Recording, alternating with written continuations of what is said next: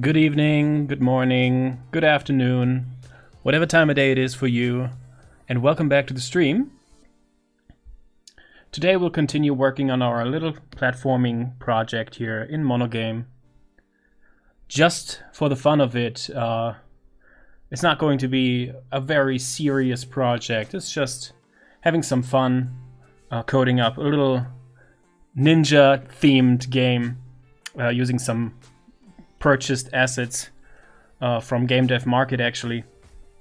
Last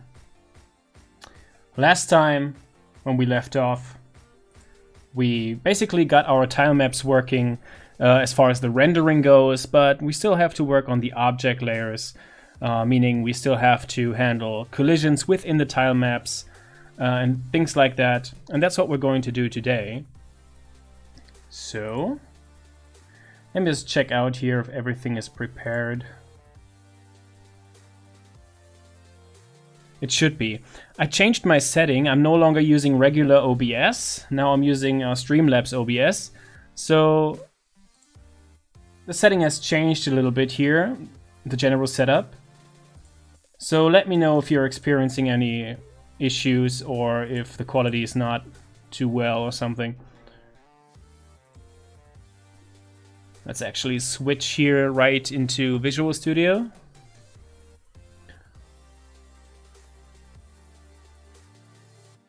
There we go. And someone suggested last time, I don't remember exactly who it was. Oh, hi there, Pizzlify. Welcome to the stream. Not sure exactly who it was. Maybe it was you, Pizzlify. I'm not quite sure. Someone suggested that we keep track of what we need to do with some sort of to-do list.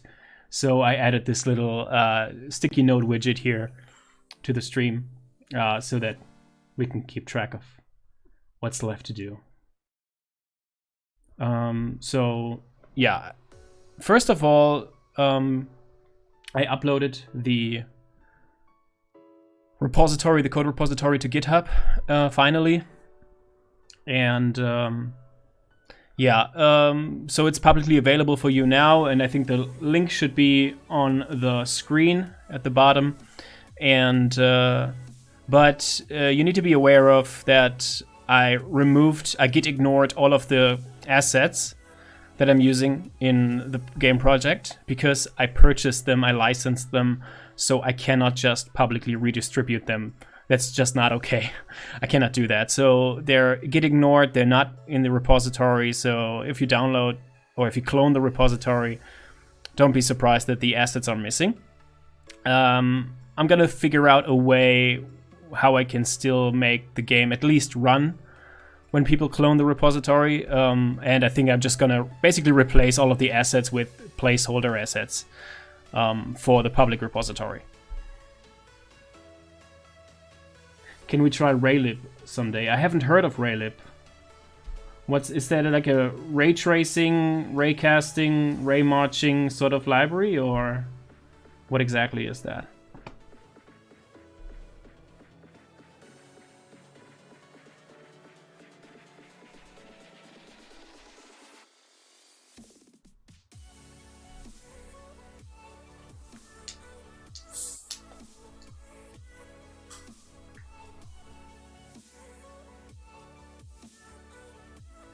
Oh, okay, it's a graphics library. No, I've never heard of it. But I might give it a try, sure. It has a C# wrapper. So it's originally, I guess it's a C++ library, I'm guessing.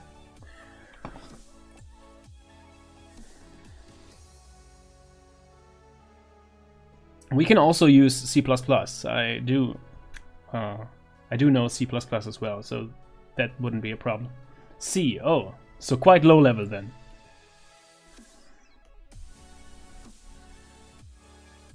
I'll think about it.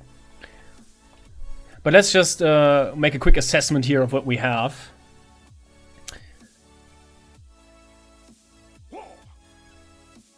So the tile maps are working. Obviously there's no camera movement or anything. That's another thing we need to still do. But for now, today I want to focus on these things here. So I already scratched the first thing up, which is publishing the repository to GitHub. And now I want to fully implement the object layers in the tile maps. We already started with that just a little bit, but we're not done yet. It shouldn't be that big a deal. So let's start right away. And I'm actually going to create a new branch here on Git for that. And I'm going to name it tile map objects.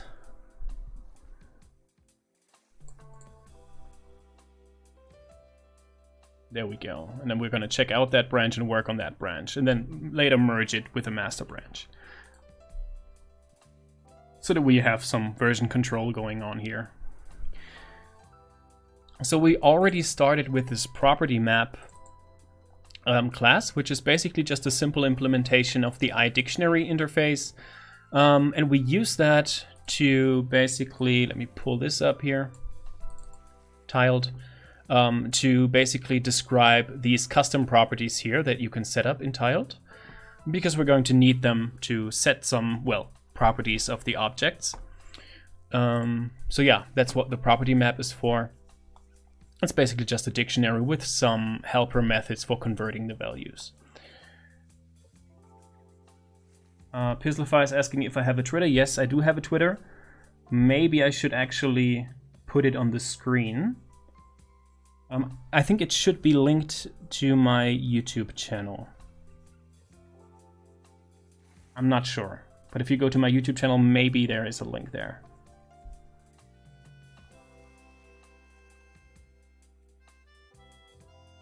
It was actually, I actually wanted to add that to as a widget here on the stream, but I forgot.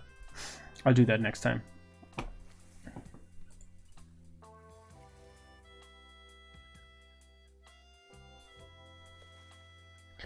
So yeah, let's go ahead. I think the property map class is basically done. I'm not doing any error handling here for the conversion, which I probably should, but for now that's fine. So let's go ahead and take a look at the object layers. And we haven't done much here in our tile map object layer class, which describes a layer here in tiled for, well, objects only. For example, we're going to use them for collision detection.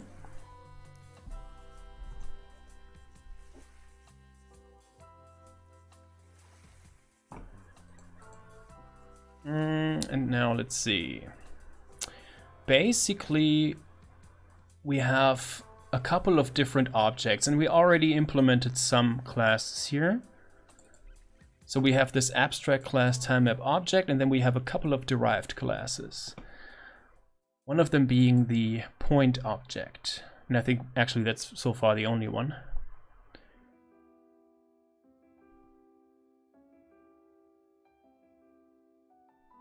And that's okay for now.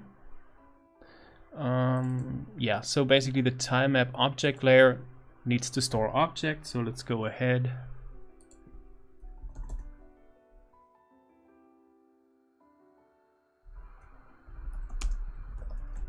And add a list of tile map objects.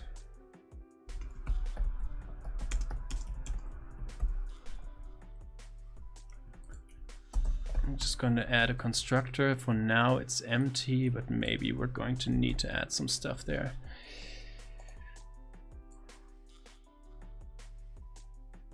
Oh yeah, we should actually provide a constructor that takes in the parent tile map and stuff. Let me just copy this parameter list. And then it will just chain call the base constructor.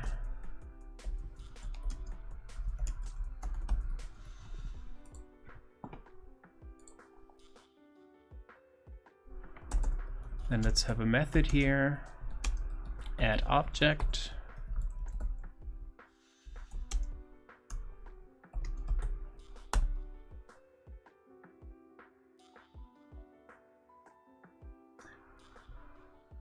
All right, bye Pizzlify. Ah. Too bad you had to leave that early, but okay. See you later. Let's see, objects at tilemap. Whoops, tilemap object. And I guess if someone was to pass null, that's nonsense.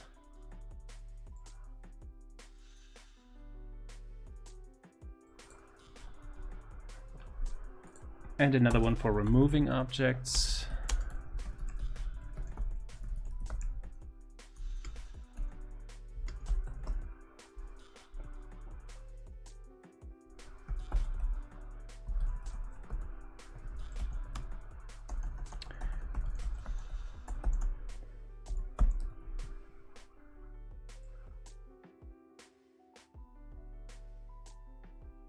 And I guess another one for checking if that object is in that tile layer. So it's going to return a boolean.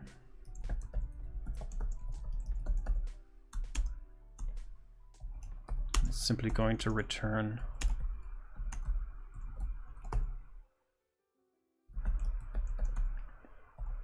there. So here I should check if it doesn't have that object. We'll just do nothing.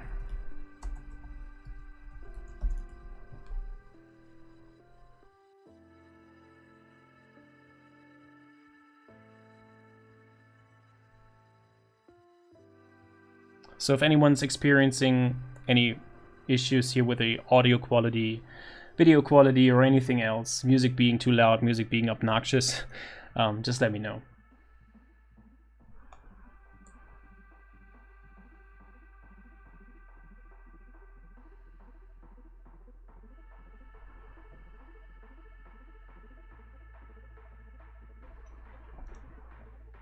Okay, there we go. Now what else?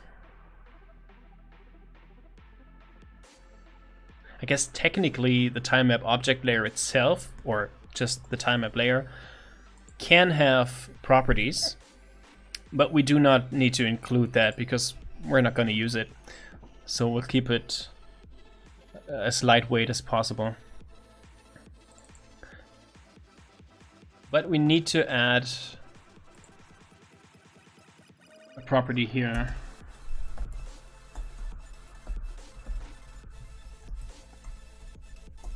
And I'm just going to call it custom properties. Oops. It's going to be private.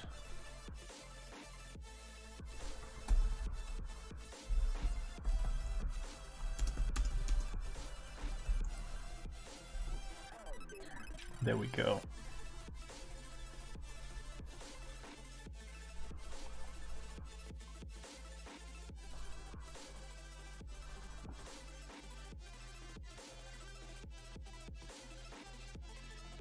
So we have different types of objects in tiled.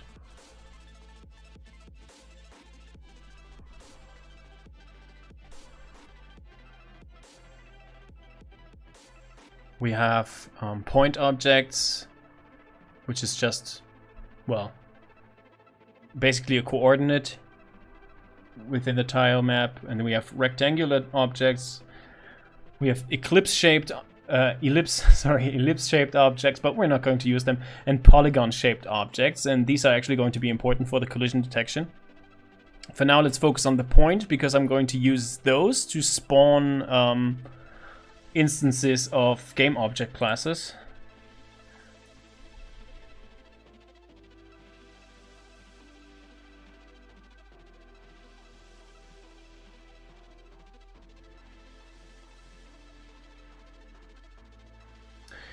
Let's see, we need to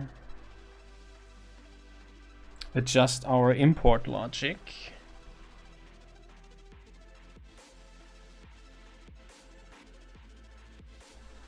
So let's go into our pipeline extension here. And when we process our tile map here, yeah, that's where we left off last time.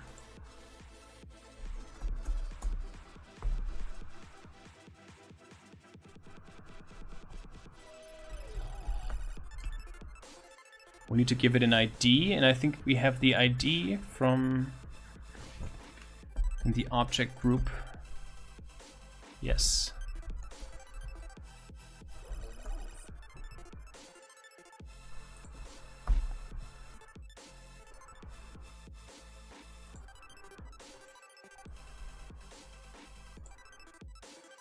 So this right here is a class that is responsible for processing the time map files that we import through the content pipeline tool. And here we're iterating over all of the object layers, but in the file format of tile, they're actually referred to as object groups instead of object layers. So we named them object groups here as well. So now, yeah, add all of the object layers found. And let me actually see.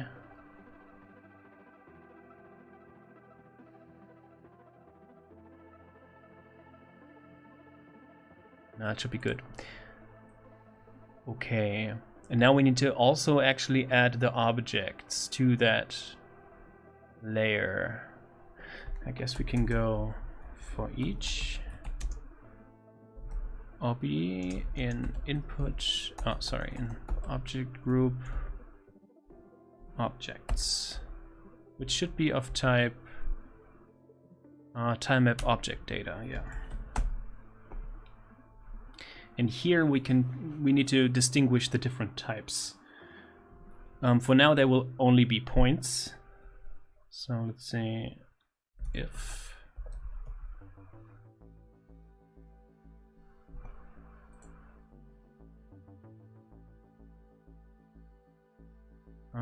yeah, it says type here, but that's for something else. That's actually this.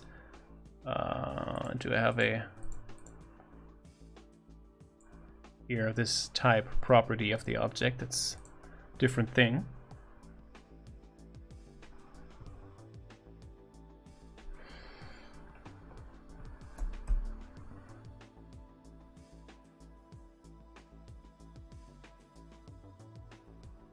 Yeah, basically here we added a point property, which is of type object actually. It's simply just going to be either an instance of object or null, which seems a little weird, but that's basically just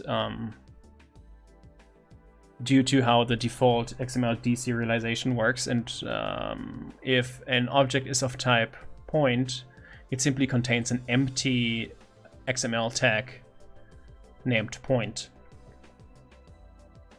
So in the deserialization logic, what we did is we basically deserialized this empty tag into an instance of object. So basically I can say if point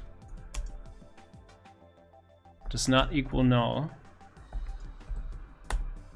then it is of type point. So we can say object layer, add object,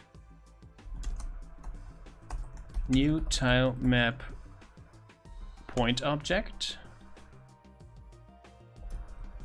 and pass the name, the ID, the X coordinate, and the Y coordinate. And that's actually all an object, a point object consists of. But it may also have properties. Let's actually see if we already included those in our deserialization data. Here. Yes, we did. There's a list of properties in there. That's great. So let's go into the processor.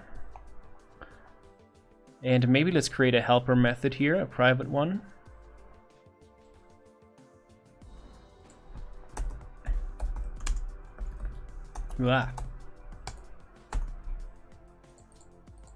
I'm always kind of at war with the keyboard, and I think that's because I switched keyboards so often in a day. I work with so many different machines in a single day of work. It's ridiculous. So basically, when I'm at work, when I'm at the office, I have a dedicated laptop for work provided to me by my employer. But at the office, so basically I'm working on a project for a customer, and that customer also provided a dedicated laptop to me for development purposes. So, but that's a smaller one, and but then I also have my desktop machine here at home, and then I also have my laptop, which I'm currently streaming from. So I work with a couple of different machines a day, and I think that's the reason why sometimes I have struggle adapting to different keyboards all of the time. I don't know. Or maybe it's just me being stupid.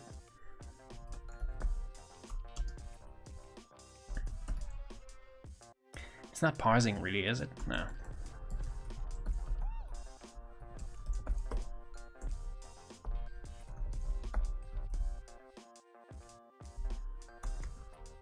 Let's just call it object data.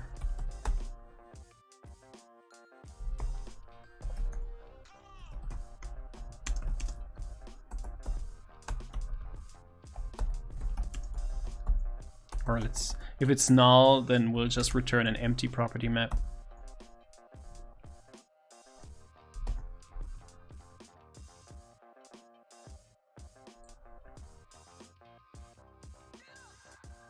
I guess this would be more elegant if we did it. Whoops. If we did it like this. Here we'll just return it without doing anything, and otherwise we're going to add all kinds of stuff to it.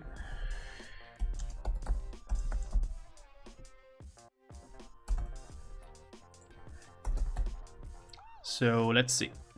Prop map, add.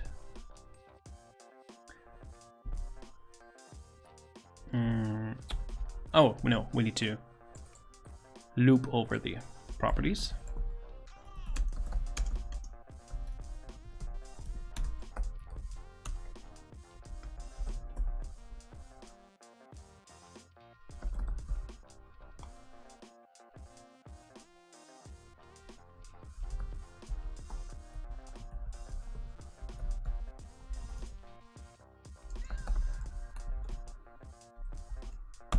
And that's it. Simple as that. Yeah, let's maybe, before we add it, let's actually go here and say point ob, and then here point object custom properties.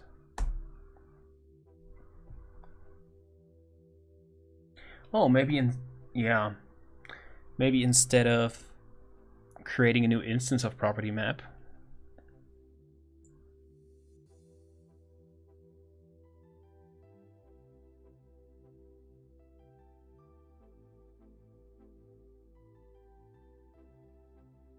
we should just pass the object here.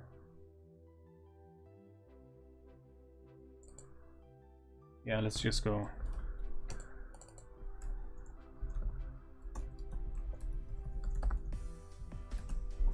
Do this, then we don't need to create a new instance.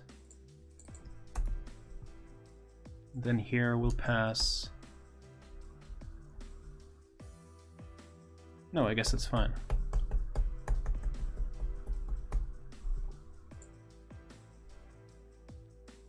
But here we can just say,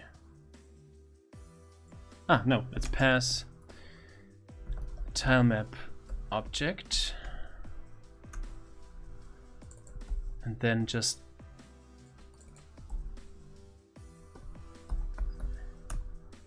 directly add it to the properties.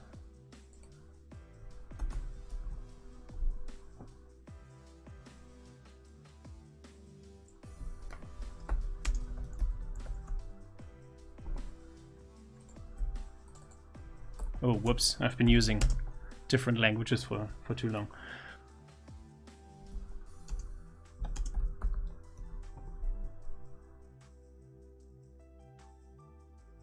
So the reason I just typed or instead of the or operator here. It's simply I've been developing in SAP for a while, and yeah, kind of got used to it. So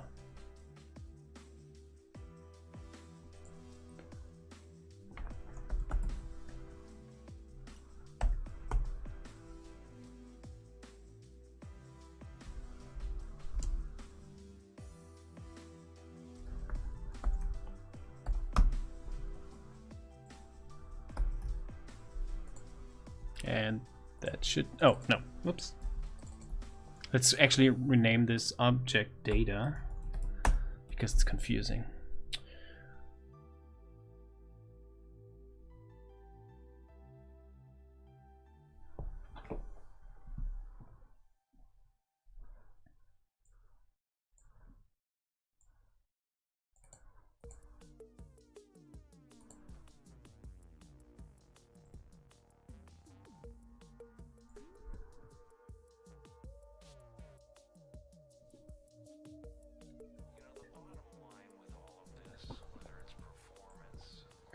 Okay, so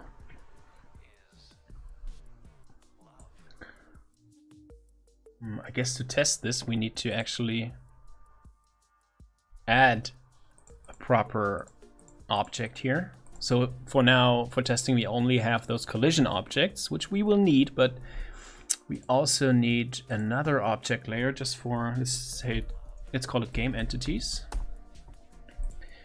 And in this game entities layer, I'm going to add a point object. Let's put it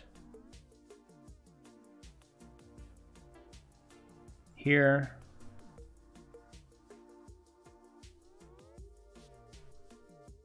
I'm going to name it. Didn't I already do that? Maybe I didn't save.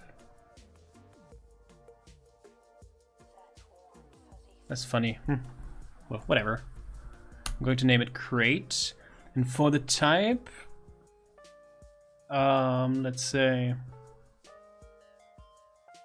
I guess we need to introduce some sort of convention.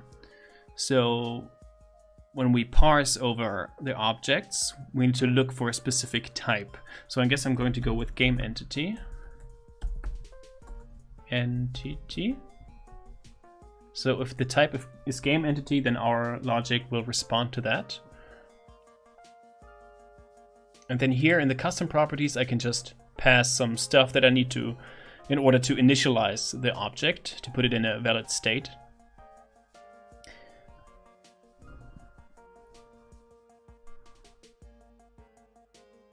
And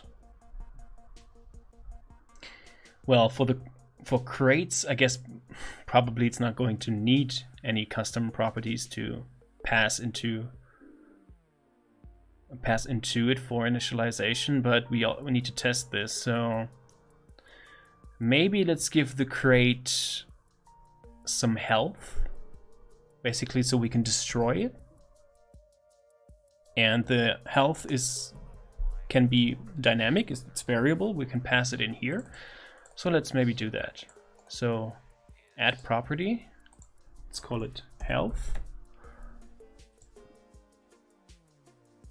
It's an integer property. And let's say 100.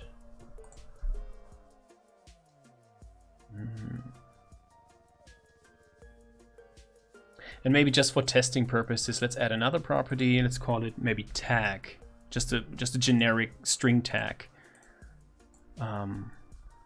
Test crate, or maybe let's put it like this.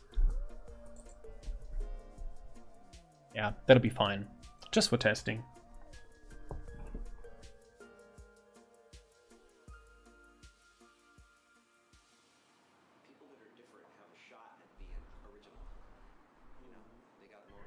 So that's fine. Let's save this, and I need to actually oops, I just added another object, and we need to actually re-import this now. So where did I put this actually?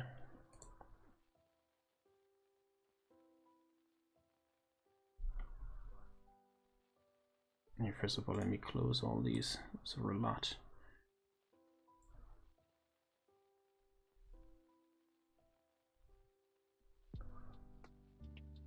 Let me check real quick where I put this map.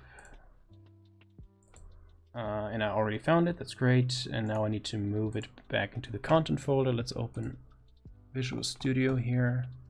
And as you can see here by this tiny little red symbol, the entire content folder is git ignored. So that's the reason why you won't find the assets in their public repository, because I have to do that since I don't own the assets.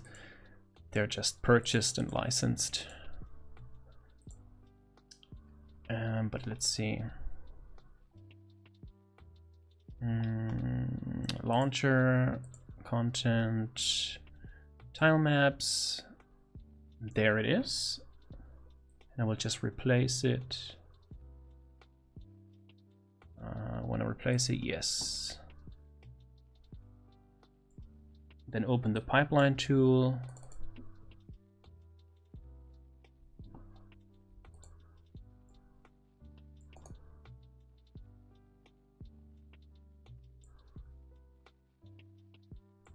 And it failed.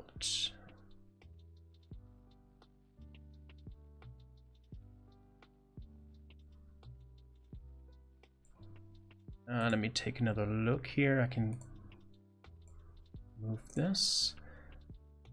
And it failed probably because there's a problem with the deserialization of the point object. So let's see, test tile map, test. Let's edit this with Notepad++, and let's have a look here. Collision layer, game entities, there it is.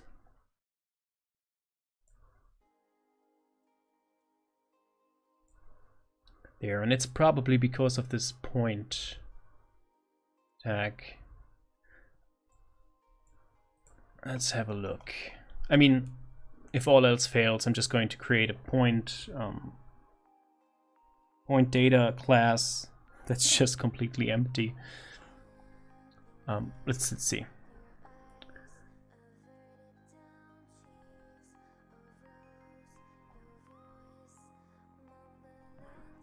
I think I shouldn't be playing music with lyrics. Let's actually change back to the chiptune channel here. There we go. Now,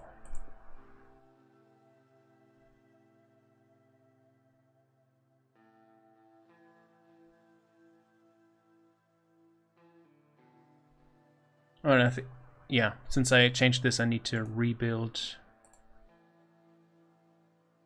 this assembly so that the content tool can pick it up.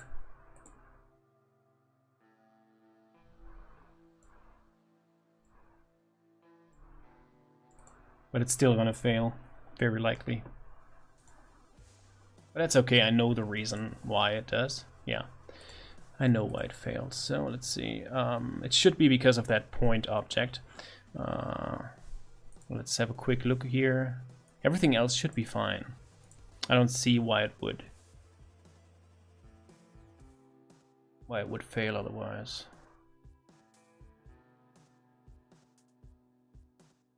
Oh, it actually does store the type here of the property, which is cool. But we'll have to convert it anyway.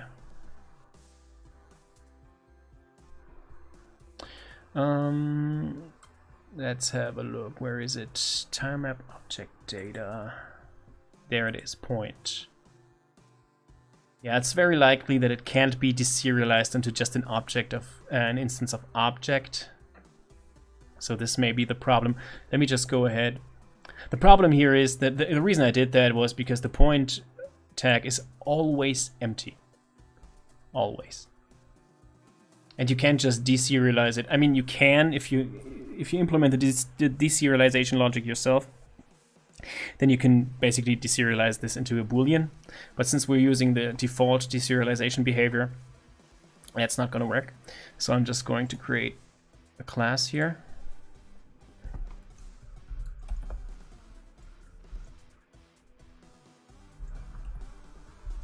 call it timeMapPoint.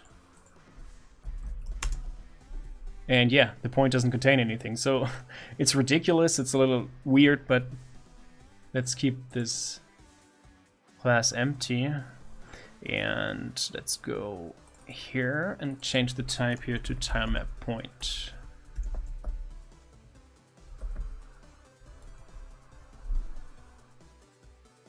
And this should help.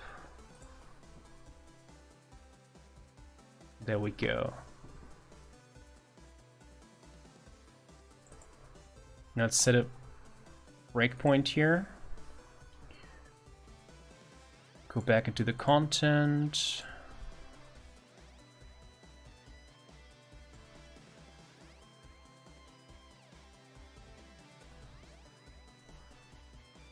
Enable debug mode.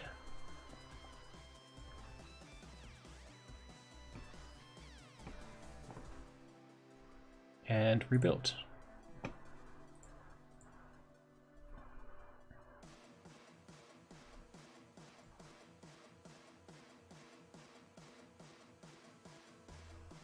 It still fails. Why is that? Format exception.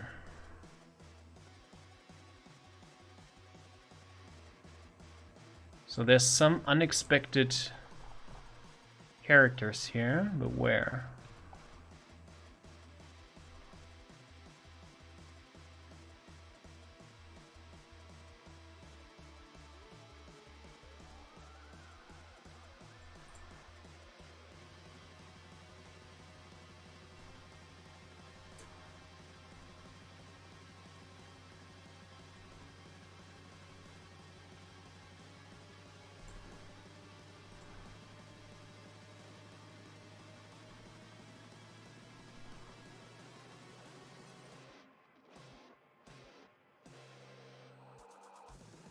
So the deserialization fails.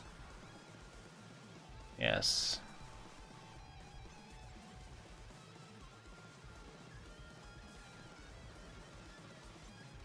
String to number. Somewhere it's trying to convert a string into a number. Maybe I used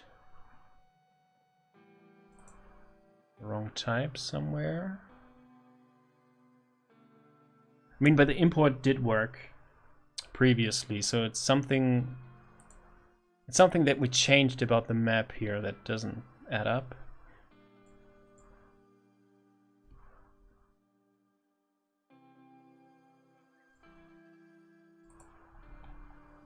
So ID is an integer. Maybe that's the problem. Let's see if some of any of the IDs here is not a proper number. No, that's fine. Yeah, that can't be it.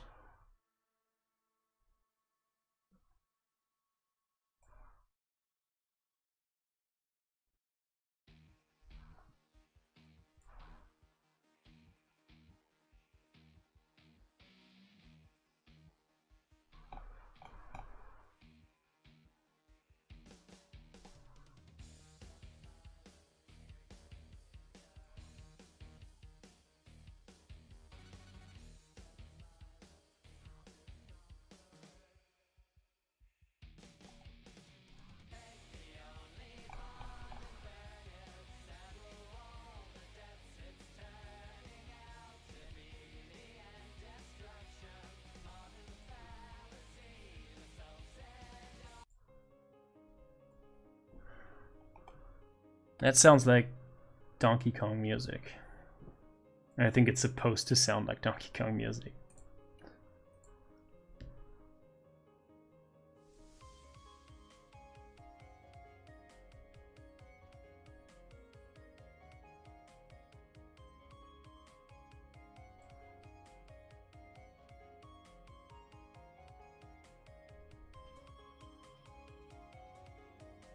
This was not a problem. Hold on. Points.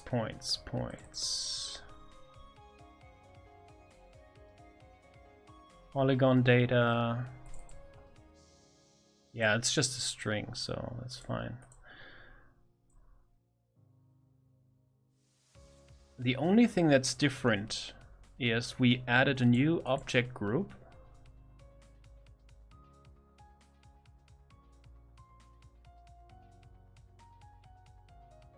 Here, the x is a floating point number. Maybe that's the problem. Let's have a look here.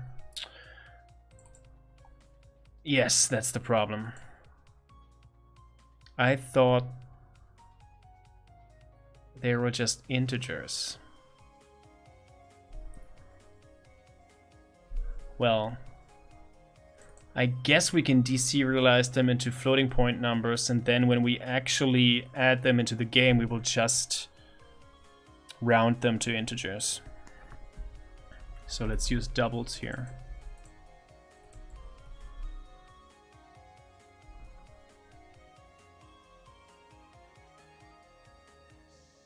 And that's the problem. And then I guess we don't really need this point class, and we can go with an actual object, because apparently that was not the problem.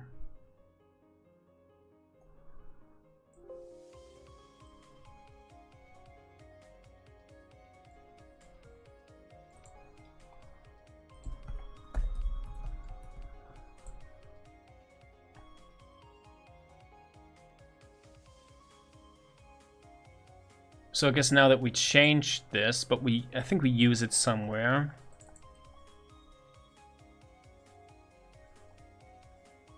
Yeah, here.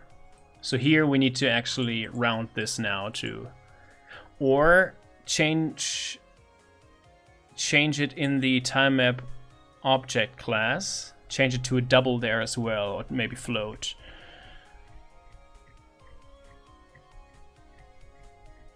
And I guess it makes sense. Yeah, actually it makes sense. So let's go into, yeah, okay, never mind. Let's go change it in the time map object class. Change the type to, here I'm actually going to use floats, since we use floats for positioning values in the entire game, so it would be weird if it's inconsistent.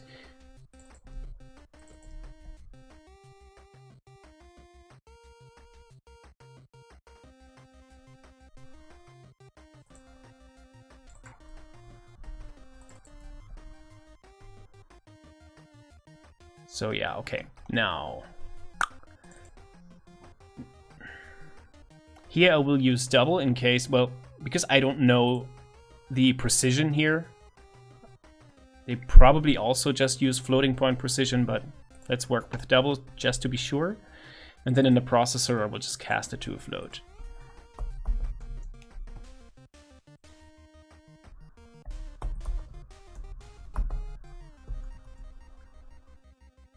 And that should do the trick. Now, rebuild this assembly.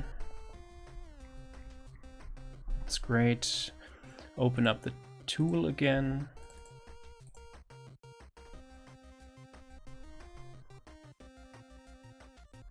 And have it rebuild the test map. And now it's working fine. Okay, great.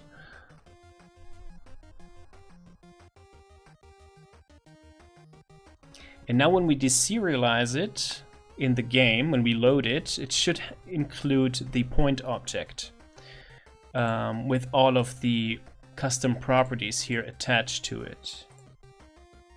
Is there like a selection tool there?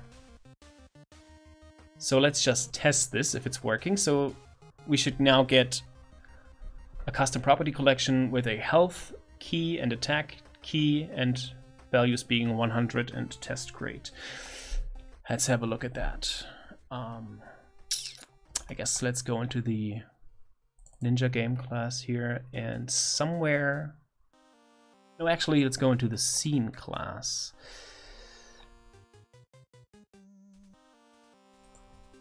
Here.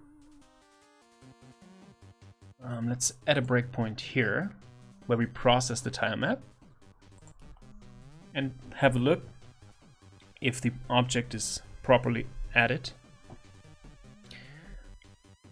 And let me move this sticky note here. So here's our tile map. Here are the layers. We only have tile layers. Where are the object layers? Oh, I think oh yeah, obviously. Whoops. We didn't extend the reader here.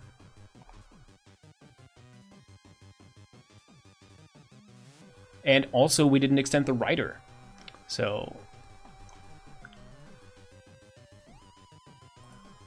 let's extend the writer class here.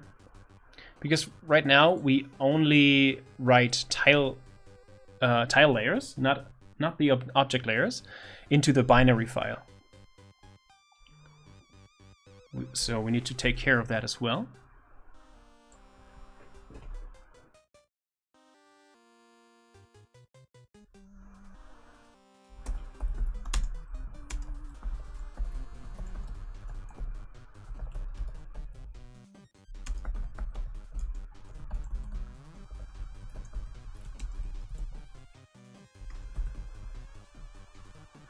Now, we need to think of a strategy to serialize the data. Basically here, we need to do this as well. I don't like to copy code. Maybe I should encapsulate this in a private method. So let's go right-click. Whoops. Quick actions. Hey, well, I wanted... Well, never mind then.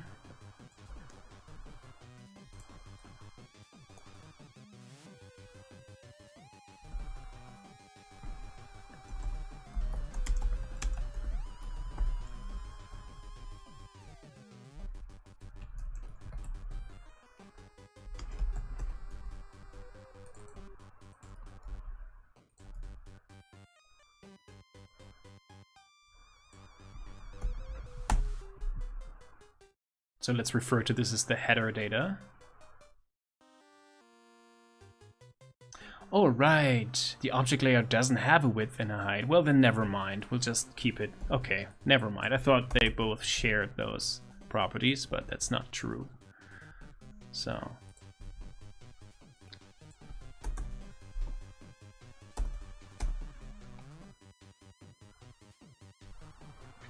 And now we need to serialize each individual object in the object layer. So let's iterate over them.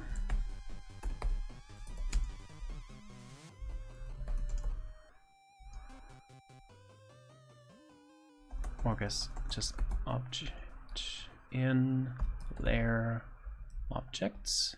Oh, I forgot to expose the objects as a property. So let's do that. Object layer, where is it? There. So it's a private read-only list, but we also need to expose a property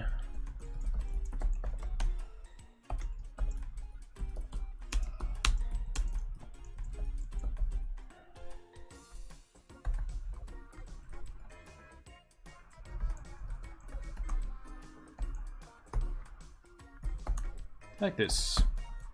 So now we have access to the objects from the outside.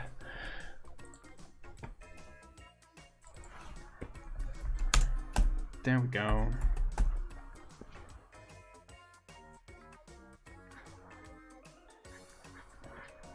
And I guess, yeah, we do have different types of objects.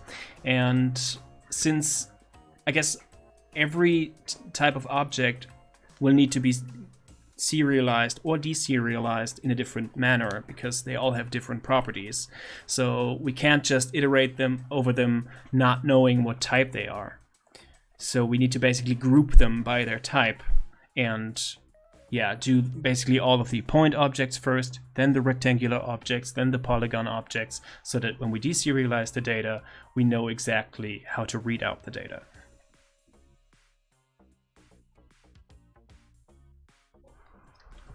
So let's go with all of the point objects first, since that's the only type we properly implemented yet. So let's say off type.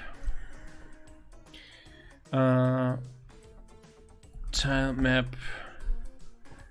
Let me put this back here where it belongs. Point object, there we go. And then I'll actually rename this point object.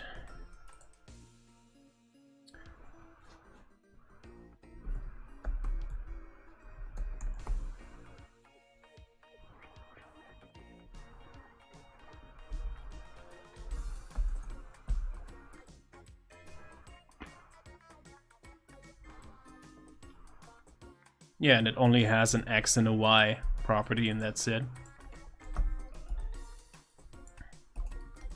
Oops.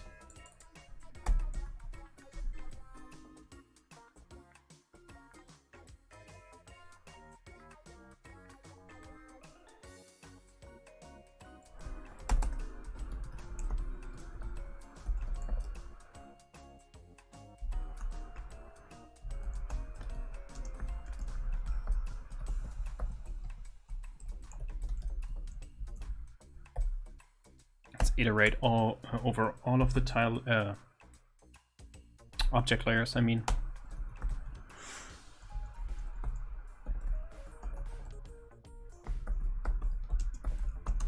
And pass those here. And that should be fine. And now we need to also extend our reader to read back the data in the exact same order.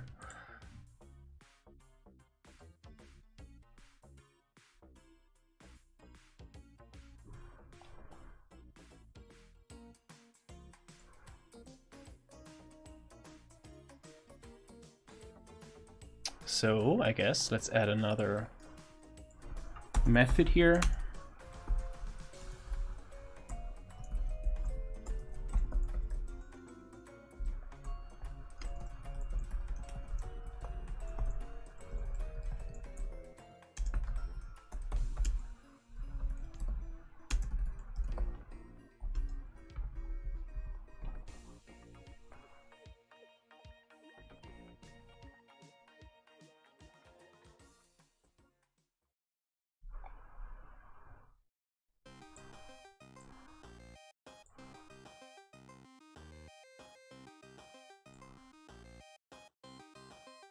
But we also need to store how many object layers there are, right?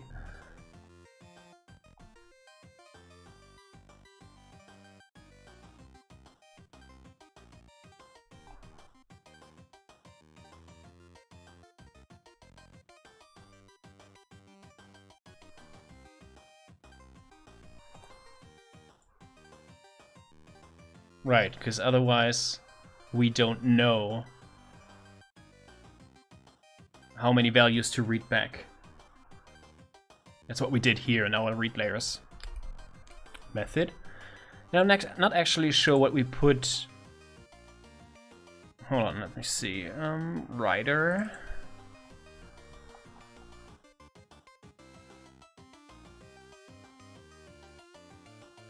Here. When we wrote the value into the binary file, we only wrote the number of tile layers here. And let's do the same here, but for the object layers.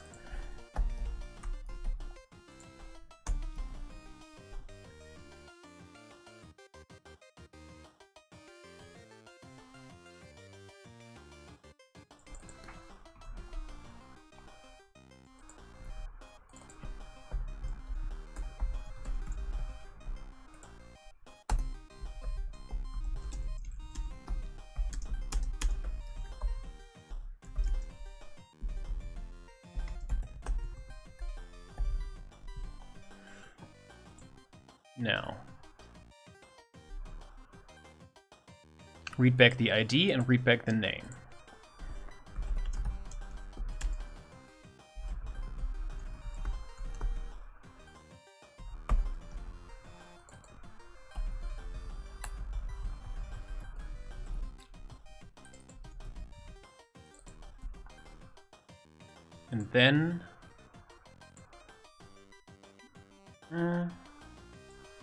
And then it depends.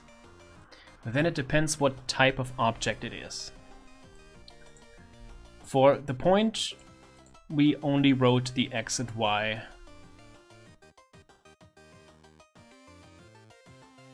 I guess we also need to store how many objects there are in the object layer. So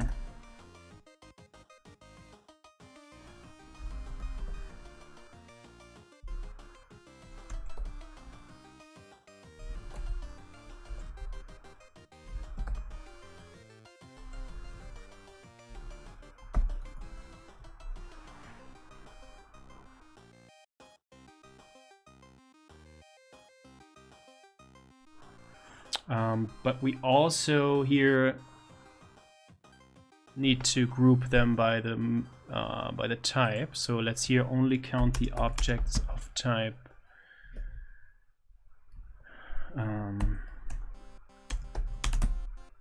point.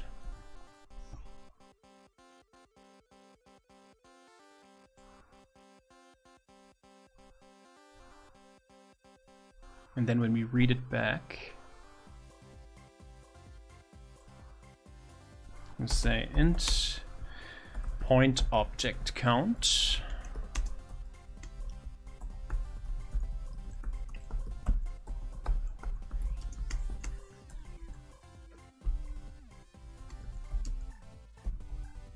Oops.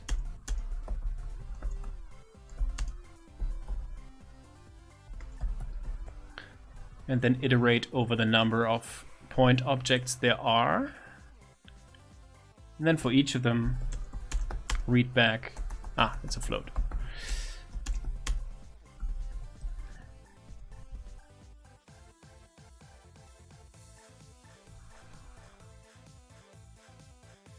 Wait, did I write them as an integer?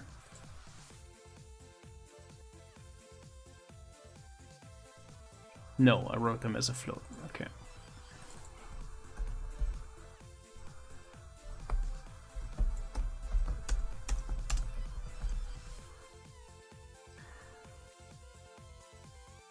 Oh, hi there. Welcome to the stream. What's up? Well, we're working on our little game project here.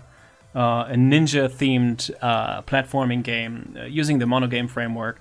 And we're still working on implementing tile maps, which we import from the tile map editor here.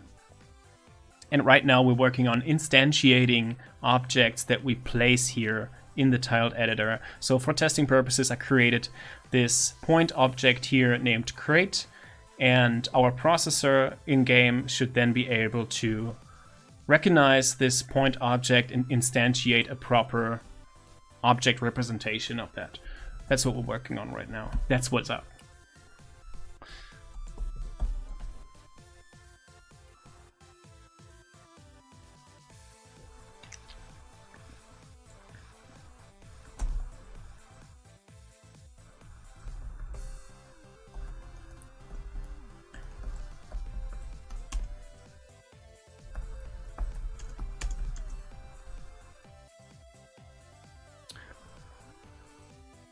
I think we did not write the name, did we?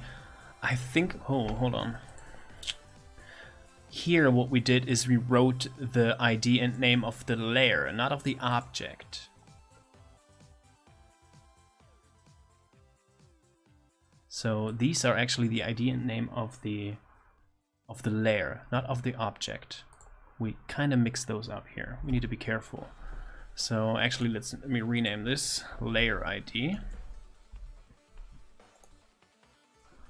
and layer name.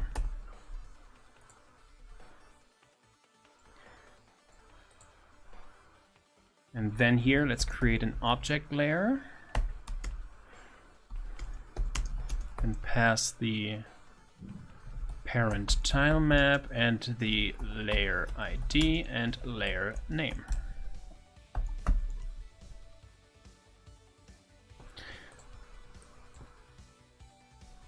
So obviously, we forgot here to also write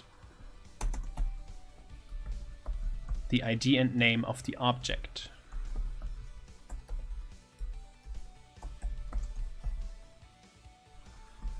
Yep, we did.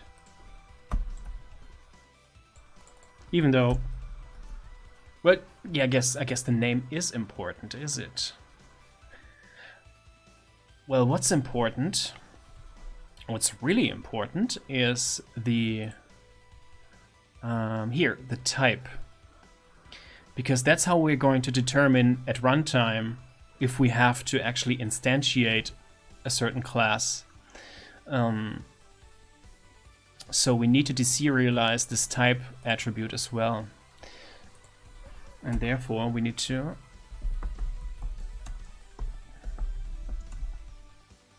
write it into the binary file.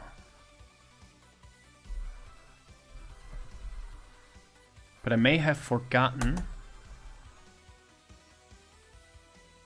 to include the type.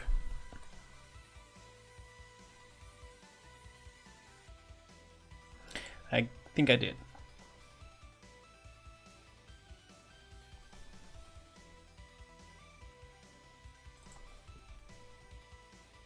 Yeah. So the object type is something different. That's whether or not it's a point, or if it's a polygon, if it's a rectangle. That's something different. There's also a string property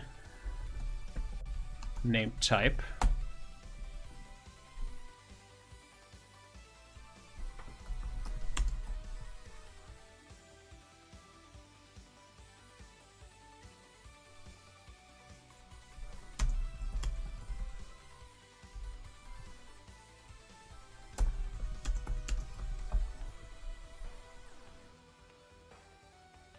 Super Cirque says hello. Yeah, hello. Hi there. Welcome to the stream.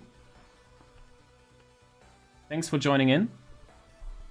We're working on a little game project here using the MonoGame framework.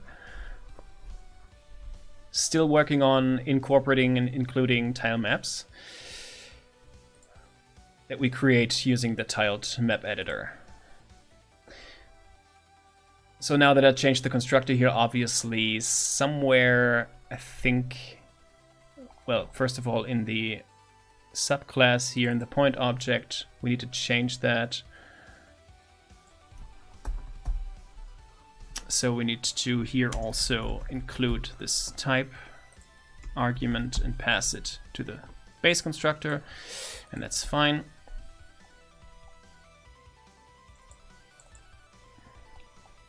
So now in our processor, we have to also change that.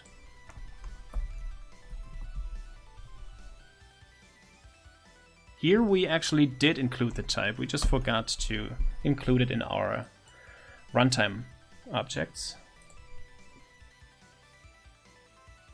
So that's good. Yeah, so now I can use that in the writer here to write it into the binary file and then read it back out in the reader class. Where's the reader? There.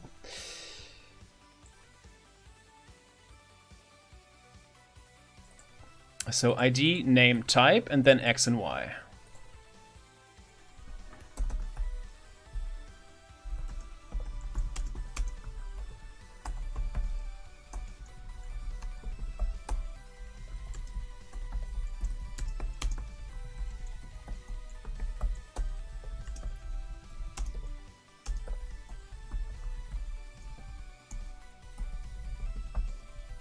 And now we can pass all of this data to the object. Oops. Oh, I never actually created an ID property.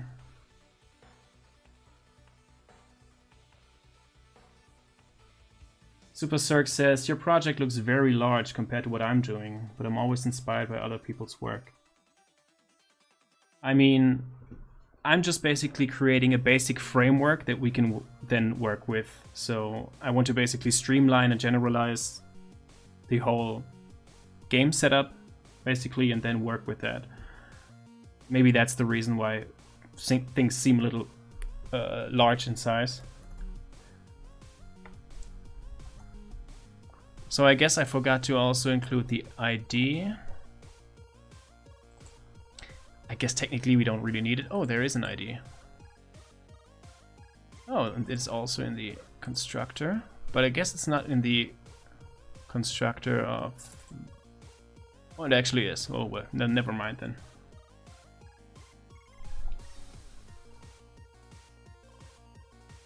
It's actually not going to be that large of a project. It's just that I need to set up some of the basic framework, which I guess I could use MonoGame Extended or some pre-made code for that, but I don't want to. I want to have like a custom solution.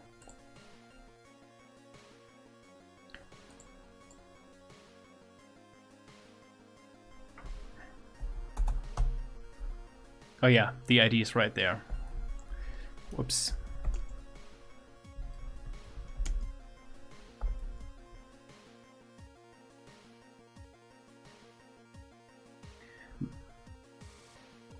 First of all, hello there, Alex. Alex is asking, do you have some boilerplate code to serialize, deserialize XML and use it in MonoGame? Well, basically, what I'm doing is I'm using the default behavior of the XML serializer in .NET. So all I'm doing is here for the tile map data, I just create basically DTOs, basically just data transfer objects that include all of the properties from the XML file here. And then use the default deserialization logic of the XML deserializer or serializer here in our processor class here. No, actually in our importer class. Here, and I deserialize the file, which is just XML, into that tilemap data class. So I create an instance of that class, which just represents the XML structure. So that's what I'm doing.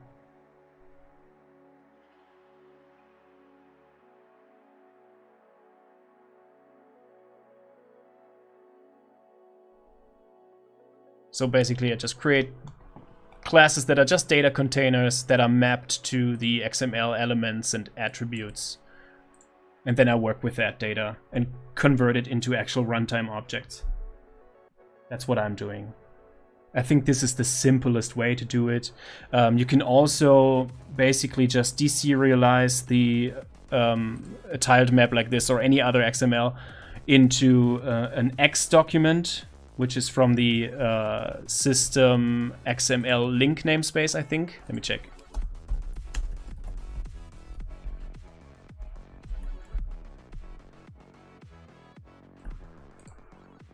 Yeah. In the system XML link namespace, there should be an XML, or no, X document, yeah, which is a representation of an XML file. And you could also go with this approach, and you can just deserialize the XML file into an instance of X document, which will contain all of the elements and attributes from that file, and then you can work with that. That would be another approach. And I think for very simple XML files, that would actually be a little faster. But in this scenario here with the tiled maps, they are a little bit more complex, so that's why I went with this approach.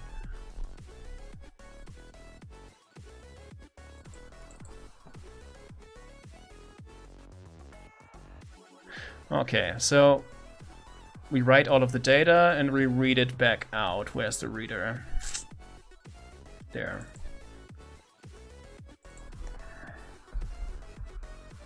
Oops.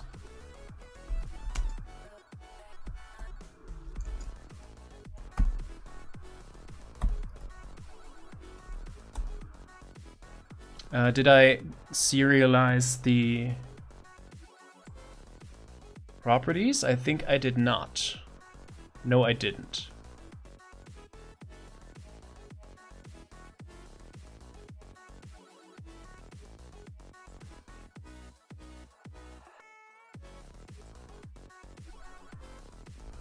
So I need to do that as well.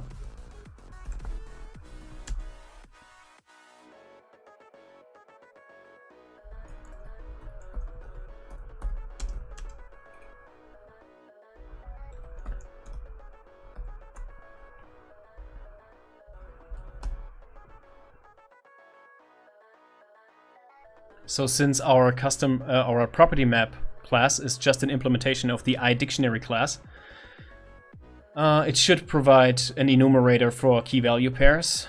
Yes, it does. And we can just write them.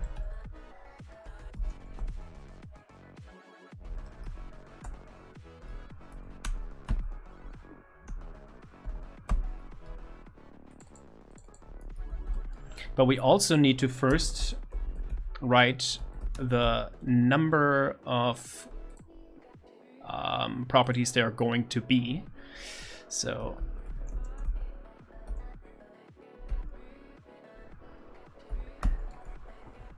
when we read it back out, we know how many properties there are.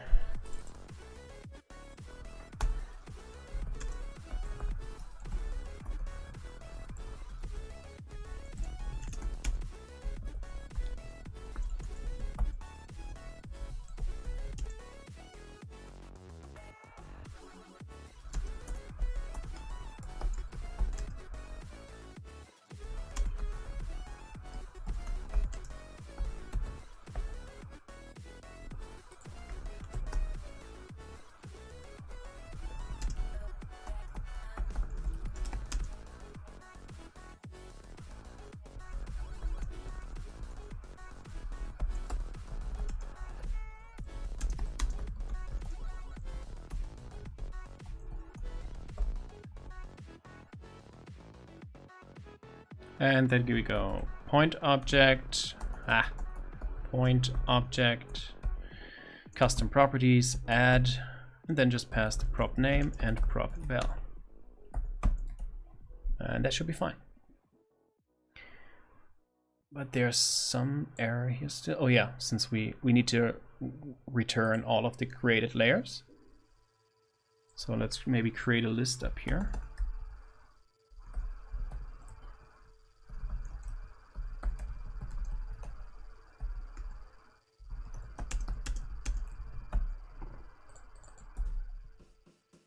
And then when we're done, oh, we also need to add the object to the layer.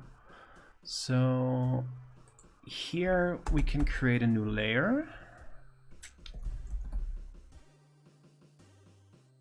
Oh, no, we already did that.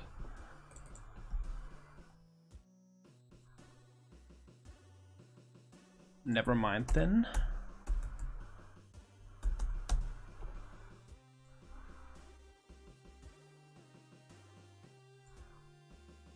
Yeah, but here, let's say time map object layer, add object, point object.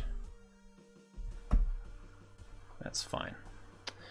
And then we need to, when we're done with that, here at the end of the for loop, we need to add that layer to our layers list.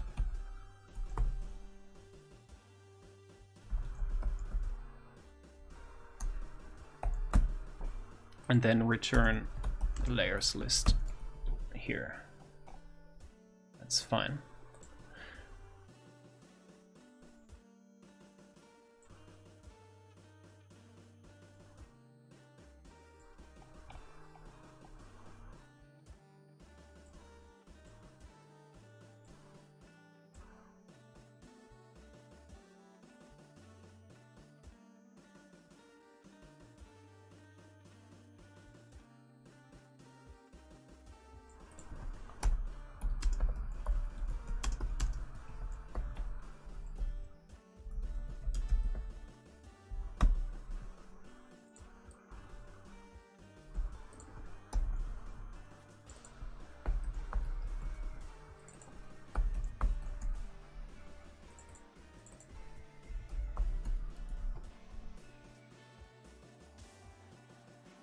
And this should do the trick. Let's see. Now, we need to first of all rebuild everything. Technically not everything, but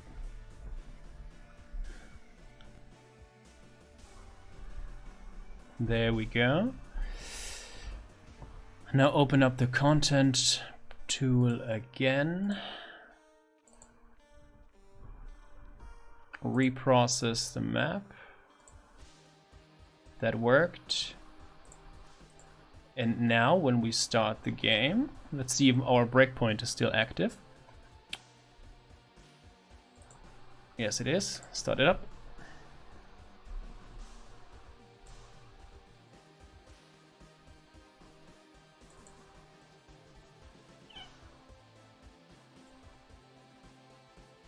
Wait, what?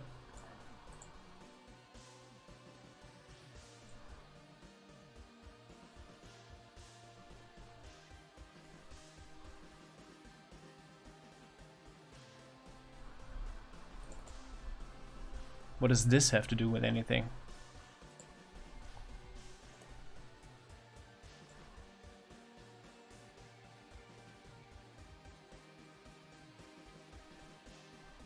Let's open the tileback content tool back up. Something went wrong here. This seems okay.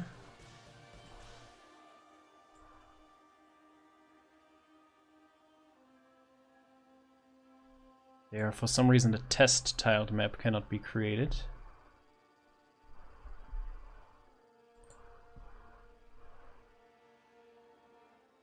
I guess we can debug that.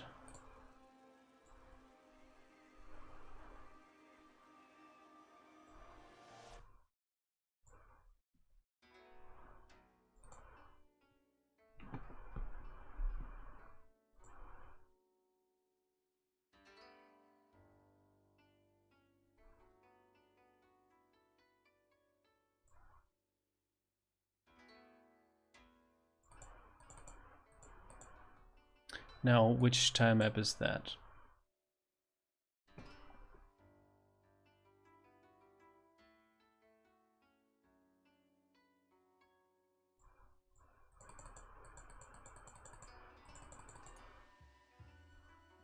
This is fine.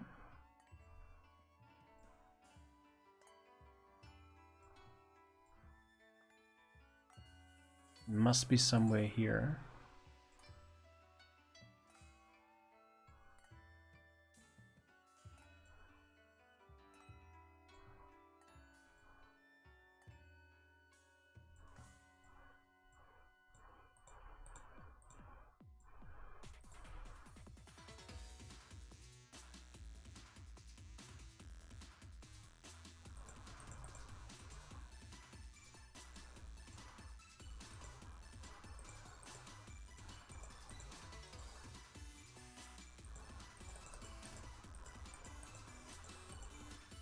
Yep, so this is working.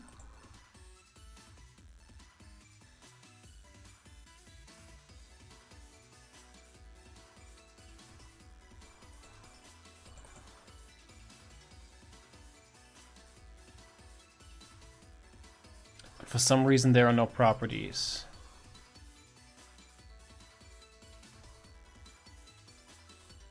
Yeah.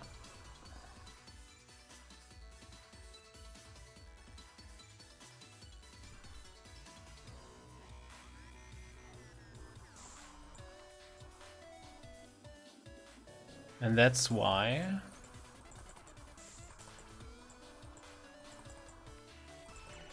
blah blah blah. Let's go here.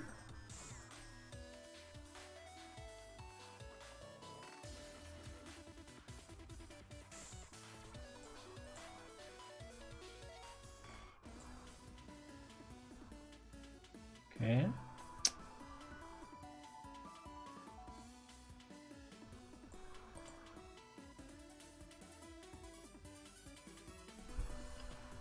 Yeah, this is the first object layer that contains the collisions, so that's fine. And now the second one, whoops, I skipped it. But that should be fine. But for some reason the properties...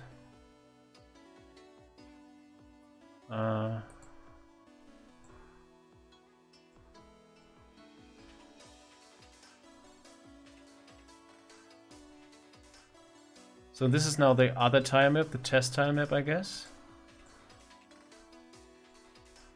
This should not have any objects.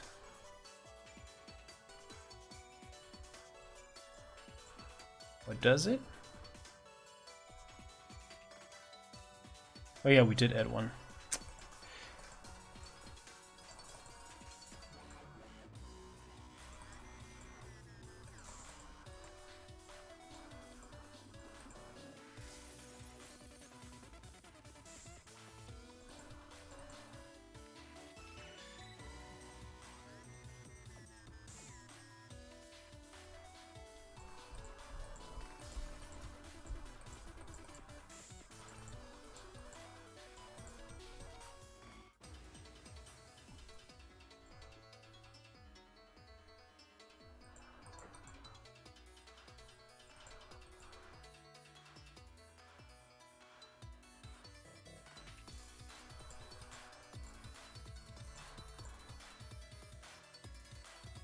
Your type is null.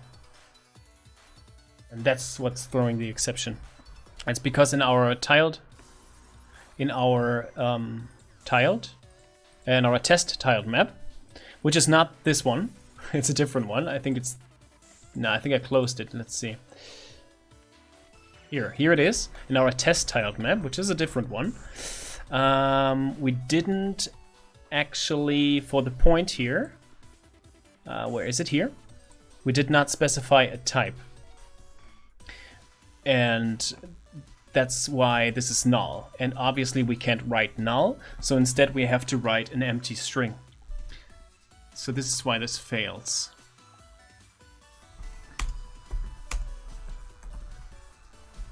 So this should fix it. And that's just to be sure, let's do the same for the name.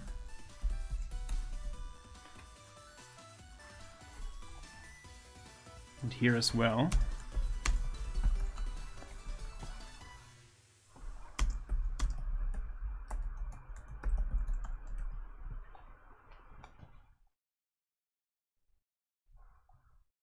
So this should take care of it, but for some reason the properties are not serialized. Not exactly sure why that is. But let's just rebuild.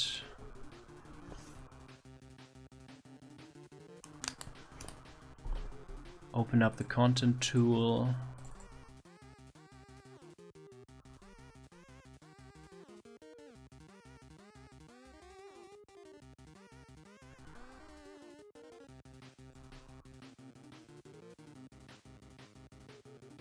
And now that fixed it. But I don't think the properties will be deserialized since they're not serialized in the first place, as it seems. Let's take a look. So we have 4 layers, that's great. 2 object layers. And one of them, this is the collision layer, that's not the one we want, but one of them is the object layer, here game entities. And there's one object, that's correct. And that's a point object, that's also correct.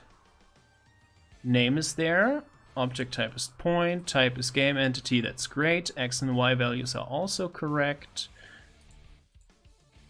But the properties are not deserialized. Let's check why that is. Because they're actually very important.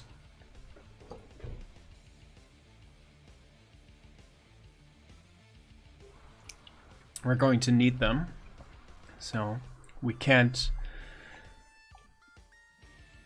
just ignore this.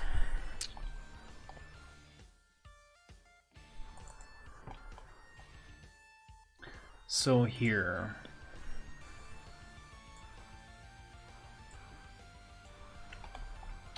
where's our point? It's here. Here's the properties. Array.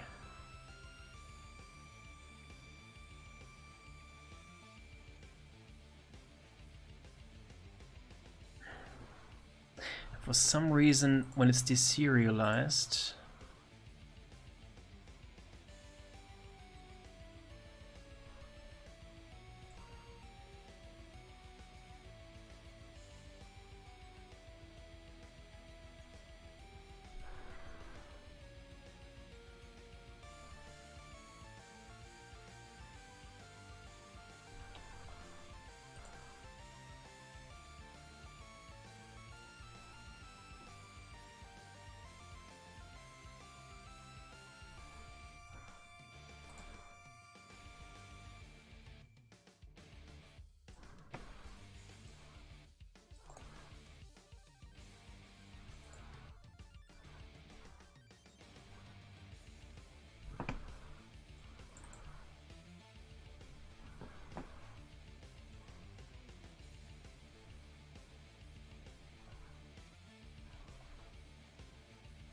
two object groups. It's fine.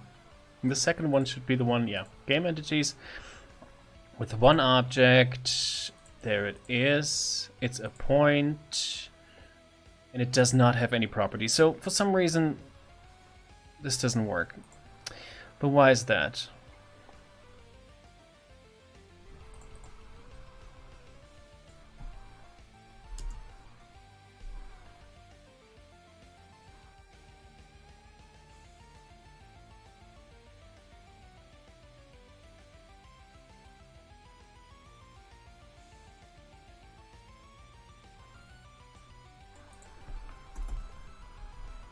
It must have something to do with the way the default serializer deserializes arrays.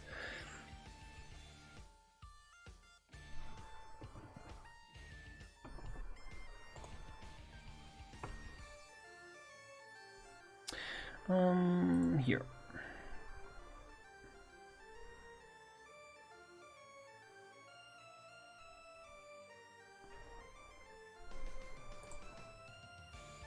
This should be okay.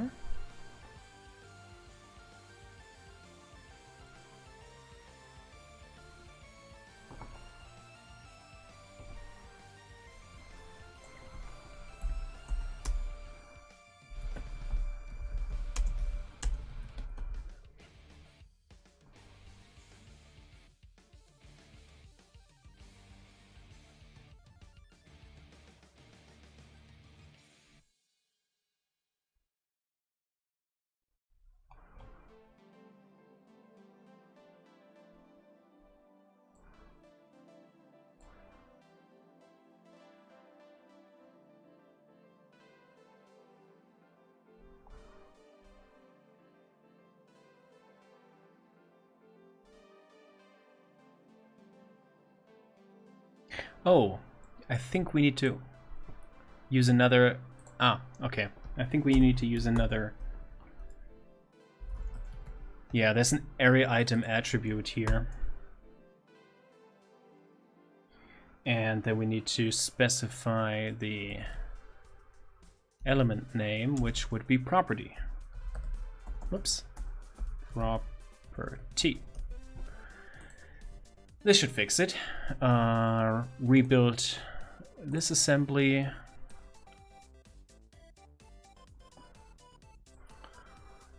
That's fine. Now let's go ahead and rebuild the content. Whoops.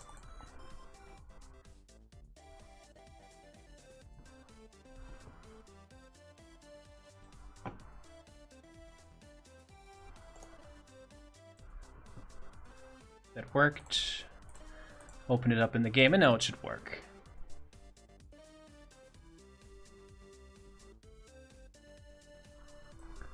Let's have a look. We have... Where are the layers here? 4 layers. The last one should be the... Yeah, there it is. There's one object, it's a point object. Yeah, now it has 2 properties. One is health with a value of 100, one is tag with a value of test grade. That's perfect. Okay. That's exactly what we want. So this should give us the ability to instantiate classes depending on what we put here in the tiled map editor. So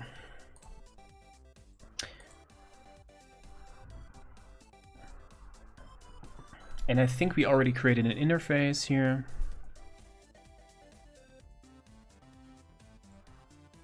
Yeah, I tiled map placeable.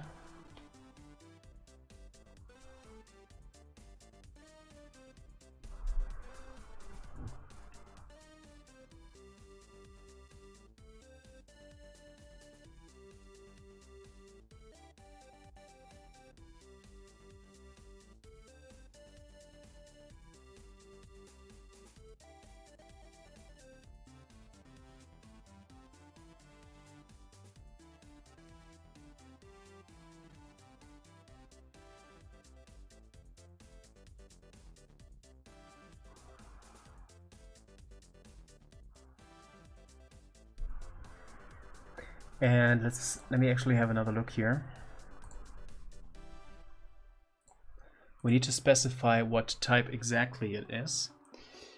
Maybe.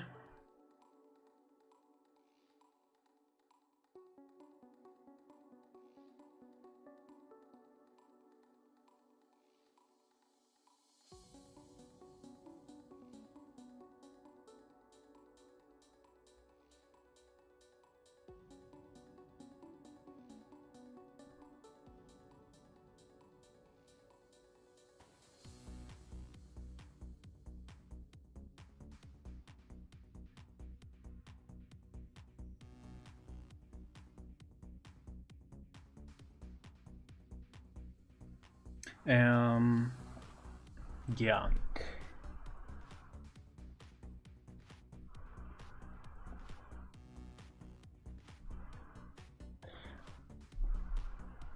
I guess. Okay, so let's do it this way. If this is supposed to be a game entity that needs to be instantiated, it will be of type game entity. But we also need to specify the exact type, meaning the class. And we'll do that in the properties here.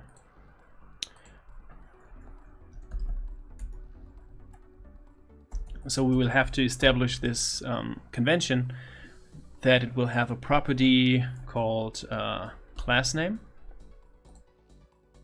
And then we will put the fully qualified name of the class here. So let's say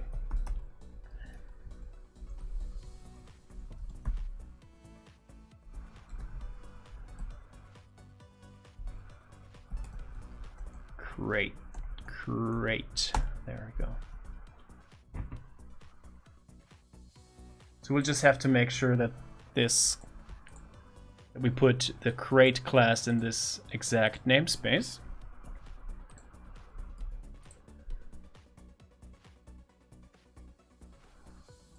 Oh, whoops.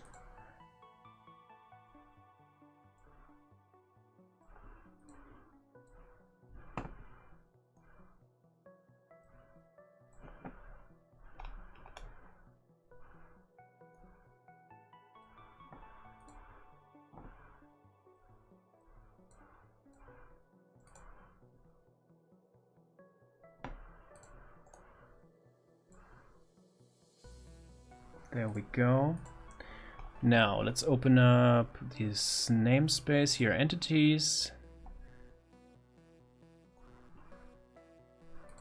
Add a class called crate.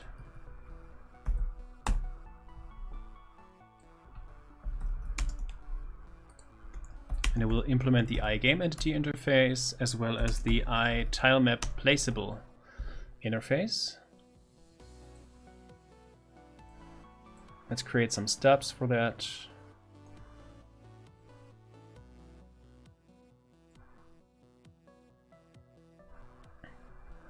So the render layer, I will just make that an auto property. Same for the draw order. Update order, yeah, also just auto property. Draw method. Just create those throw statements here. There. I will move this up. Now let's add some properties here. First of all, this tag that we created, the property here, entiled, whoops. Oh yeah. And then the health.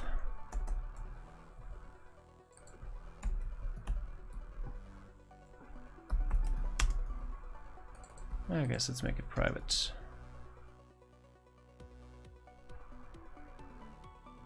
And we need to provide a parameterless default constructor so that we can programmatically create the instance via reflection and then initialize the instance calling this initialize method.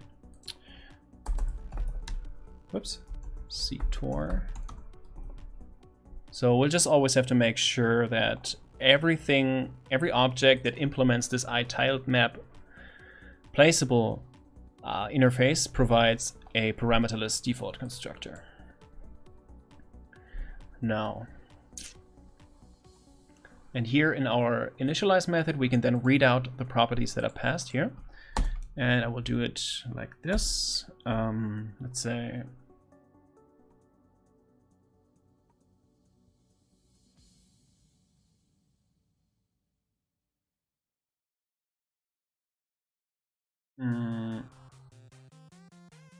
health equals prop map get int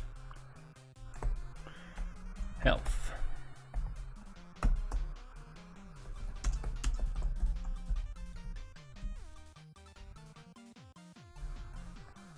For strings, we don't need to convert anything, so we can just do.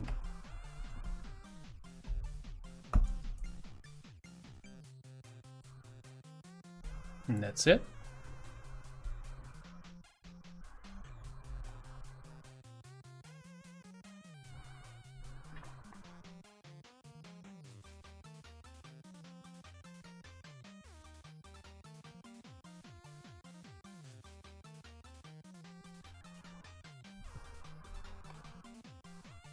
Now, we need to render a sprite for the crate. So let's go ahead and add a read-only, a property with a private setter here of type sprite. Let's call it sprite.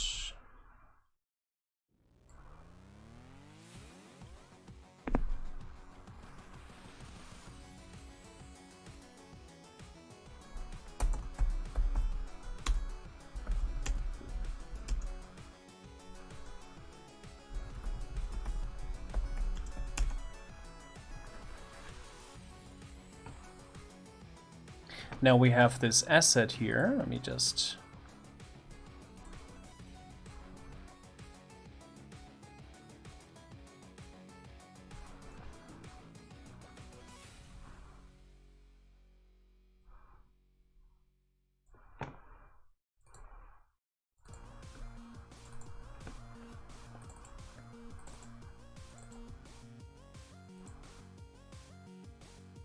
That's not it.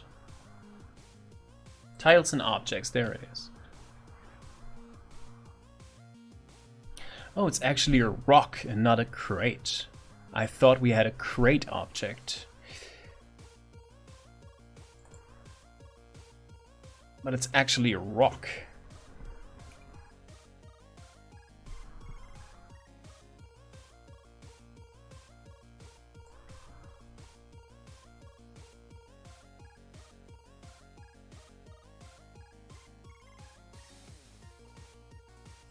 So I guess let's change it to rock.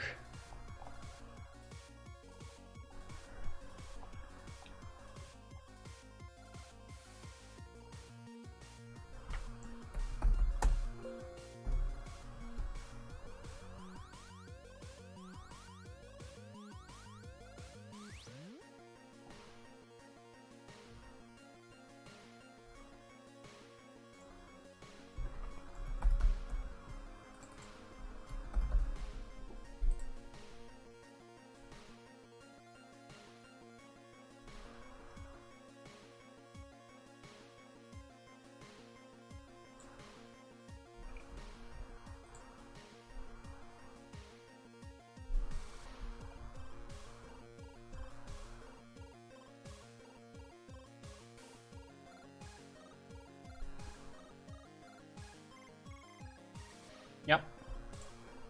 Save.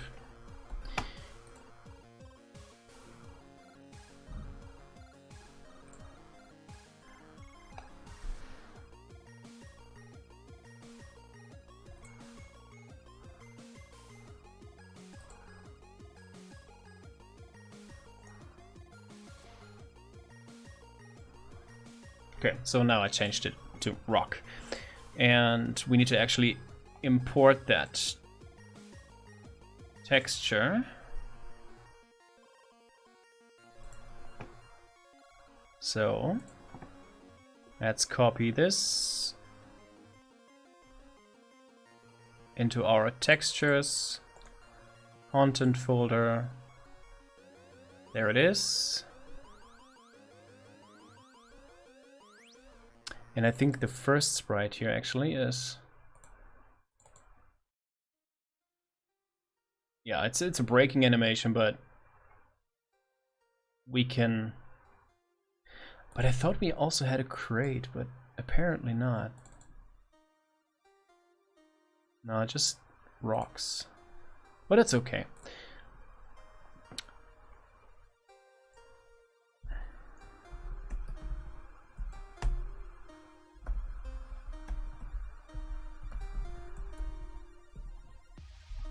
There we go. And then we can load the texture here in the content manager. Using the content manager.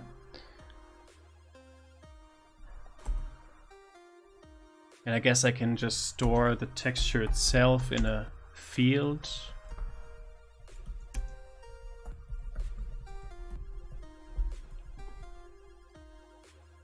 Then here I can say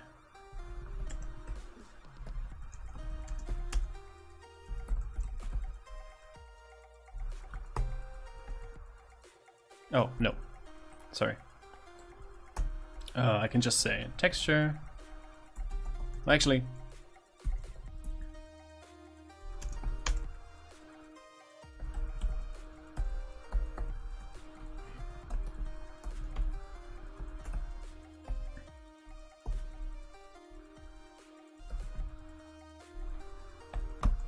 load it up like this, and then create a sprite from that.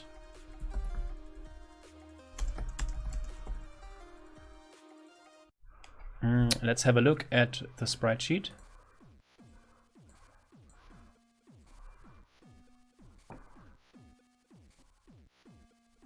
There it is. So the first sprite is positioned at 0, 0, obviously. And let's take a look how big it actually is. I think it's 64 by 64. Yeah, pretty much.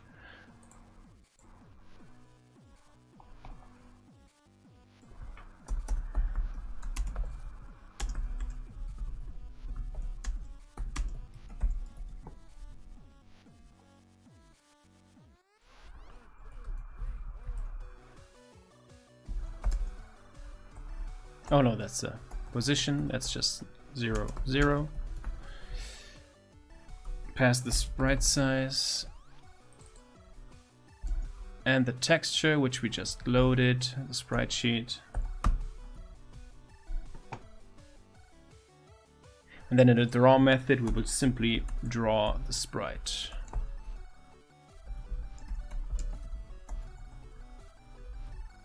Add a position that we need to specify.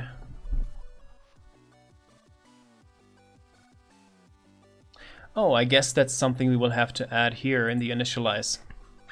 Yeah, since it's placeable in the tiled map, that suggests that it will always have a position. So let's go into that tile map placeable interface and add a position property here.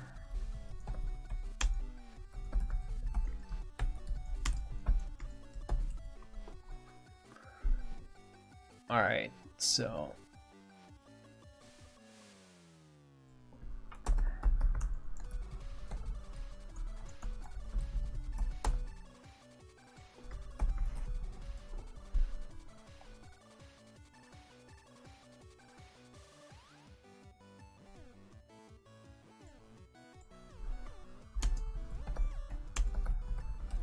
let's add that here as well.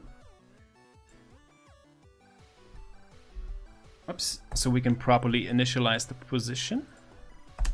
There.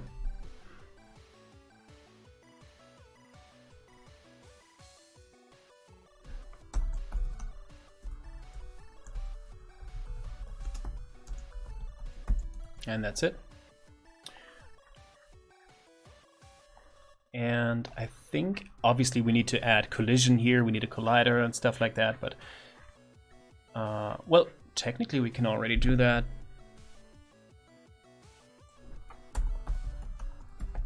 Because we already have that.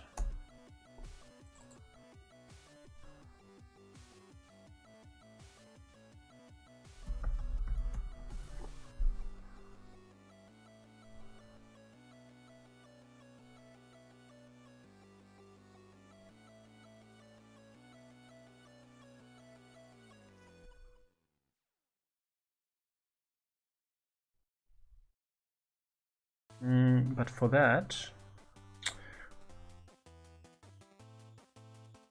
we will need the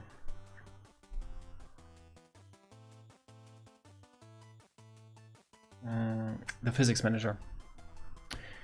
And since the physics manager is a registered game service, I guess we could pass the game service container to the initialize method.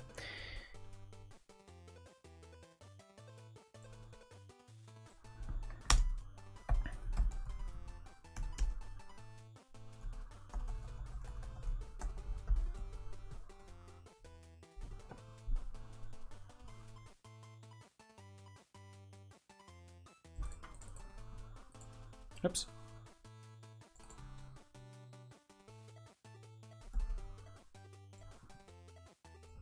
So this way we could now do something like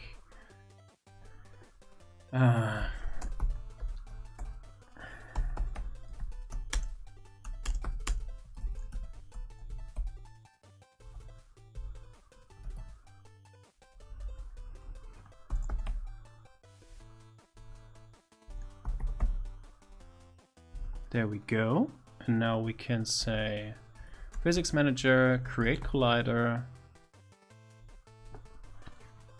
And we need to implement the iTransformable interface to provide a position.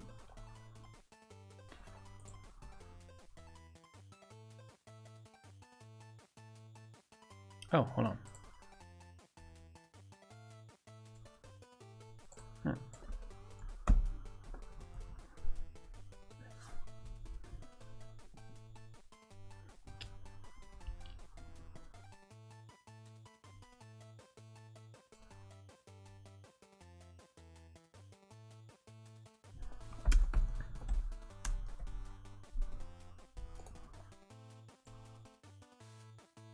Ah, here, okay.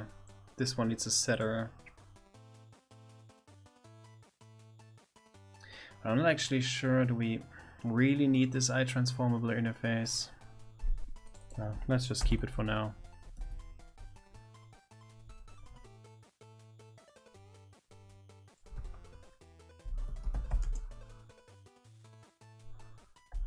Oh, I need to remove the mass argument here from the create collider method because it doesn't do anything.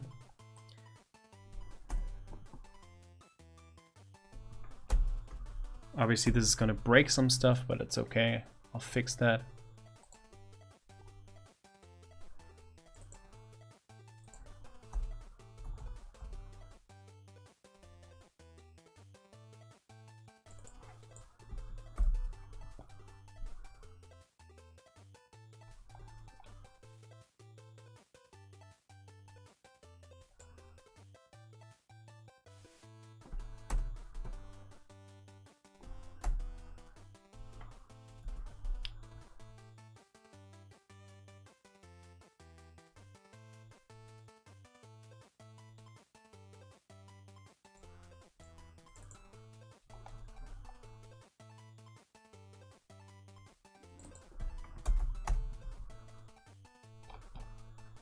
Don't need this anymore.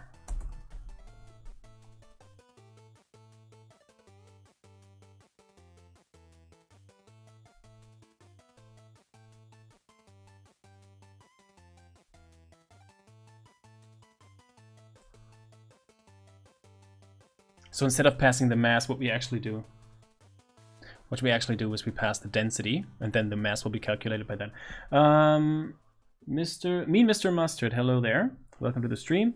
What we're doing today is we, since last time we implemented the tiled map, but we didn't finish. We didn't finish implementing the object layers of the tiled map.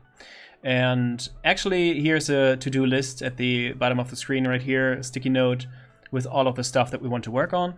And I just created or implemented the object layers to a degree where we can deserialize them.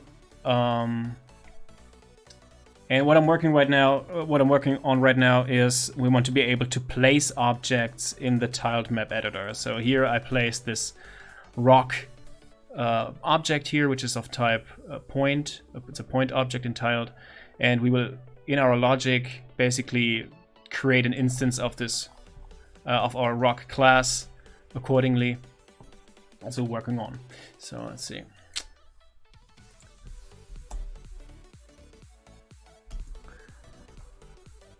So the size will be, we have to basically transform or convert the pixel size into physics units. And I created a method for that.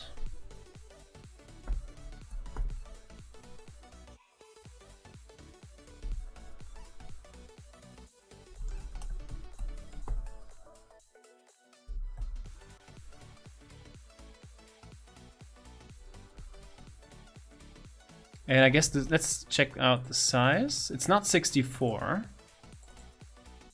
It's a little smaller than that.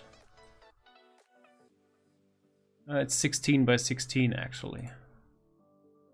So let's say 16.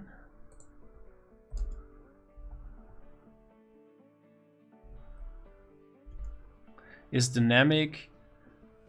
If it's dynamic, then it will be exposed to physics, and it will actually be also exposed to gravity and stuff. But we could also have it be static, so it doesn't respond to gravity. For now, let's have it be static. That's one too many.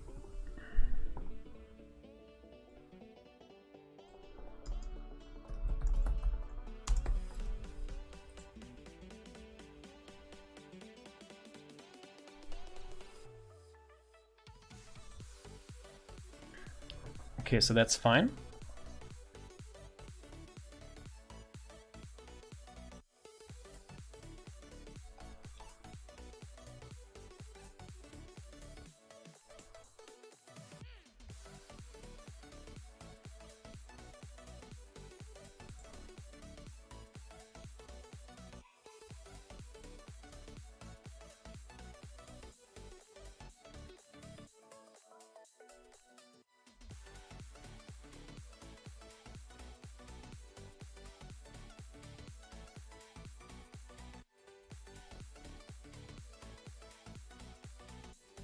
Alex says, I want to create a game where I simulate a simple falling physics of every pixel, like in the Noita. I don't know what that is referring to.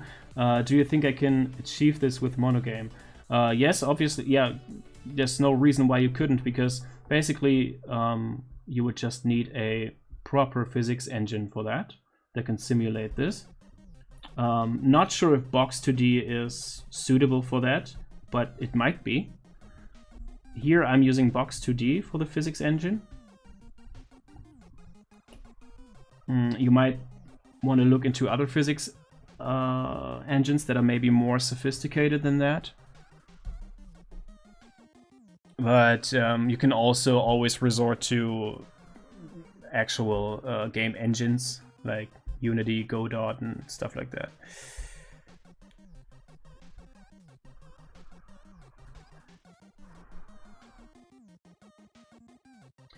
But where was I?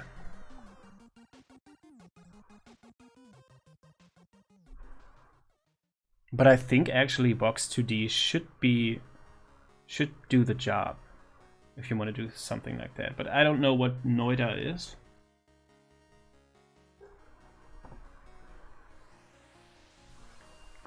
Anyway. So create a collider, that's fine. Keep it static for now.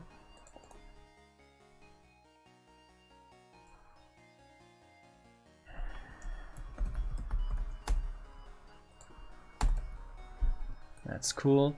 Now we need to actually instantiate this.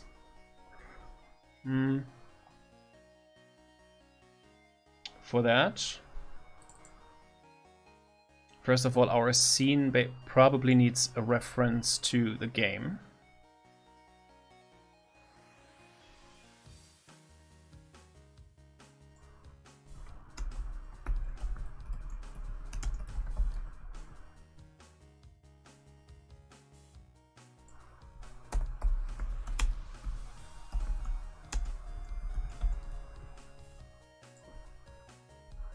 Oops.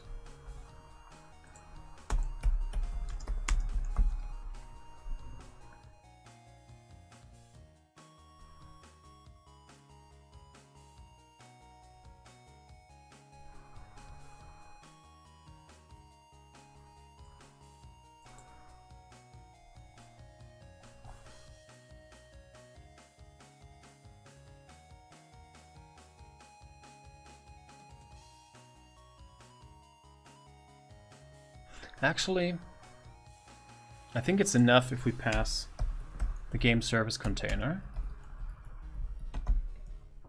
Probably.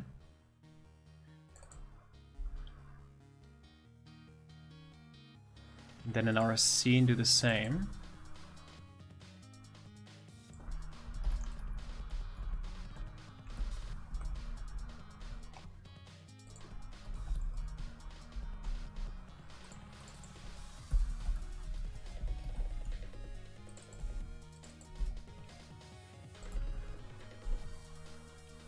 That's fine. Let's go back scene manager here, and when we instantiate it, first of all, create an initialized field. There we go. And then when we instantiate the scene, we will pass game services. Ah.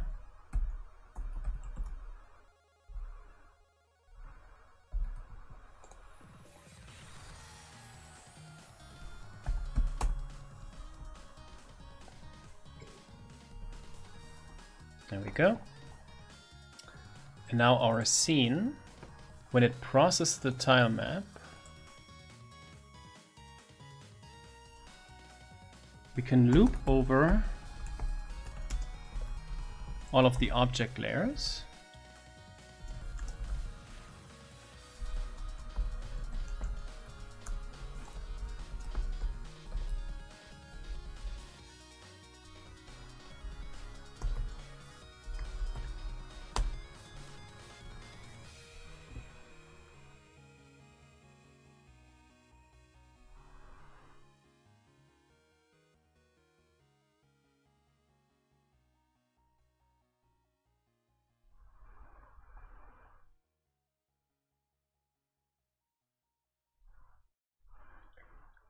And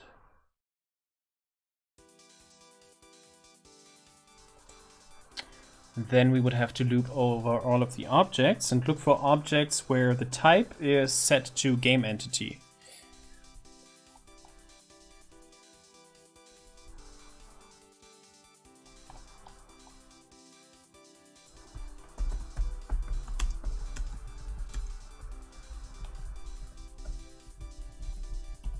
Maybe we should move this logic into a separate class.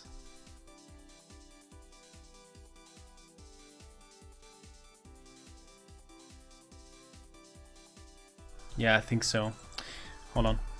What I'm gonna do is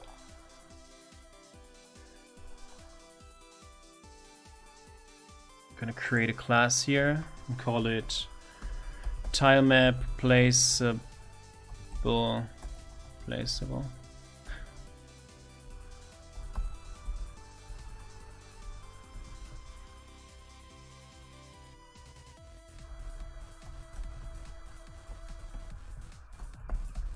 Tilemap entity factory.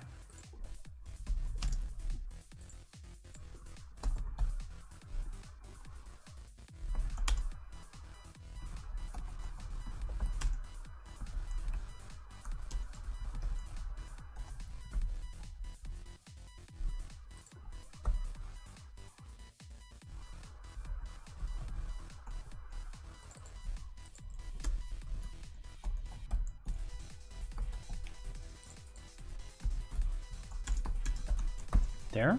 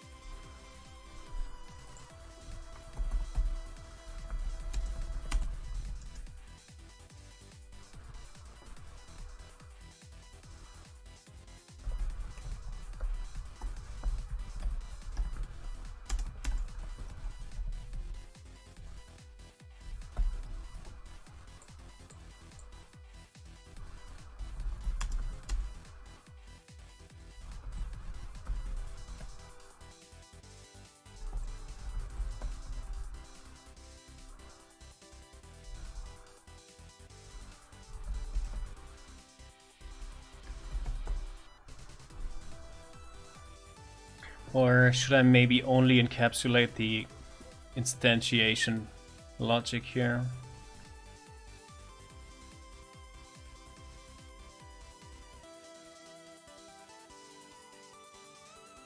I guess it's fine.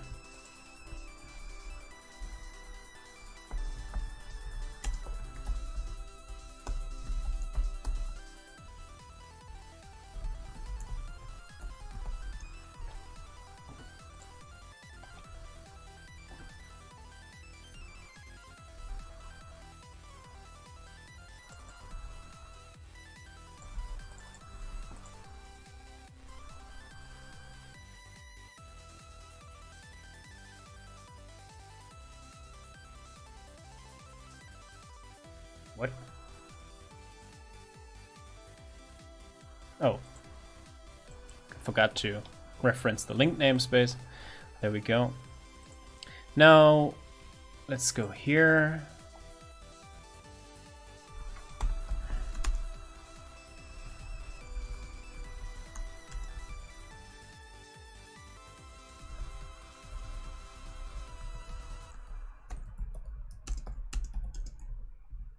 Ah, we can't. We need to do that in the constructor.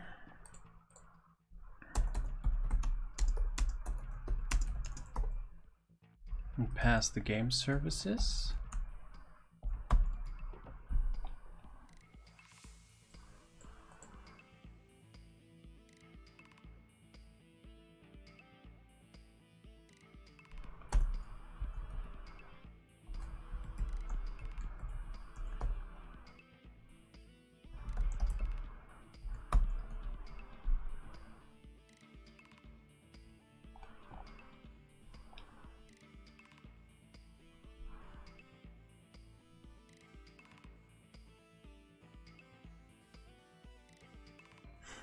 Actually, I think maybe the factory should only encapsulate the instantiation, because it doesn't make sense really for, yeah, that's okay.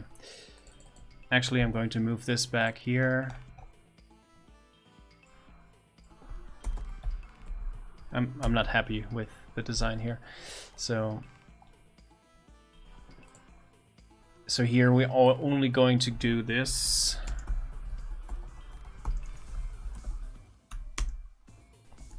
Create entity.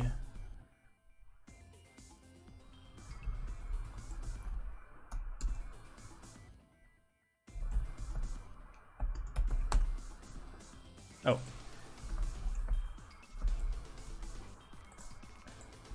For now, return null, it's fine. Go back into the scene. And then here actually do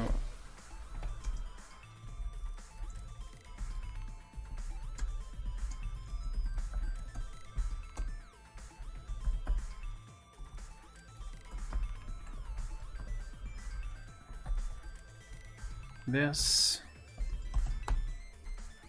Now iterate over all of the objects that have the type set to game entity. So for each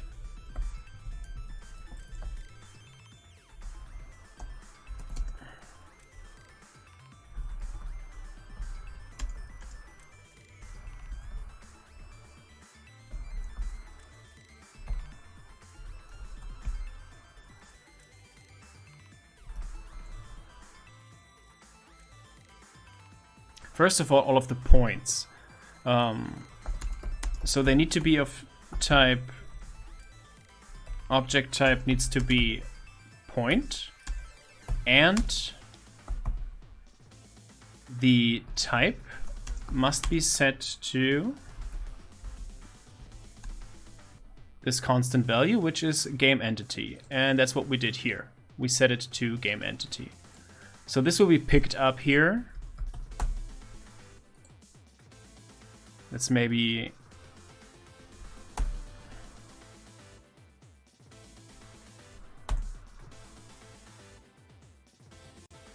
there.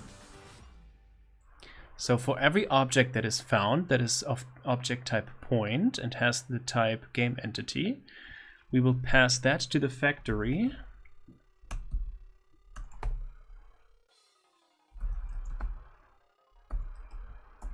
So that it can create the proper instance.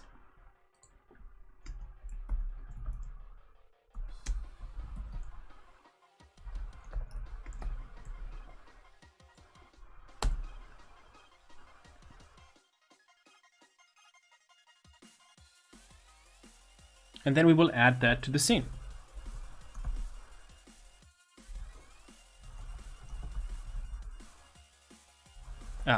We need to use the entity manager. Entity manager. Add entity. And yeah, I guess iTiledMapPlaceable should actually inherit from iGameEntity because it only makes sense. Oh, it already does. Okay, never mind. Actually, then in the rock class, we don't need to specifically implement iGameEntity because we're already implementing iTileMapPlaceable, which inherits from iGameEntity, so that's fine. So here I can just pass the placeable object. Now let's create the instantiation logic.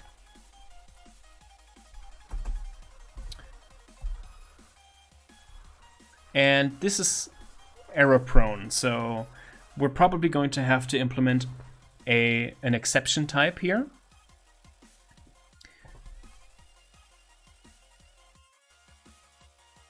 Oh, actually, I think I can cross this off here, right?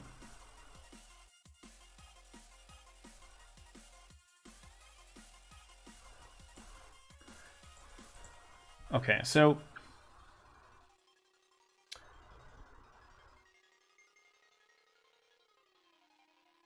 yeah, let's create an exception here, an exception class. Let's call it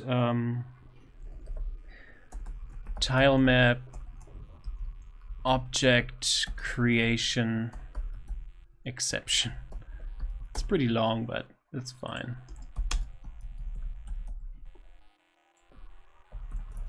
And it will be thrown whenever there's a problem with creating an instance of some object that we placed here in the tiled map editor.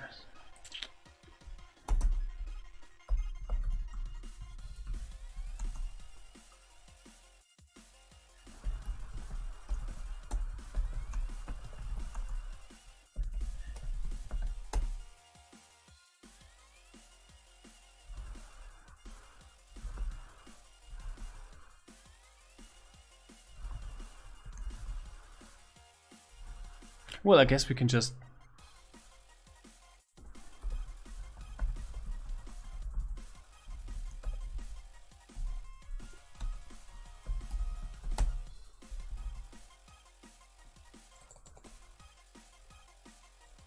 generate a constructor here. So we will have a reference to the object that caused the problem so that we can debug it. Alex is asking, is this a hobby? Do you work in game dev? I do not work in game dev. Game dev is just what I do to pass my time.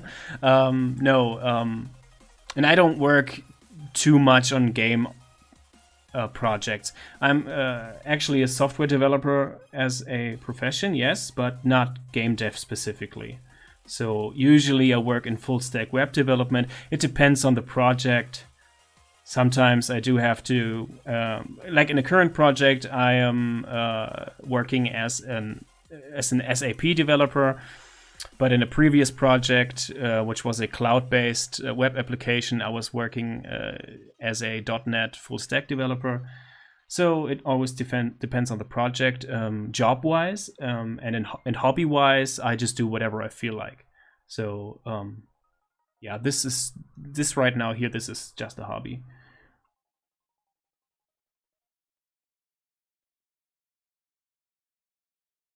I just enjoy coding. I just enjoy designing software, which is also why we use the MonoGame framework instead of maybe a Unity or a Godot or whatever engine, because I just don't feel like it. I feel like coding. I feel like creating a game completely from scratch. So that's what we're going to do.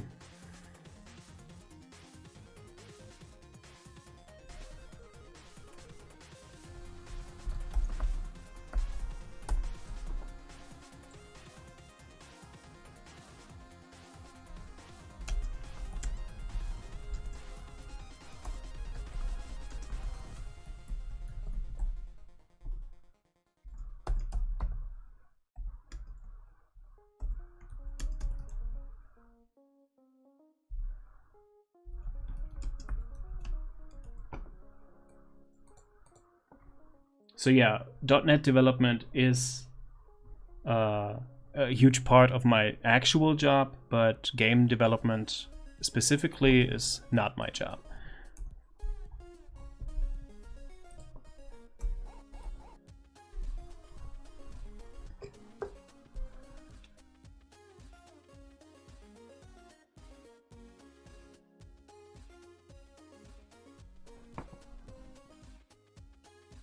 I'm going to skip this song because it's the dog song pretty much from Undertale, and I don't want to get a copyright claim. I think Toby Fox is actually pretty open-minded about that, but yeah.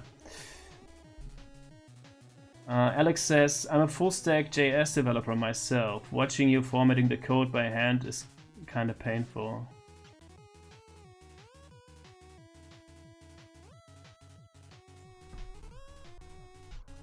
You mean I should use some sort of pretty printing function?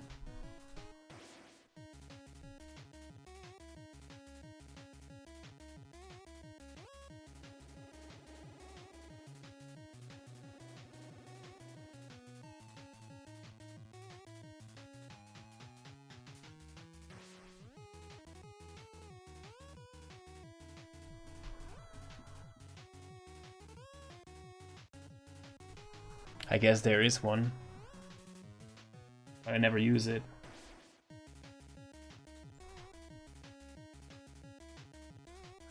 The lines are actually not too long, it's just that I zoomed in 25% here so that it's readable. And yeah, I tend to do that and do stuff like, I don't know, let's say we have some sort of array here. Stuff. Whoops. I tend to do... no, I slipped.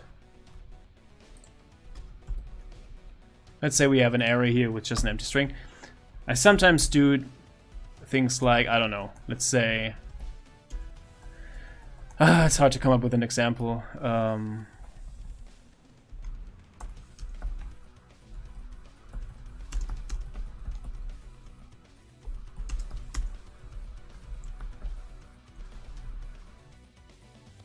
It's hard to come up with an example, and then, I don't know, group by, and then basically chain call all of these methods.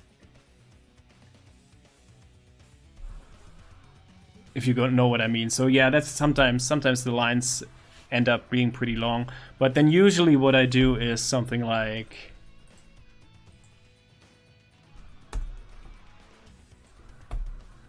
Oops, something like this. Group by itself, maybe, or maybe.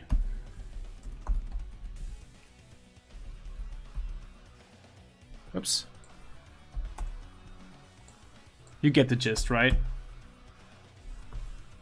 I don't know. It doesn't make sense what I'm doing here, but you get the idea. But I never use any sort of pretty printing extension or something. I just go with my own rules. I mean, in JavaScript it makes more sense, I guess, to have that, but whatever.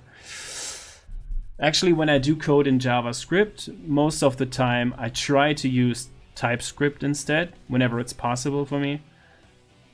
Because I just prefer TypeScript over JavaScript, over vanilla JavaScript. Because I always like to call TypeScript basically it's C#ified or .NETified JavaScript. Because that's basically what it is. Anyway.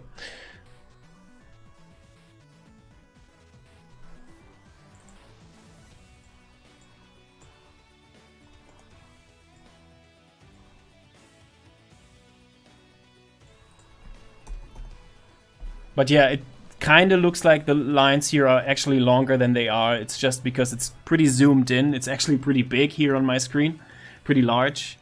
But yeah, I need to do that for the stream. People need to be able to read stuff, so yeah. Alex is saying, I think very few people write vanilla JS nowadays. Not sure about that. You would be surprised. You would be surprised how many people... A lot of people, which I've seen in actual real-life projects, they just stuff in a lot of JavaScript functions in their web applications. Sometimes they still do that.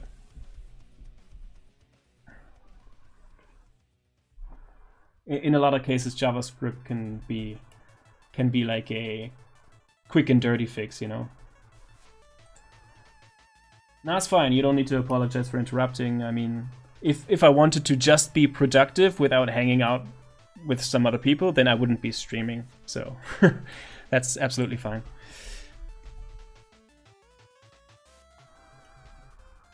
Okay, so we have the object here. Now let's see.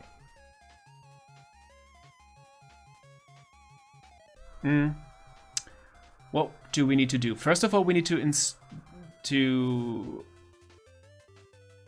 we need an activator. We need the activator class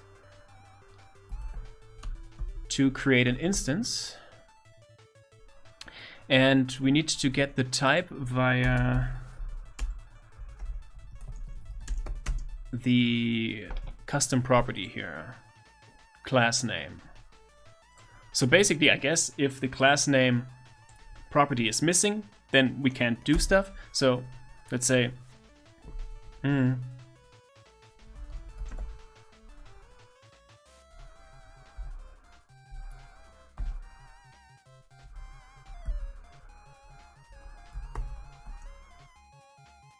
let's say try get value,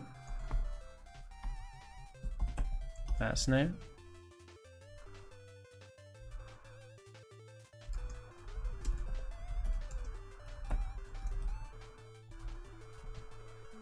So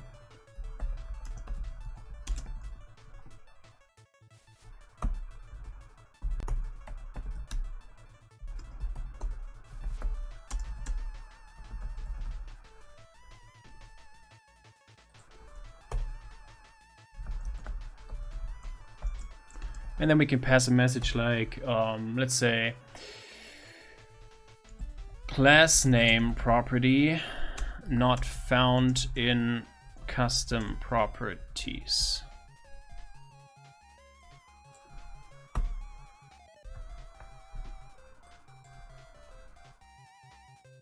So yeah, see, this line seems like it's very long, and I guess I can put this in a constant. But it's actually not that long, it's just that there's not very much space on the screen due to it being zoomed in.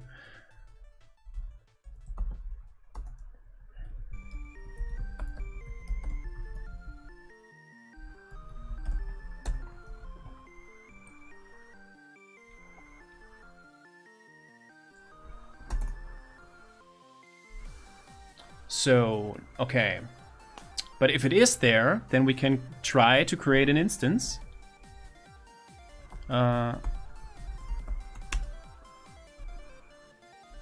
Let's just call it hobby or entity.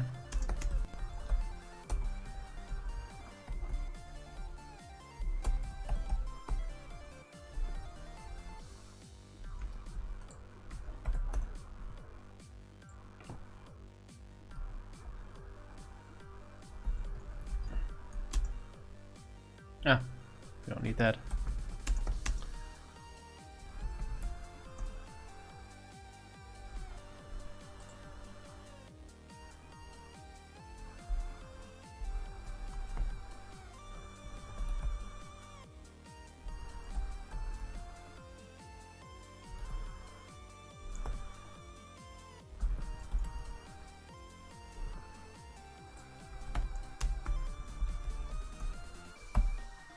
And this should do the trick. But this only works if there's a parameterless default constructor, which there is. If there's not, then this will fail. This will throw an exception. It should throw a probably member access exception or missing method, probably missing method exception. Anyway, one of those exceptions, but since there are so many, I'm just going to go with the usually this is not a good idea to just catch exceptions using just the bare exception type. I refer to this as Pokemon exception handling. Gotta catch them all, but let's keep it like that for all purposes. That's fine. Throw new.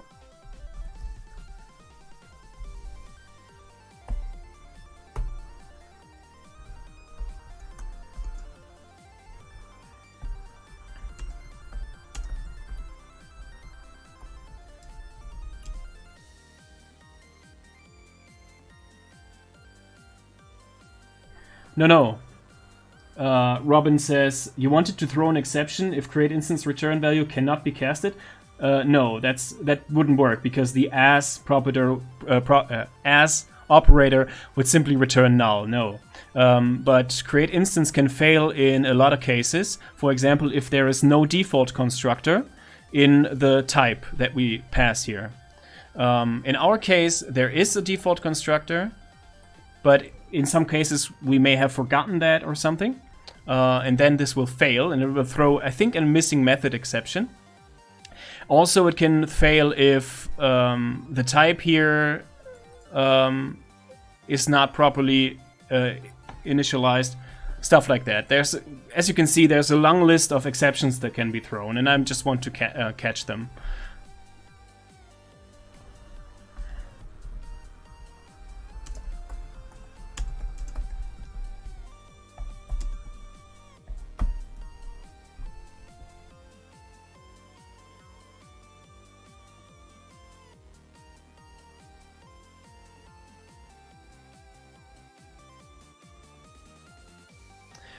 Maybe you're right about that. Maybe I should explicitly cast it so that actually throws an exception. Yeah, I guess you're right. Sorry, I think I misunderstood you. Yeah, it does make sense.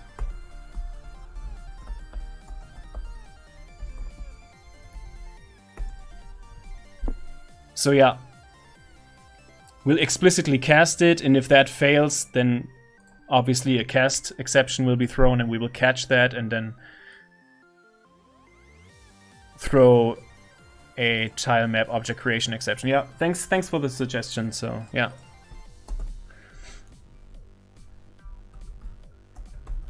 Yeah, because otherwise we would return null and that would just lead to some other problems. So yeah, good point.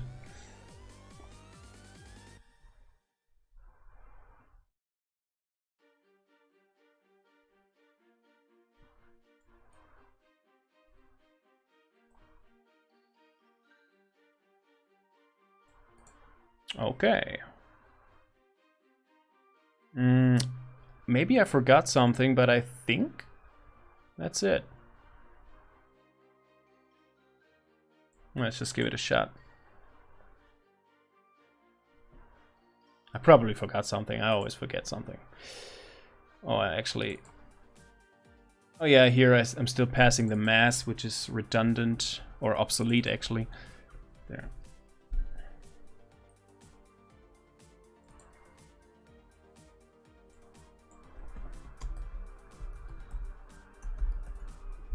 And now we can build it. Yeah, good point, Robin.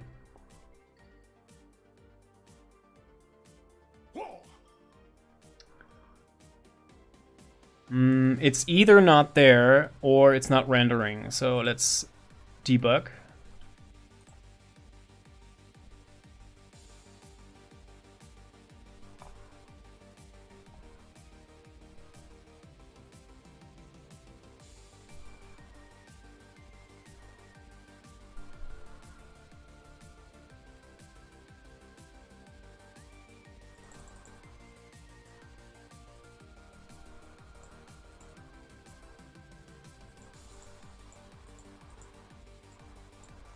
Okay, there we go. So we have our time map object here, which should be our rock. There it is. Perfect. Oh, I know why. I forgot to call the initialize method, which I explicitly implemented for initialization, so whoops.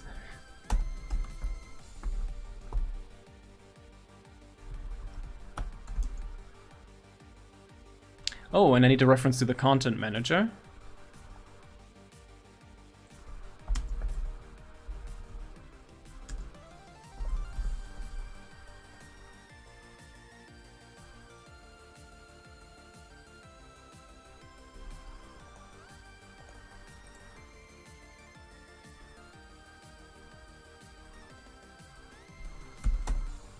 There.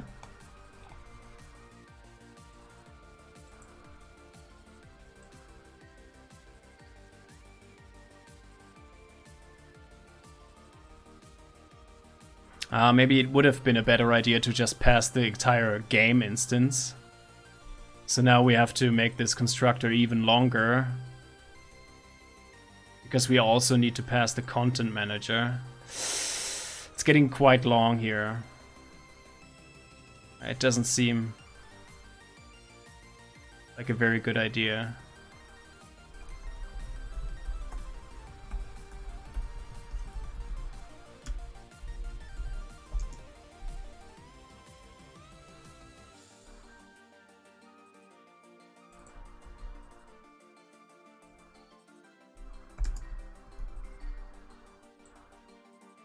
But I guess since we don't have to manually call this constructor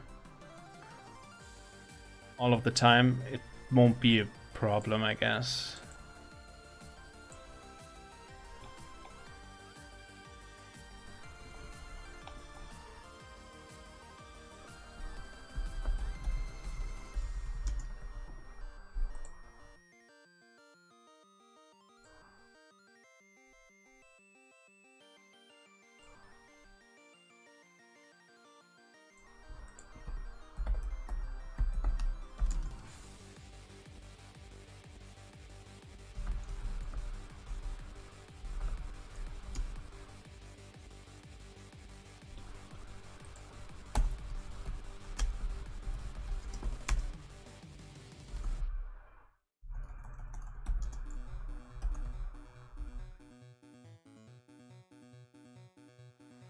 Ah, no.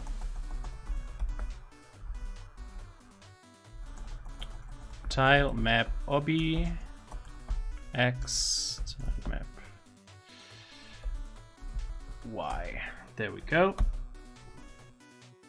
And pass the position. And that should do the trick, right?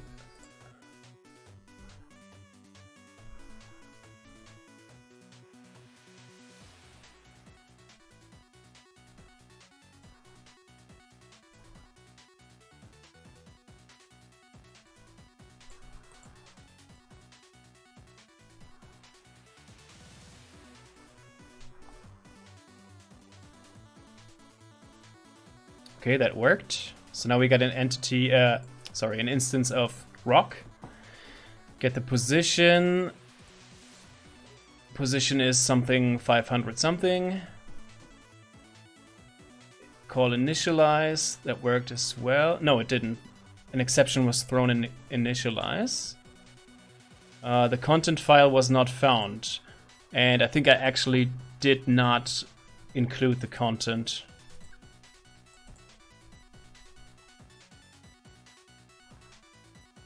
Yeah, I forgot. Whoops.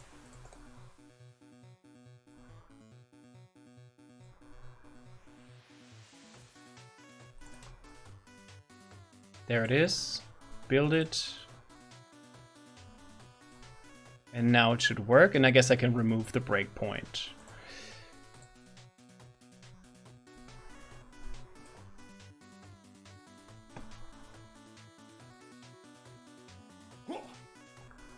There it is. Obviously, the reason it's stuck in the ground is because we forgot that the origin of the entity is the upper left corner.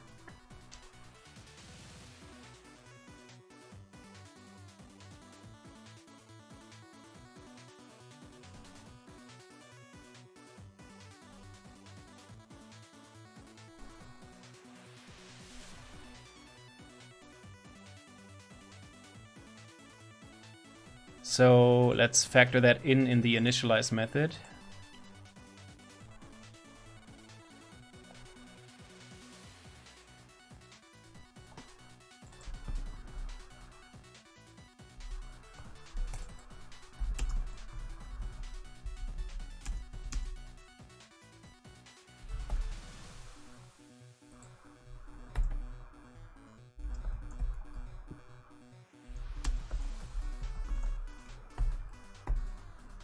This should do the trick, right?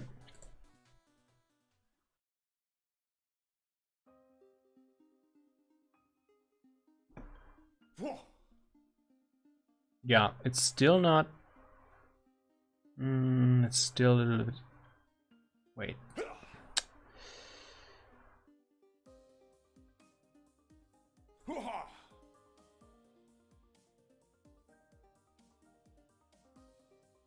It doesn't make sense to subtract the entire rock size. Oh no, it's because the sprite is 64 by 64 pixels. So let's actually...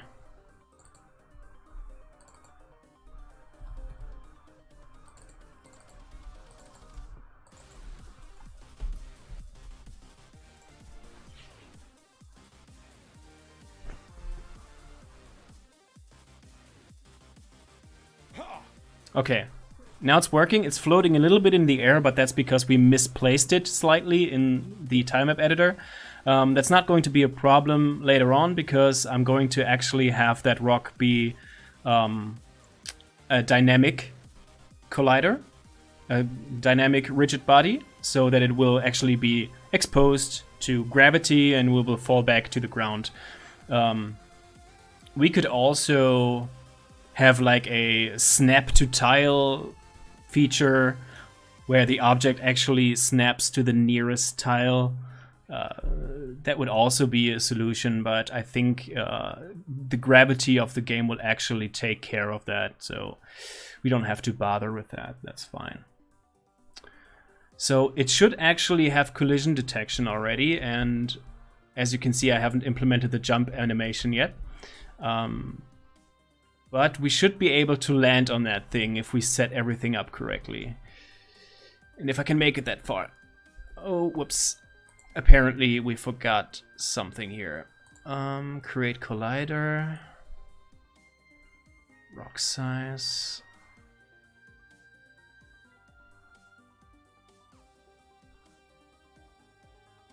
Let's put a breakpoint here and see if the collider is actually created properly.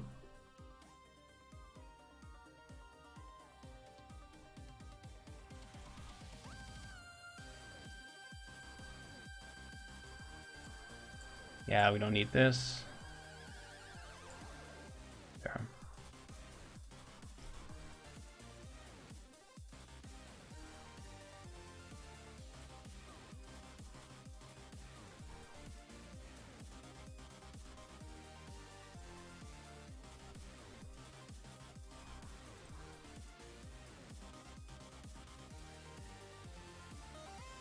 It has a density of 0, but that should change as soon as we... There.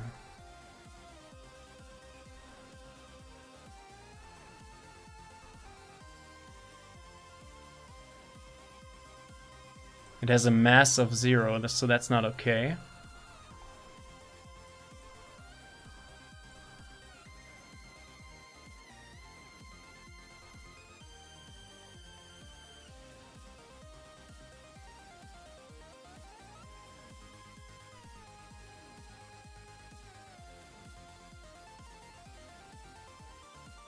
Oh, this is incorrect, I think. Hold on.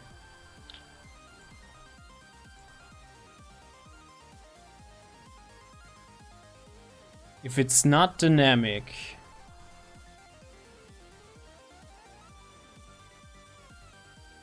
No, this is correct.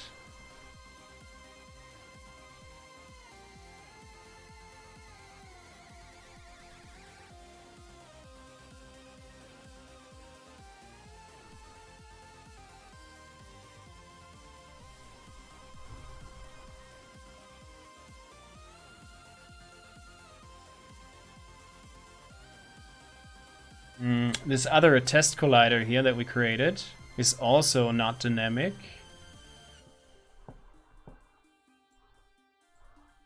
This giant green box here is also not dynamic.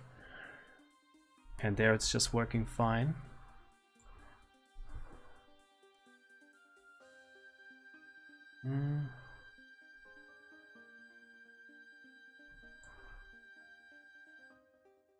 Create collider, that's okay.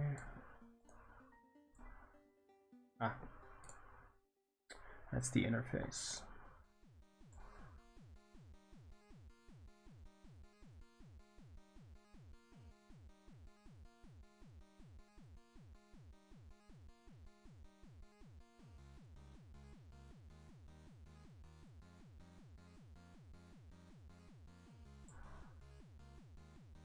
Let me have a look here.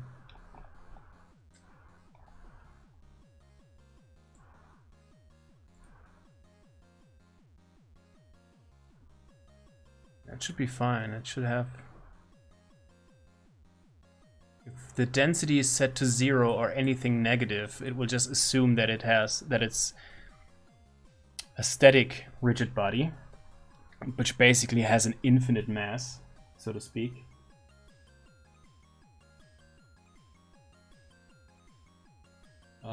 Yeah, good suggestion, Alex. I think that's probably not a bad idea. To, instead of having a create collider method with a Boolean parameter that indicates whether or not it's dynamic, we could have two different methods, one for static colliders and one for dynamic collider. We could do that, yes. But let's actually take a look here first why, for some reason, there's no mass in this new collider. That doesn't make any sense.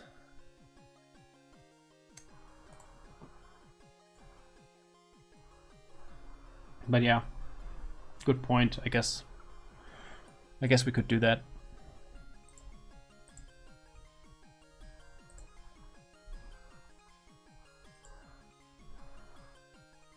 So density should be 0. But that doesn't mean that it doesn't have density. The physics engine will then simply assume that it's non-dynamic.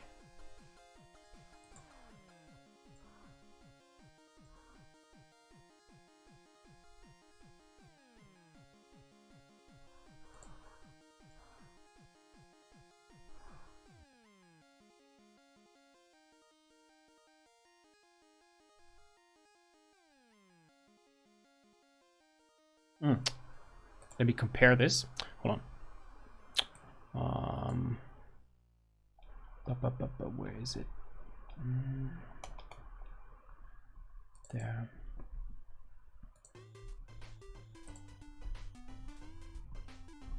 The size 0.5, 0.5 refers to the size in physics units. So basically that's the size in meters instead of pixels. So the rock is half a meter in size. No, it's not in pixels. It's in meters. That's why we convert the pixel size to physics units. Because in the very first implementation, we were actually using pixels, but the so pixels instead of physics units, which is meters. We were previously doing that, but the physics engine can't handle that very well because those values will always be very large. And yeah, that because of that, we would always used to have we would always need to use very large force values as well, since obviously if something has a huge mass, you will have to use huge forces and stuff like that. So yes, the 0.5 is actually half a meter basically.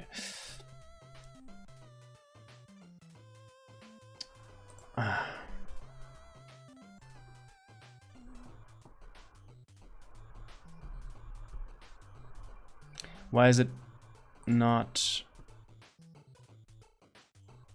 breaking here?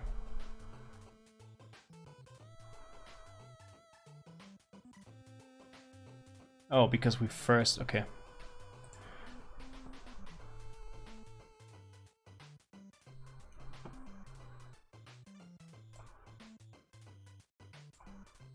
So we have the same thing going on here, where we also have a density of 0.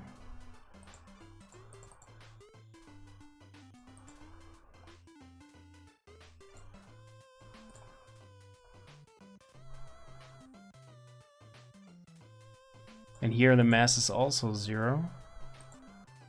So I don't think there's a problem with this.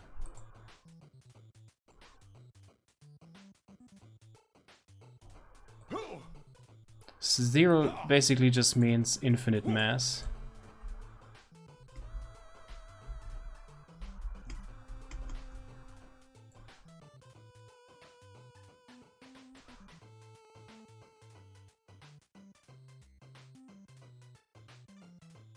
Wait, did I? Hold on. Maybe you're right, hold on. Maybe I already... Oh, okay. You see what the problem is? I converted to physics units twice. I forgot that I already assumed that what I pass here is in pixels. Thanks for pointing that out. Sorry, I missed that. So that's the reason why it doesn't work. So we don't need to, we don't need to convert it to physics units. The method already does that.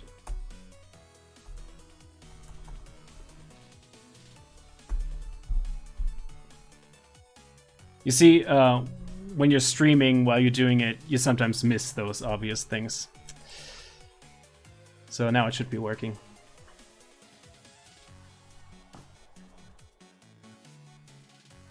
Move the breakpoint, continue. And it should respond to collisions. It doesn't. But why?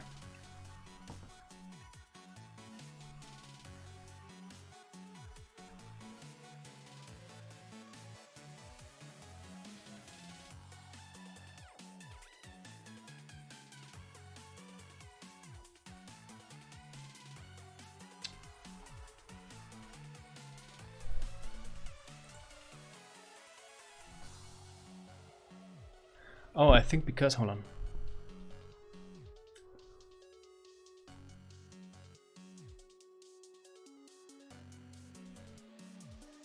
Oh, that's okay.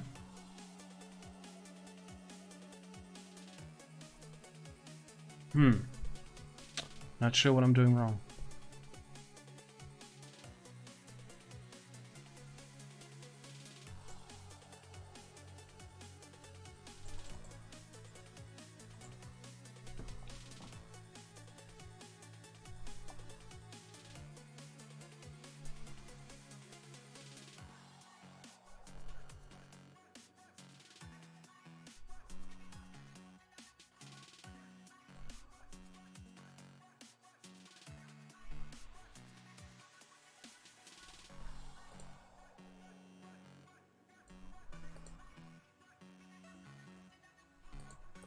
Okay, why is the position 17? Yeah, that's in physics units.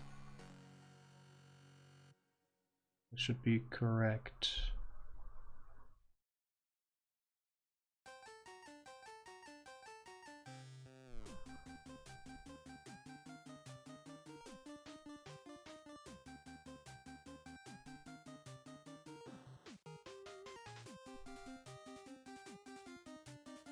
That's weird.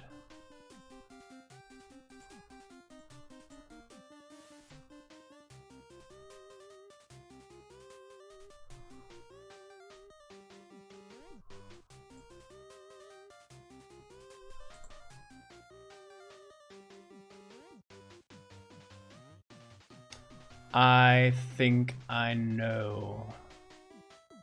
Hold on.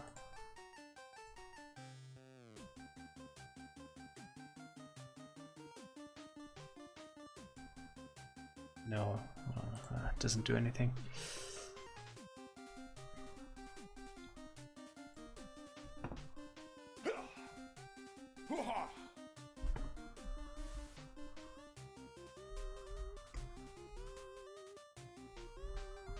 No, it's not responding to collisions.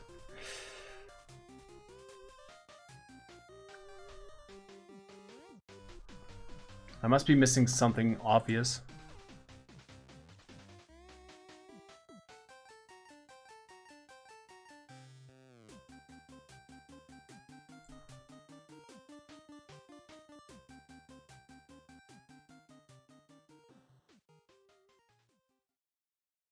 First of all, let's remove these here.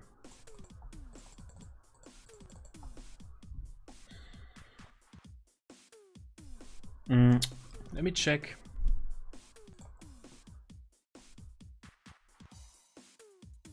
Here again.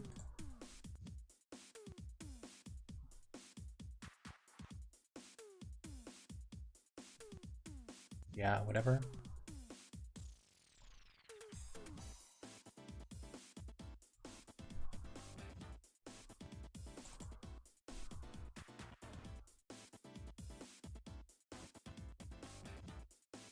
Okay, so the position values, yeah, that's okay.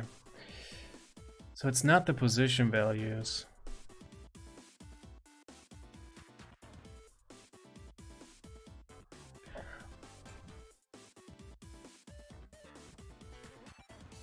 Maybe.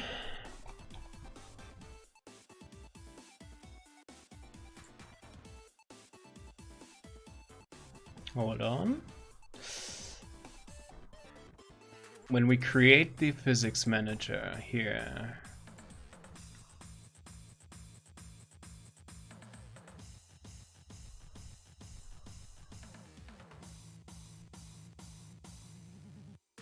we pass in the size of the world that should be simulated.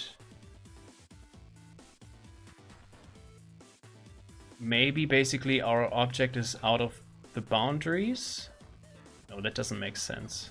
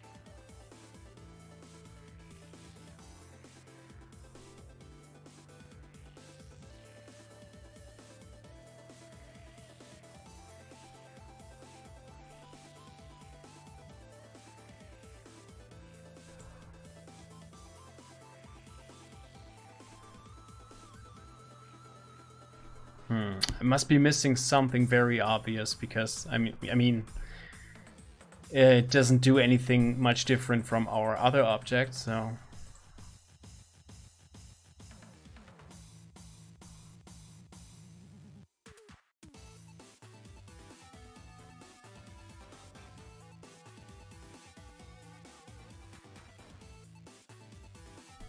Welcome back, Pizzlefy.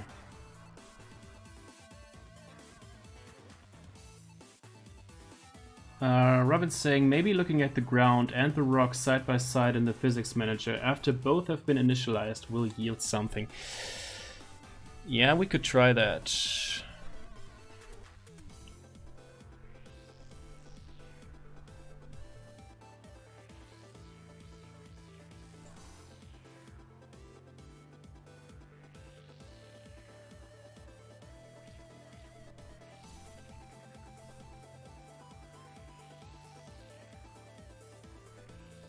So this is the ground, I guess? No, it's the rock.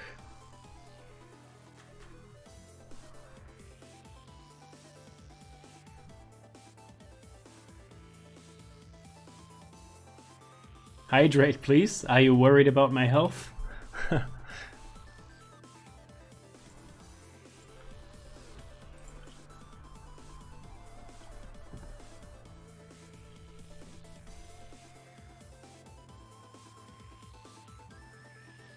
Wait, did I put the breakpoint back here? No.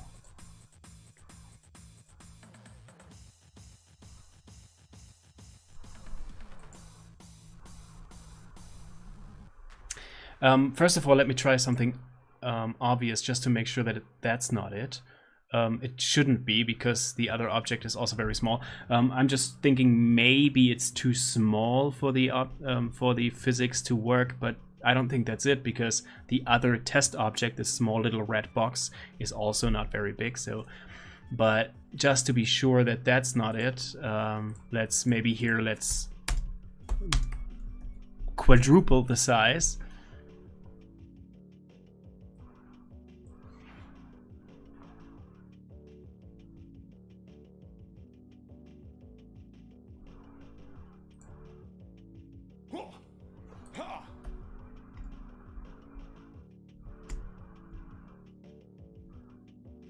Okay, it does actually respond now, but obviously now it's huge.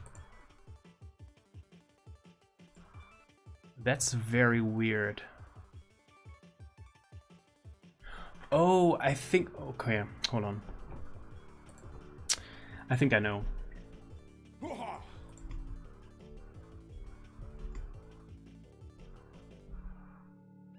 Oh. Let's try that again. It seemed like he fell through the object.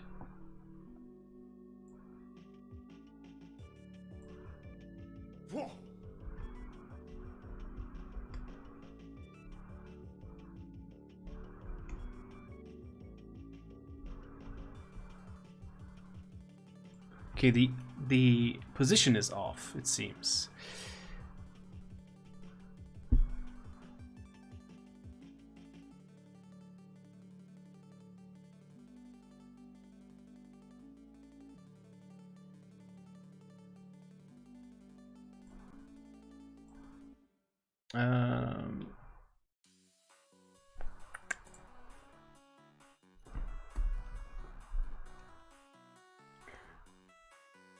So probably it's already working, it's just that the position is off for some reason.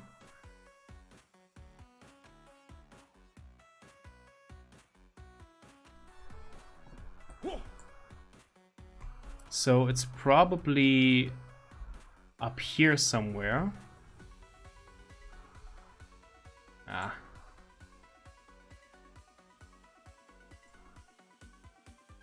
But maybe it's so small that we have some sort of bullet through paper problem here going on.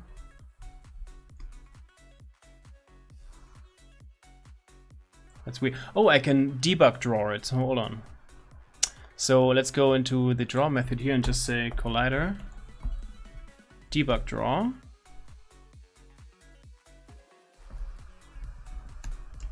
And we need a texture for that.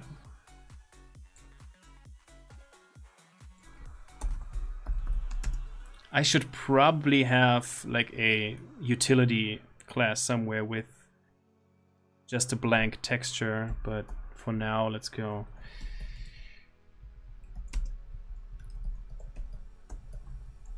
And do this.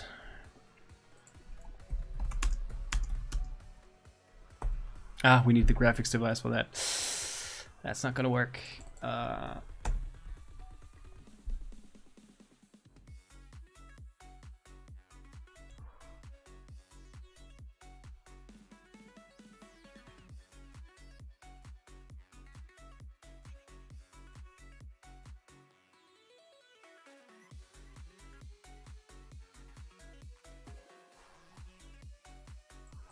But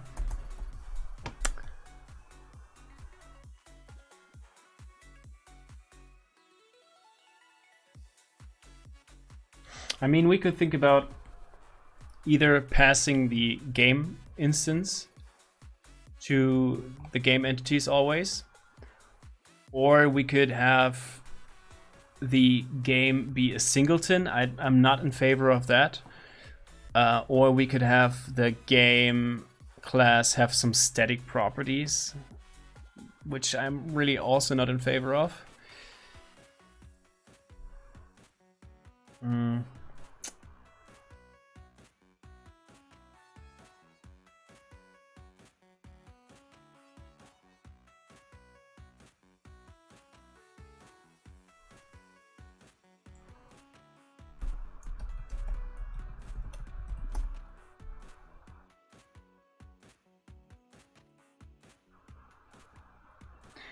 Oh, good idea, Robin.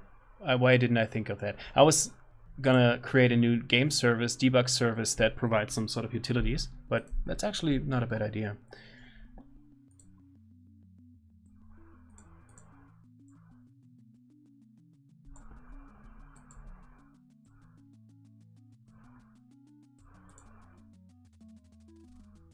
Didn't I just create one? Let's just use.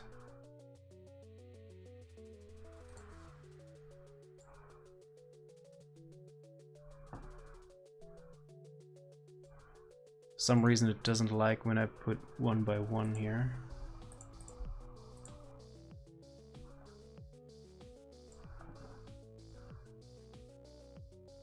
Hold on.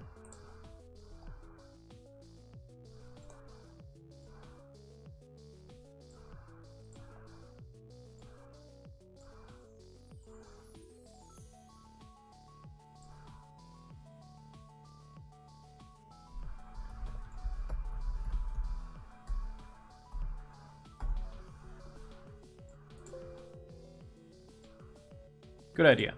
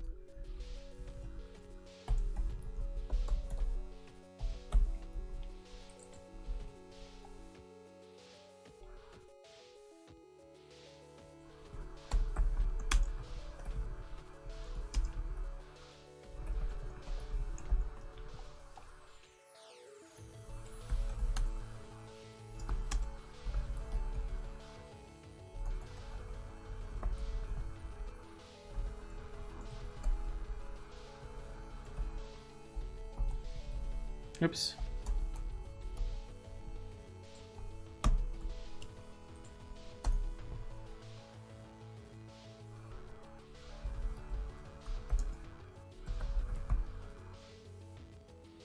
Let's just use, I don't know, red. Dark red, whatever.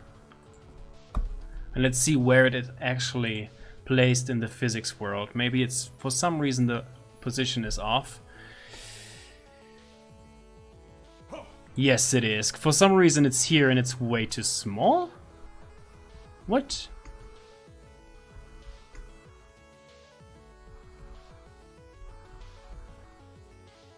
What's up with that?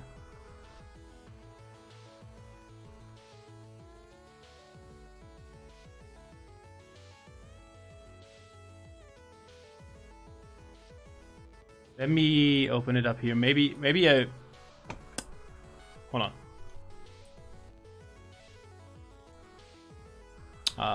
Here.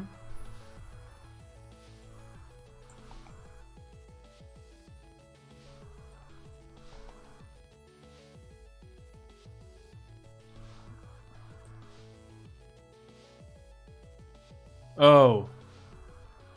Whoopsie. I mean, have a look here. It says width 32, height 32.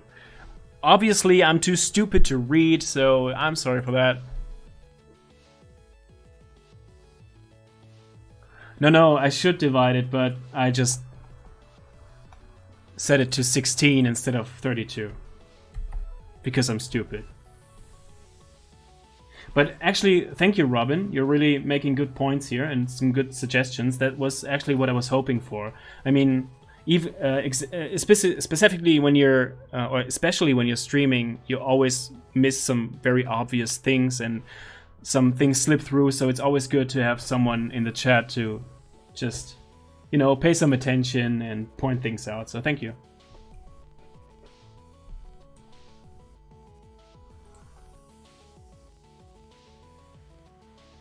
So I'm not actually. Some people, they assume that I'm bothered by them like correcting me or pointing things out, but not at all. So if I didn't want this to be like a community thing, then I wouldn't be streaming.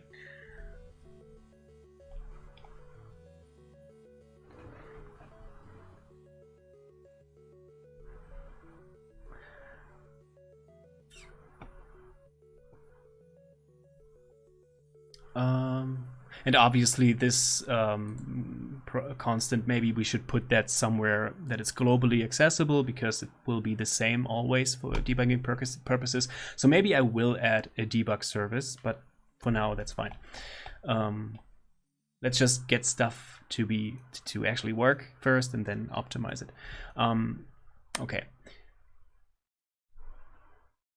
So obviously, I mean, I do see the appeal of people just to use a pre-made engine that does everything for them, so they don't have to deal with those kind of things here and can focus on only like the core or the logic that makes up their game. But that's not the point of this project here. The point of this project is to create something from scratch with a fairly low-level library and have some fun.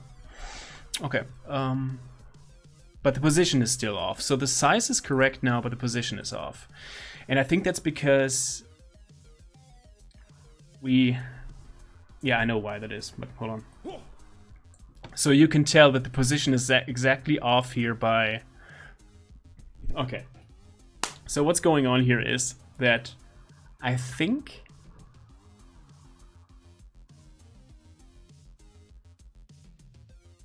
Hold on. Or maybe not. I was gonna say that the physics engine assumes that the values go from the... No, that's nonsense. I was gonna say that the physics engine basically places the objects with the origin being the lower right corner, but that's complete nonsense. But no, the origin of the sprite is the center. We should not change the position here. We should instead, or maybe we should, if we assume that the position is,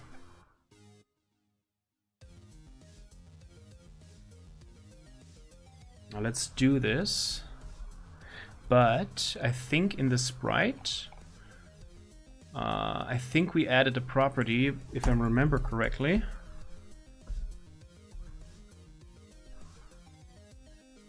No, we didn't. Hold on. Because currently the sprite always assumes that the origin of the sprite is the upper left corner, which in most cases doesn't really make sense. Let's go into the sprite class here.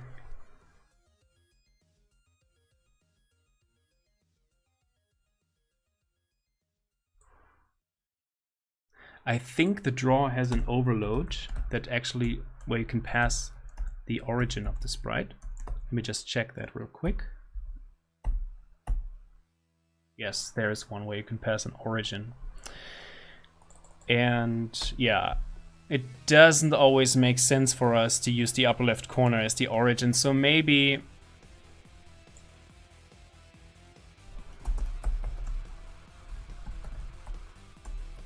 let's add a property here for the origin.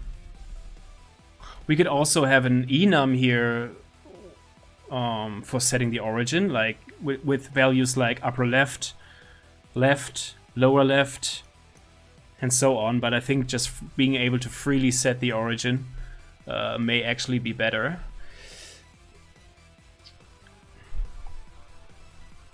And let's just, by default, we will set the origin to the center, meaning the width divided by 2 and the height divided by 2.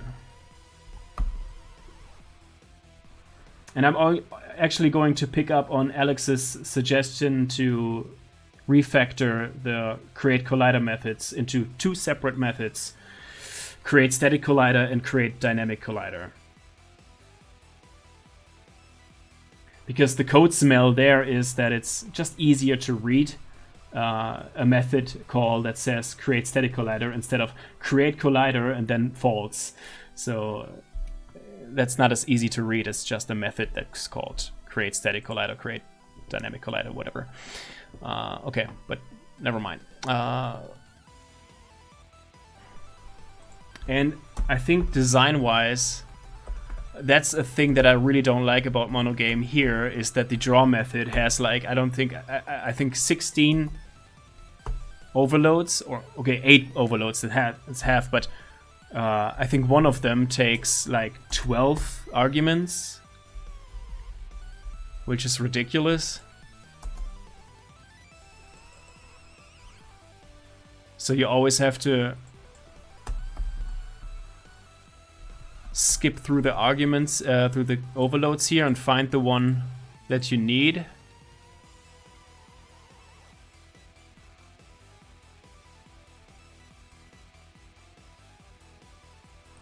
I think there's also one where all of the arguments are... for some reason it always closes down. Yeah, there's also one where all of the arguments are optional, so that you can...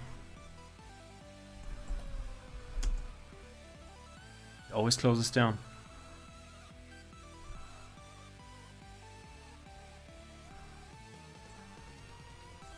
Let's just look it up here.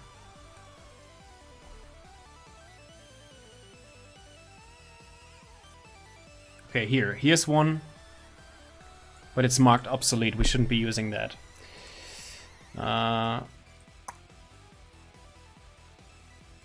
This one, we can use this one. Can we? Yes, we can. Let me just copy the signature. Oh, whoops. That's not what I wanted.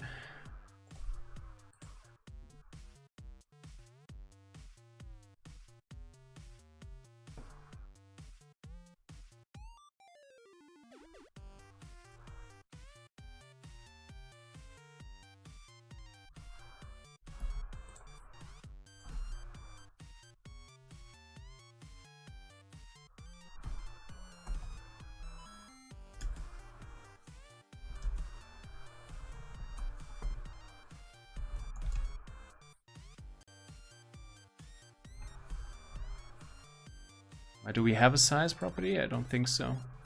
No.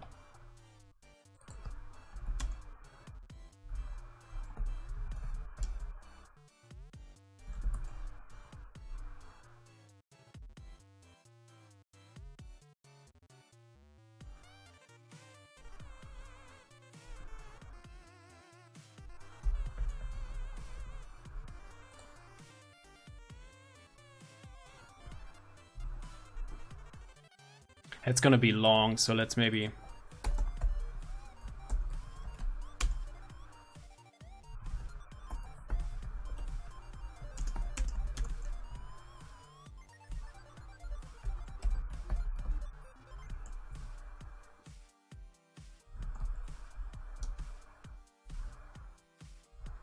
Oh, I think we have a...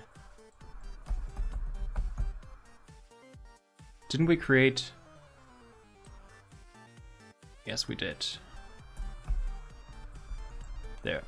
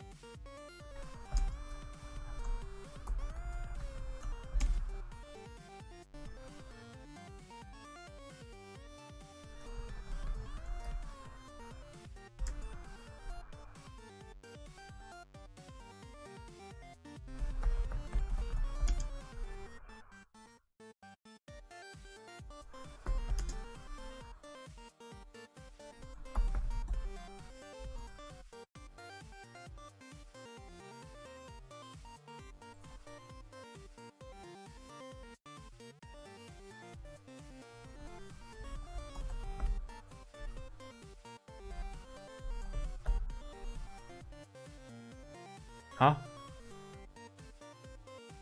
Oh, layer depth.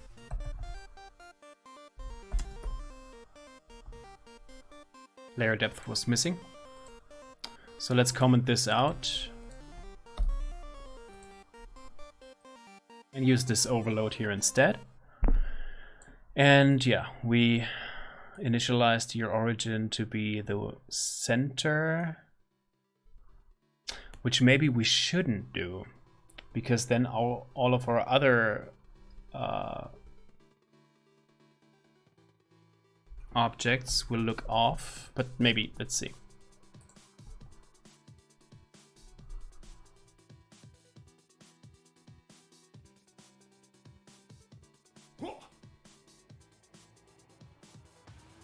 Okay, there's something wrong now.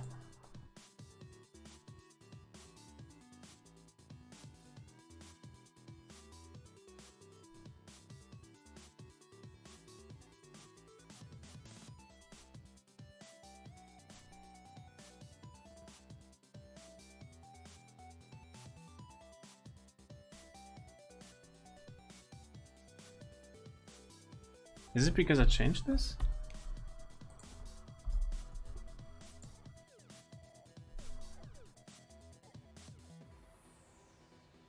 Yeah, now it's there again, but that's weird.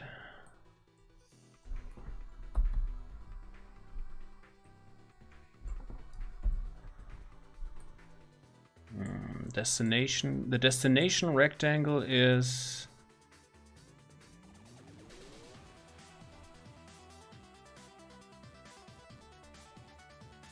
the drawing bounds on the screen. Yeah, that's what we want. So previously we were just passing the position, but now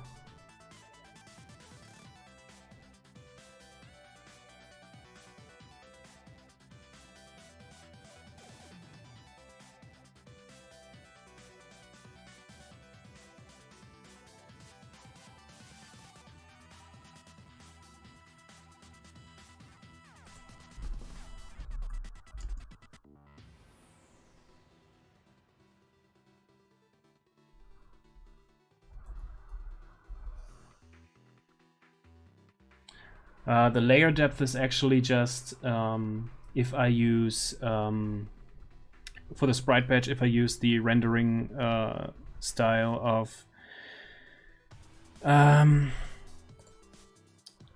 there's one rendering mode where you can basically order all of the draw calls by the depth, and it's a normalized value from 0 to 1, and so 0 would be an absolute okay value to pass here.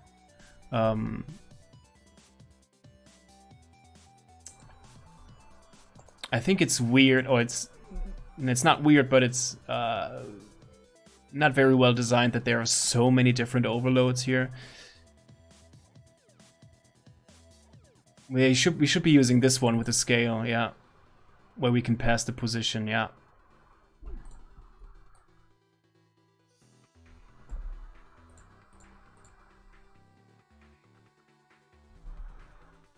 There are way too many overloads for this.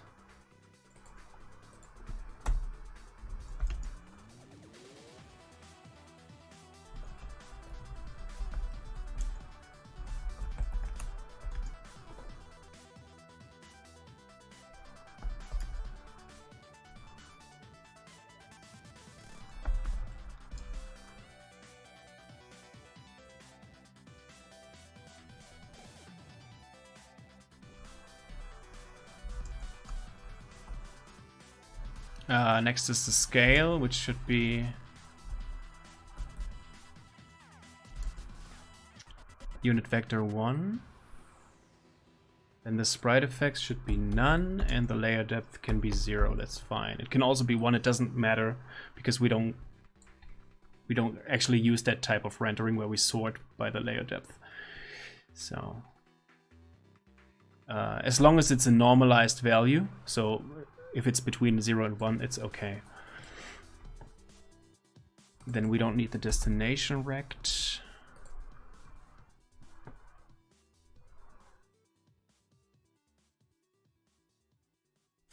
It's still gone. Maybe the origin is incorrect. Let's not set the origin here.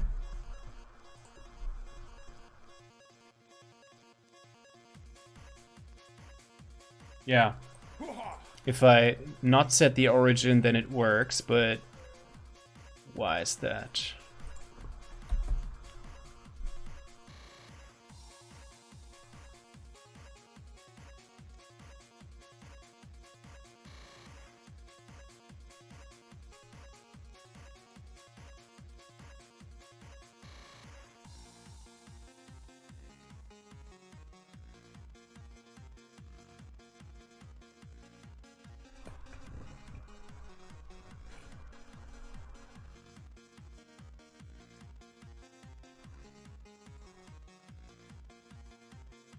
Origin, center of the rotation, 0, 0 by default.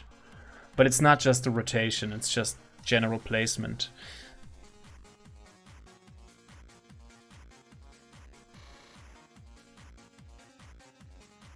Yeah, let's check what values width and height are. You may be onto something.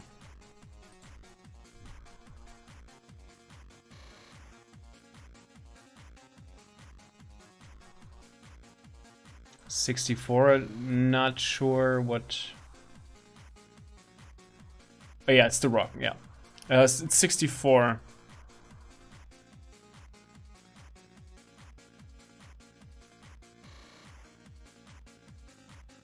Let's see the position.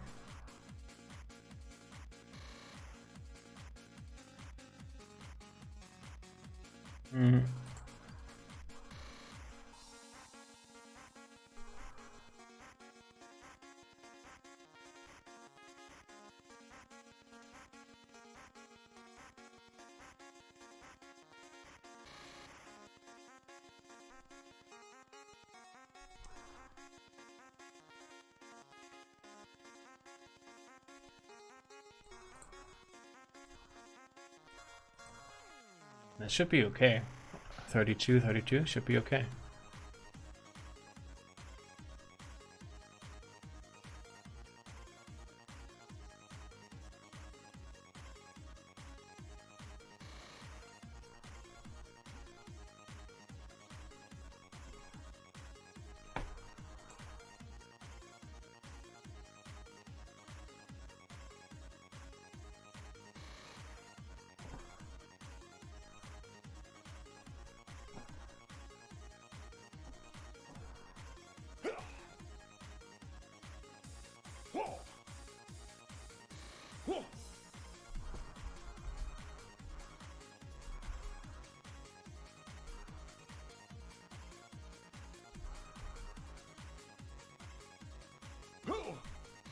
Wait, something is... Hold on. Something's weird.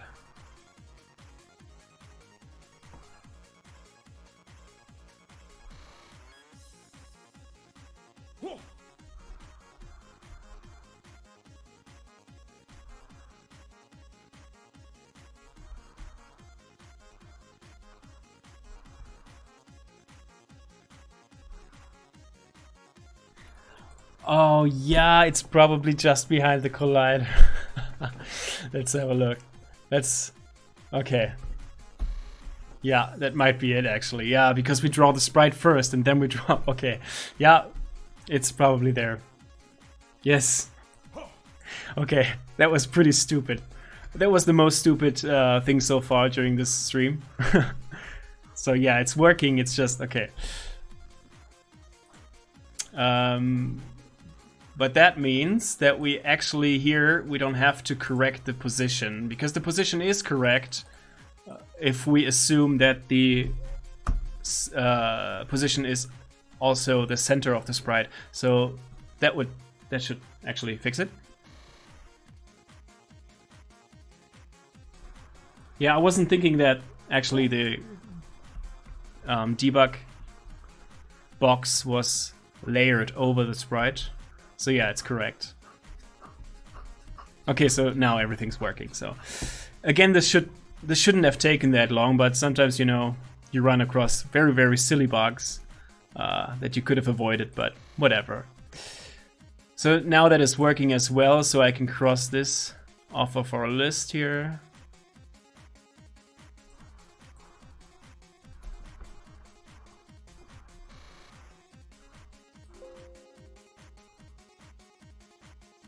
Okay, so now we need to introduce or implement the collision for our tile map. But before we do that, we will do a short little break. And yeah, that's a good suggestion, Robin. That's how I did it in a previous game project in MonoGame, where for debugging colliders, I always rendered them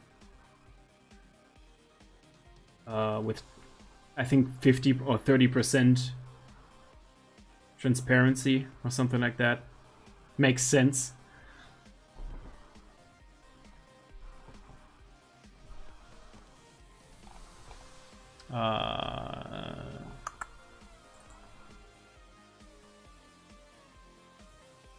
Yeah, and I think we can just do that by multiplying the color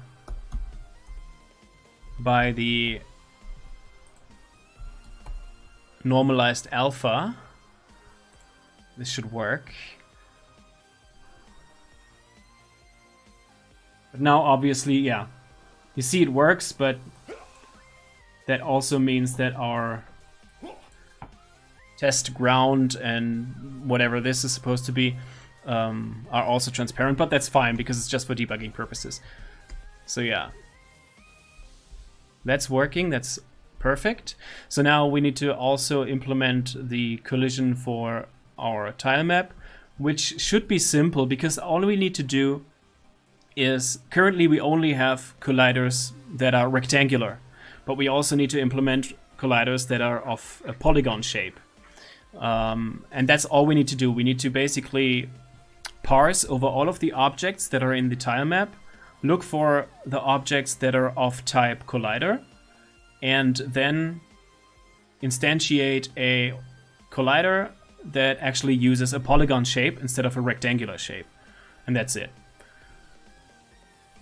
But first we will have a short little break of maybe 3 to 5 minutes, maybe slightly longer, we'll see. So be right back. And thank you all for hanging out. Yeah, we've made quite some progress here.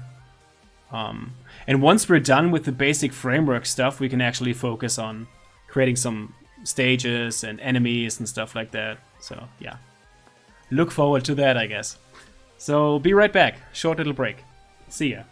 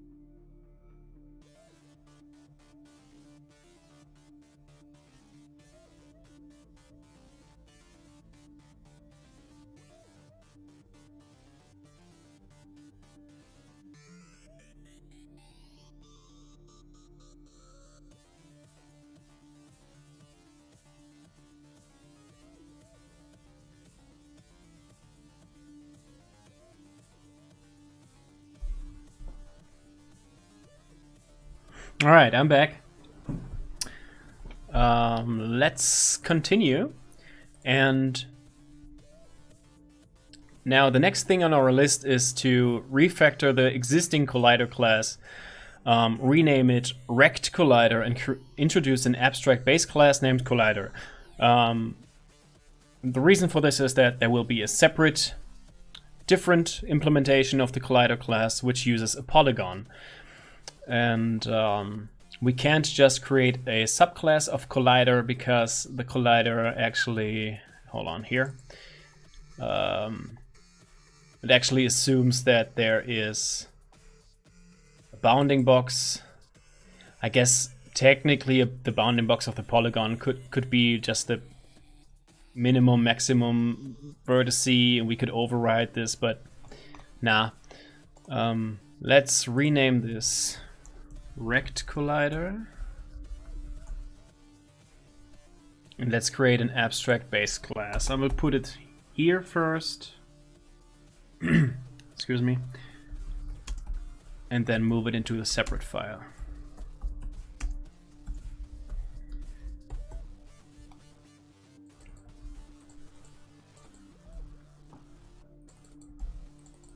We do need the shape still. We do need a physics manager still. Maybe we can make them protected.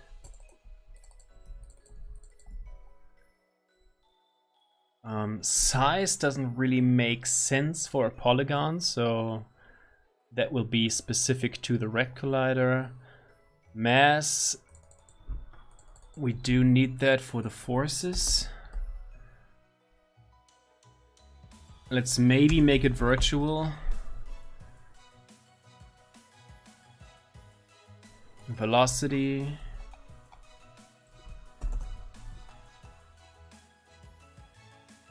And position is also fine. We also need that.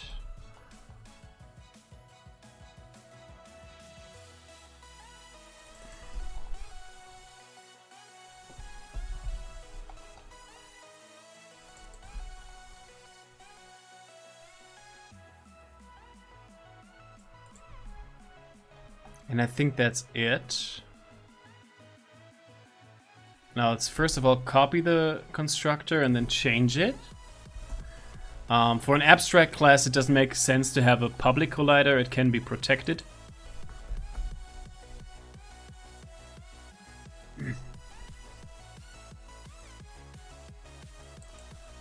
Size doesn't exist here.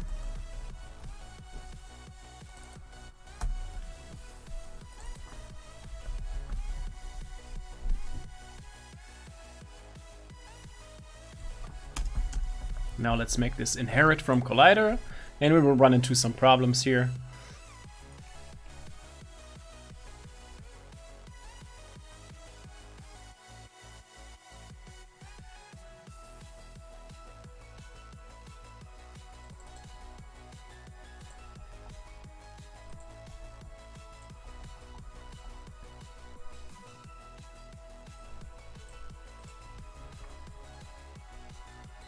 Let's call the base constructor shape and the physics. And then we don't need all of this except for the size.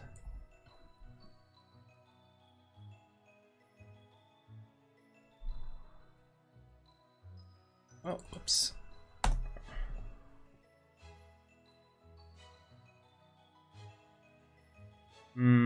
Debug draw, yeah, debug draw should be, I guess it should be abstract because it will be different for polygons and rectangles, very obviously. So let's make that abstract.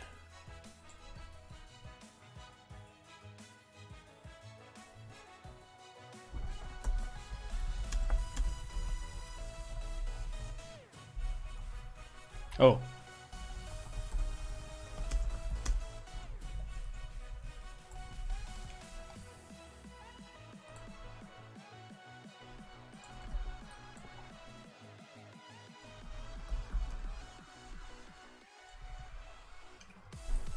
There we go. And then here, obviously, in the Rect Collider class, we need to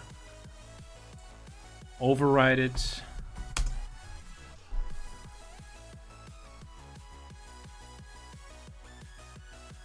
And the update method, we can just move that. Currently it does nothing, but it will probably do something in the future. So I'll move it to the parent class. Apply force, apply impulse will be inherited as well. But let's maybe make them virtual. We might need to adjust the logic a little bit for other collider types. And that's it. Now let's move the base class into a separate file. There. So now we should have...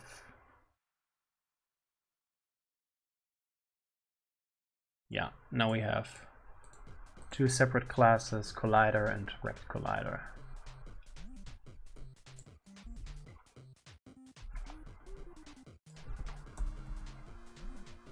And everything should still be working the same.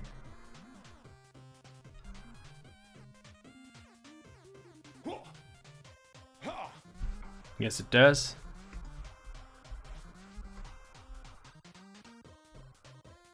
Great.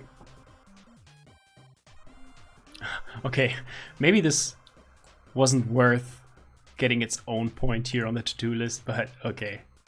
At least we got something else done, I guess. So. Now add Polygon as a subclass of Collider and implement Polygon collision. Great. That's a little bit of a bigger challenge. So, I thought about it a little bit. And first I wanted to actually create a Polygon class first for describing a polygon. But we don't really need that. We can just pass the vertices as an enumeration to the physics manager, and then the physics manager will just create the polygon shape using those vertices. We don't need to encapsulate the polygon in its own class. So instead we will just create a subclass of Collider, and I will do that here first. Let's call it Polygon Collider. And I think Box2D only supports polygon collision with convex polygons and not concave polygons. So we need to be careful that we don't accidentally create concave polygons, meaning polygons where one of the edges, or at least one of the edges, has an inwards angle. We need to be careful about that.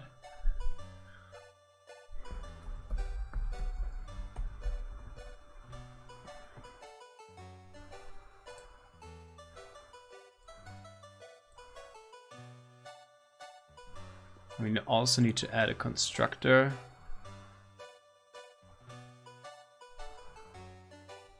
Now, the Polygon Collider will need vertices.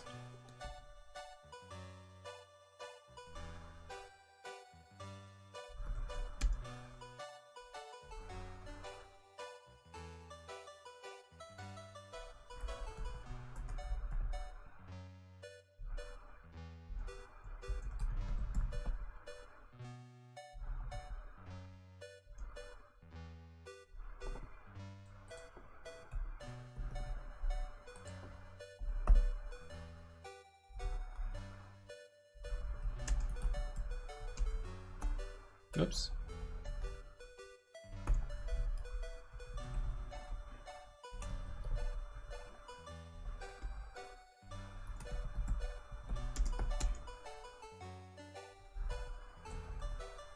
I'll just return the array directly.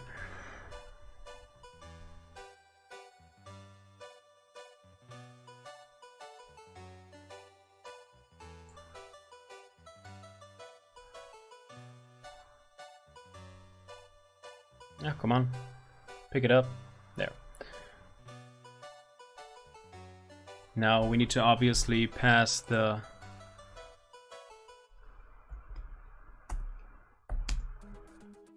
vertices here.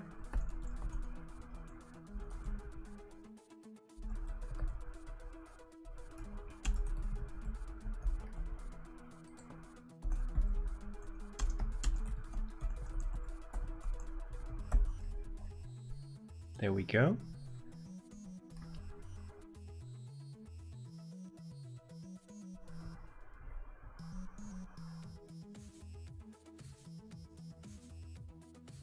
But other than that, let's not worry about the debug draw method here, because that'll be a little more complex, obviously, than on our rectangular collider, because we would have to basically draw lines between each of the vertices and stuff. For now, we don't need to worry about that. And let's see. I guess there's not much to do here. Let's move this first into a separate class. Here. And now we need to go to the physics manager. And let's actually implement Alex's suggestion here. Or maybe if we do that now, we need to refactor some stuff. Let's worry about that later. But let's rename this. Create rect collider.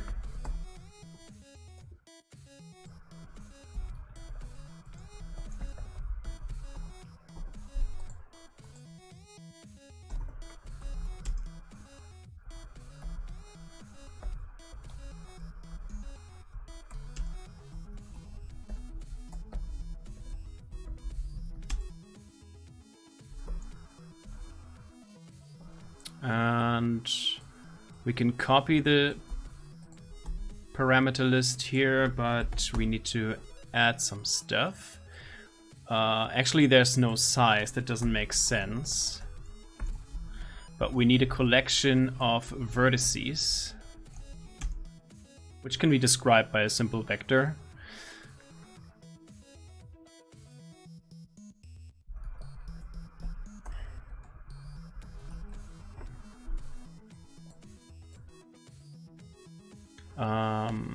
Yeah, so now we need to create a body def, which I think will be the same.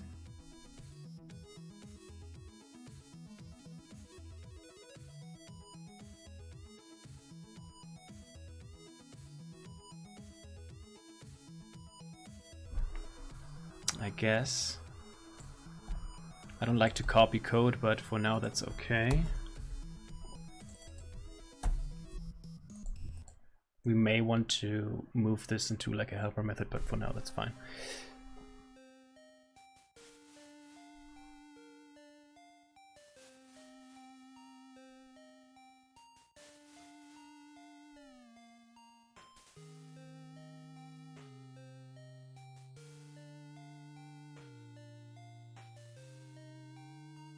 I guess.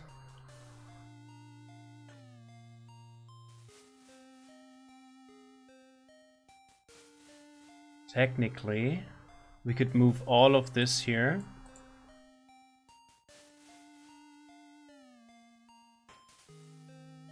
Into a helper method.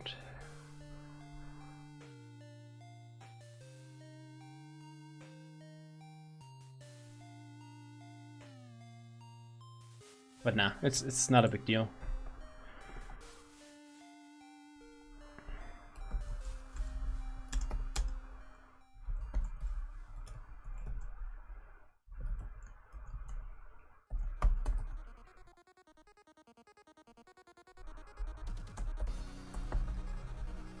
Because technically the only thing that is different is the polygon definition.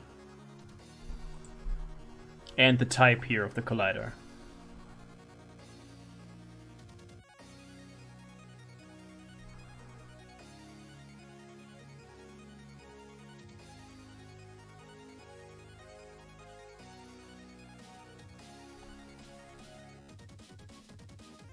So I guess it would be a good practice to just reuse this logic.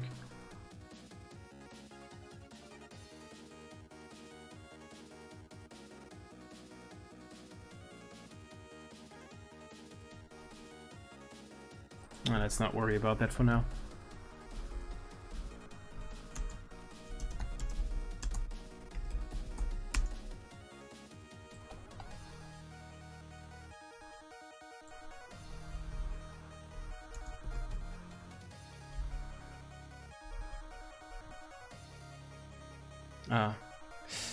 I kind of want to do... I kind of want to reuse this. I mean, it'd be stupid not to. I mean, it's the exact same thing. So what's different here is this and this. We wouldn't call the set as box method. And here we would pass the vertices.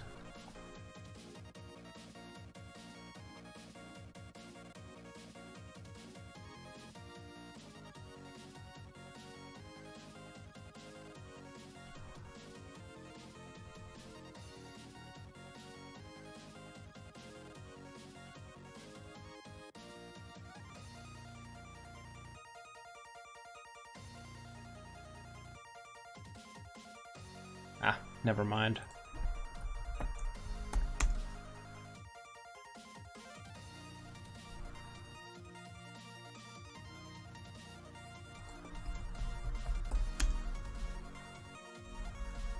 Vertices. And I guess we need to convert them as well to physics units. So let's say vertices, select.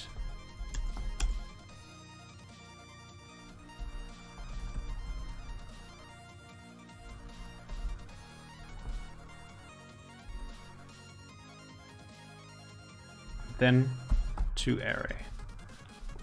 But actually this is of a different vertex type, so vector type from the excuse me, box2d library. So we would have to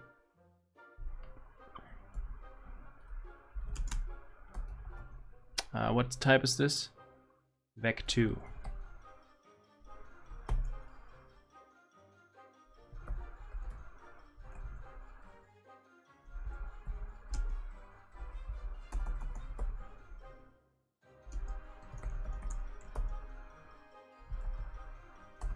There.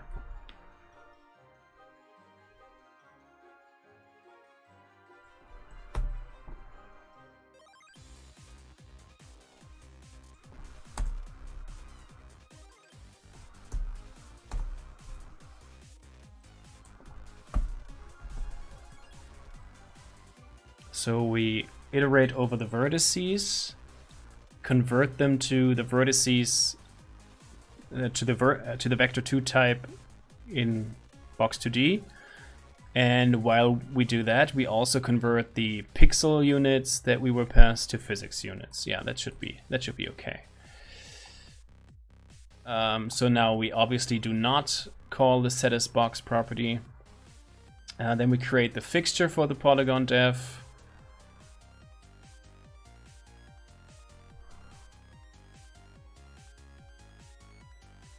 We can copy this.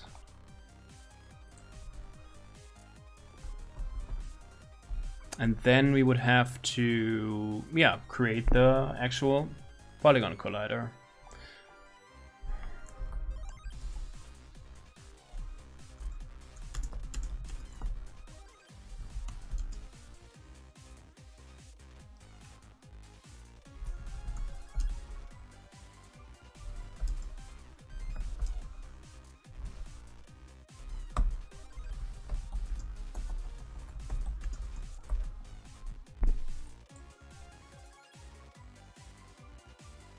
And this should do the trick.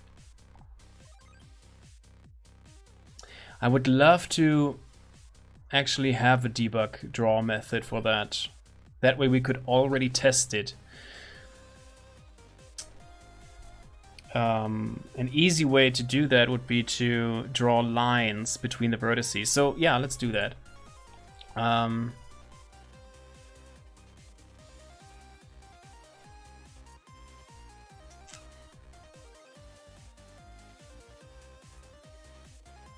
We do have a texture here that we passed. So we can work with that.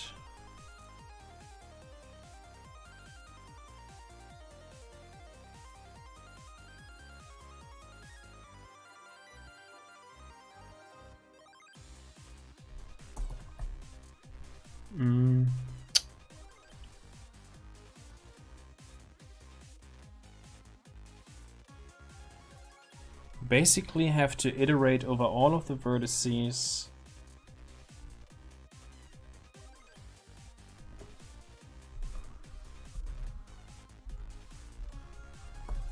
I'll just check something here.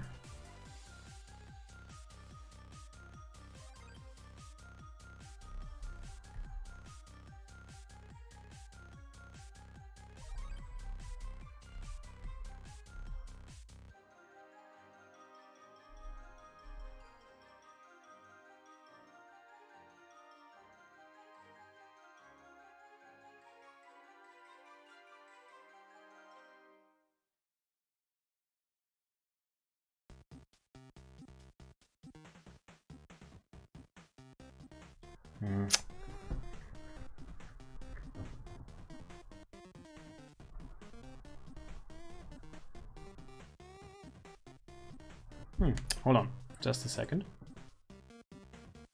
I think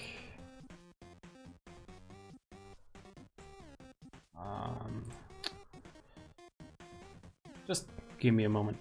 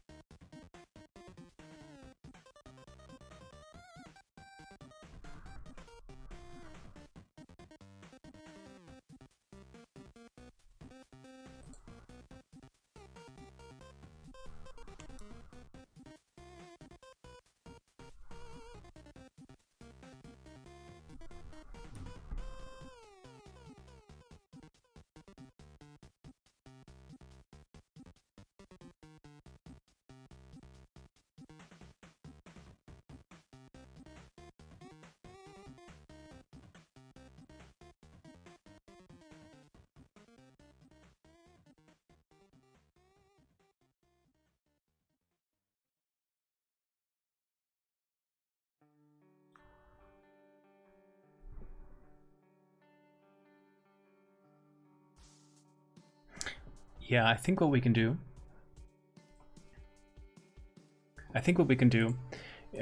Basically for drawing lines, let's create an extension for the sprite batch.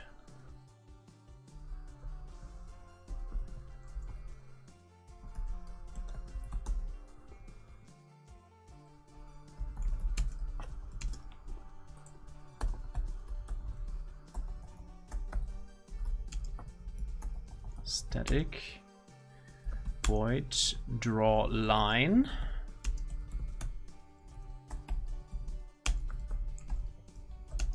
And then, whoops, different namespace.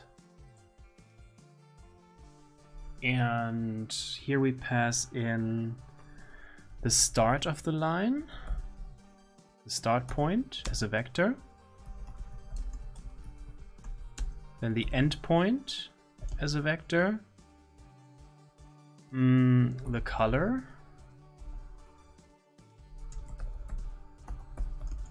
and the width of the line, like how thick it should be.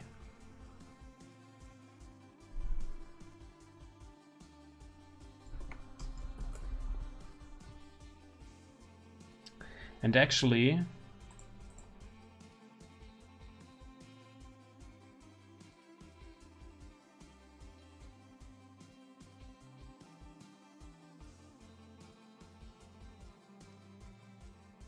oh, and we need the texture, of course.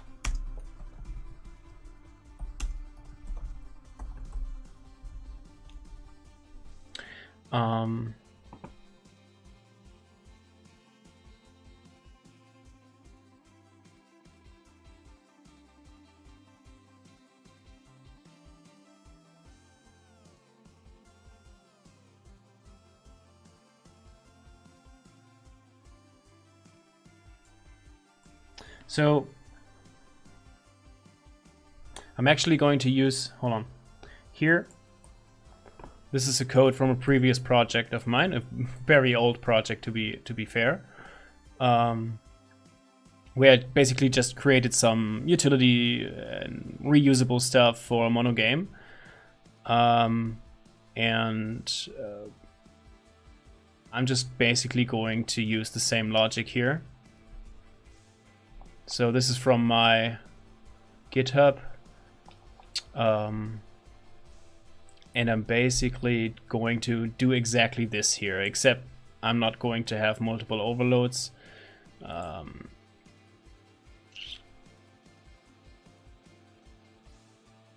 So I'm going to have to call the draw method exactly like this, and we're going to have to calculate the angle using the A10 method, and we're going to have to calculate the length, which is just the distance between the start and the end. So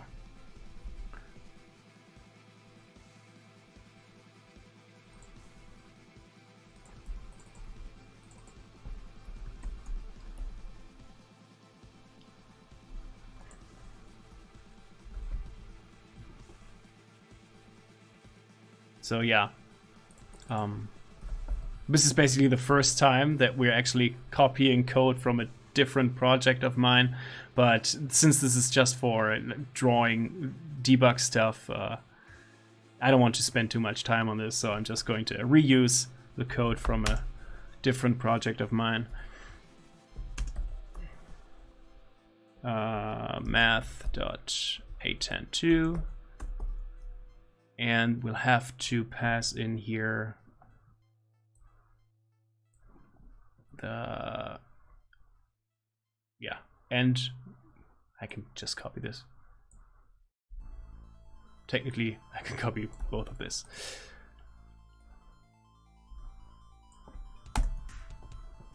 So this will give us the angle, and this will give us the length, and we can pass that in here. In my other project, I called this thickness, but let's call it width. And that should be fine. So now we can use this to draw a line on the screen. And the lines will be defined by the vertices. So basically, we'll have to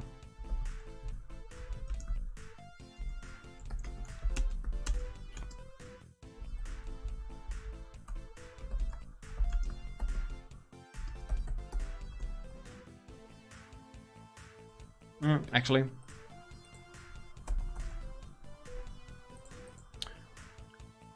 so let's say vector 2 start equals vertices I,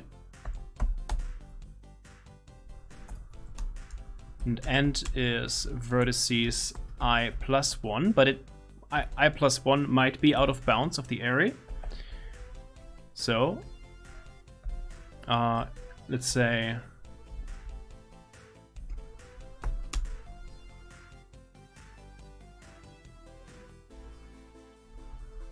if I is equal to the vertice length minus 1, then that would be the last vertice, and that would mean that we would have to use the first vertice as the endpoint. and otherwise we will use the next one here, right? So if I is the last one here, yeah, that should be correct. And then we'll just say sprite batch draw line, which is an extension method we just created. Then pass the texture, pass the start and the end, pass the color, and the width. Let's create a constant for that. And I guess 1 pixel is a bit too slim, so let's say debug line width equals 3. And we'll use that constant here. And that should do the trick.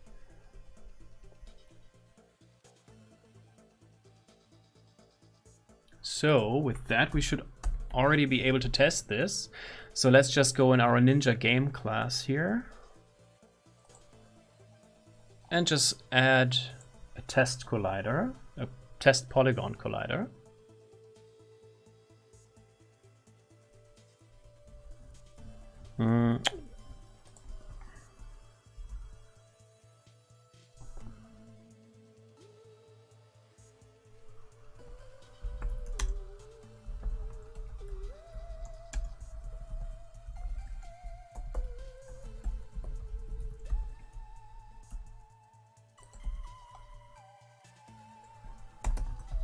Let's create an instance here.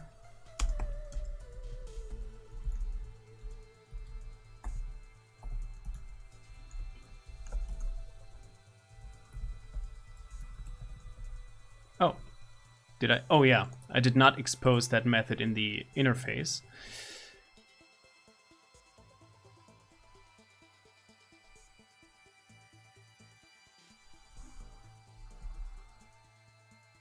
Yeah, one might argue that I don't really need that interface, but I think for services, I might want to be able to swap them out in case I change the implementation. Let's see.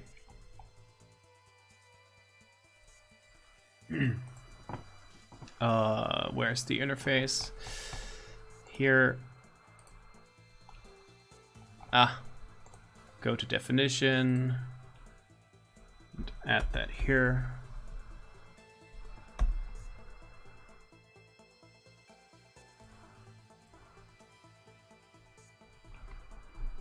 And now we're good. Let's put this in a different line maybe. Create Polygon collider. Transformable would be a test object that we need to place somewhere.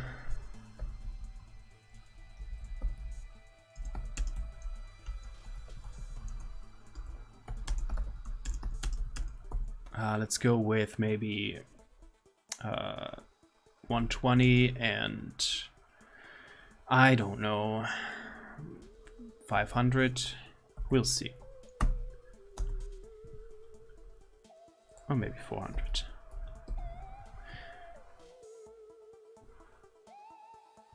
Or maybe let's move it to the side a little bit. 200 is okay.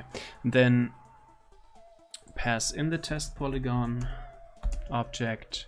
And now we need some vertices. Let's define them here first. Test poly verts.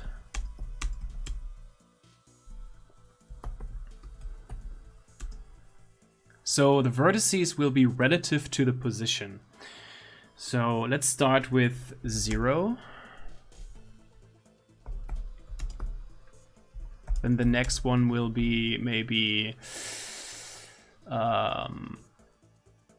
30 or 40 pixels to the right and 0 pixels up. Then another vertice or vertex or whatever, where x is, let's say, 70 and y is it goes up a little bit, let's say minus 50. Then another where x is, let's say, 200 and y is still minus 50. Then another vector where x is still 200 and y is 200 or maybe 180, I don't know. Then another one where x is 0 and y is still 180, and that should be fine. And then we should have a nice shape, because the last vertex will just simply be the first one again. I think this should be okay. Now let's pass these vertices here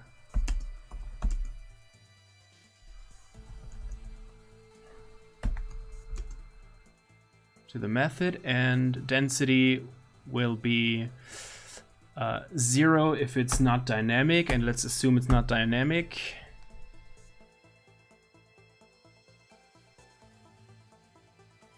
And then we will debug draw it here.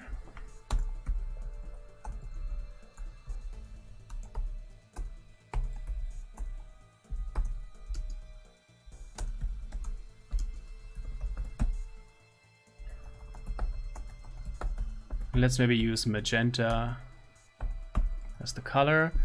And if we did everything correctly, we should see a polygon on the screen. Let's take a look.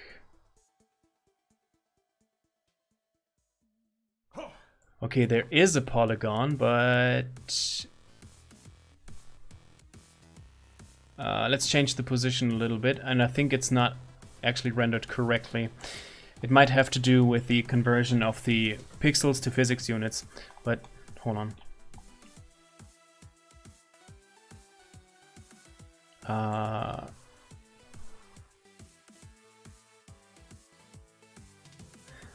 And maybe the vertices aren't actually relative to... That would make sense. If the vertices are not relative to the position, but actually absolute, then this would be correct, right? Because it's starting at 0, 0, then it goes here, and then it goes up, but we can't see that. Then it goes here, and then it goes down. This might be correct, it's just that...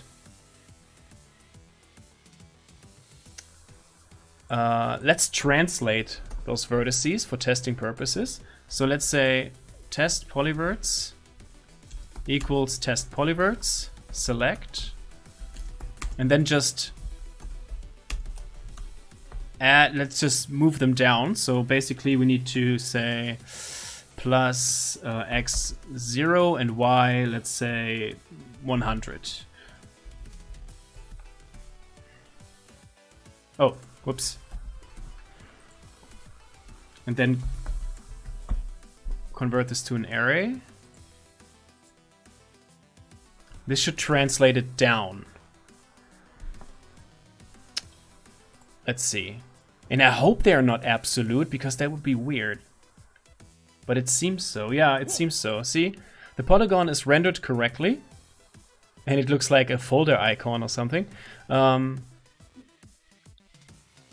But I think it's weird that these vertices here are actually absolute. The positioning of them is absolute in the game world instead of relative to the position.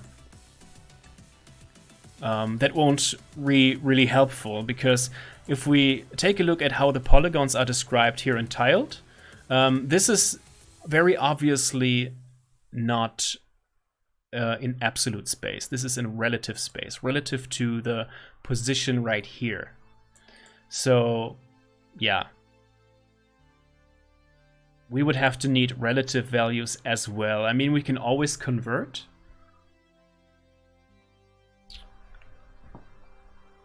But still.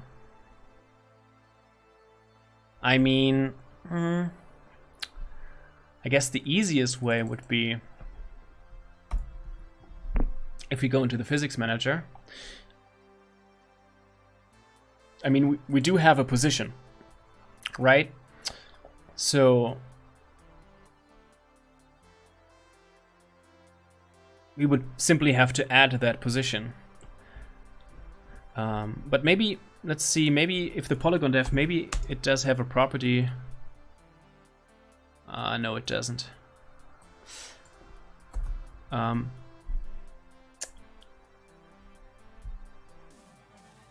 Before I do this, let me look up the box2d documentation. Maybe there is a property that we can set so that the vertices are actually assumed to be relative instead of absolute. Let me just look it up first.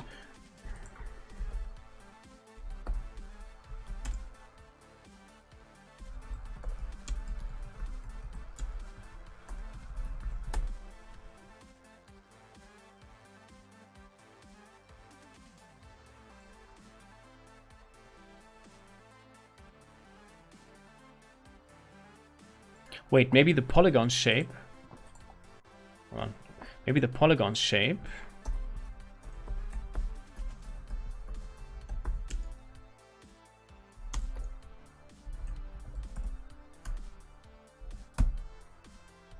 has a method for that.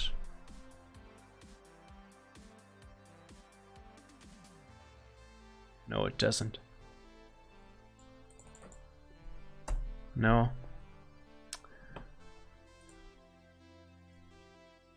And I think the documentation doesn't tell me anything about it either. First of all, let's close this. Hold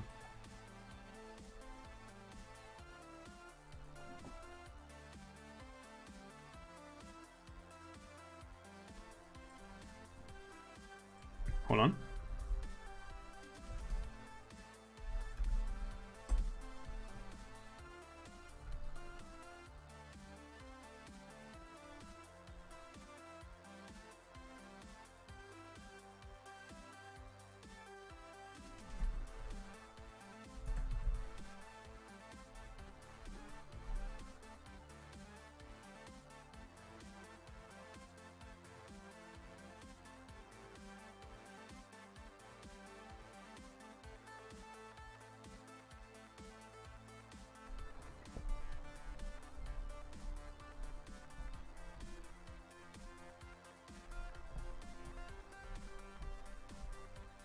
Okay, so I looked up here the documentation, and there are a couple of things that we need to be aware of when we create polygons. First of all, by default, the polygons can only have 8 vertices in total.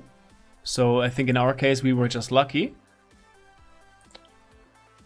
1, 2, 3, 4, 5, 6. So we were lucky here. We can increase the maximum vertice count, but or vertex count or whatever. But by default it would be 8.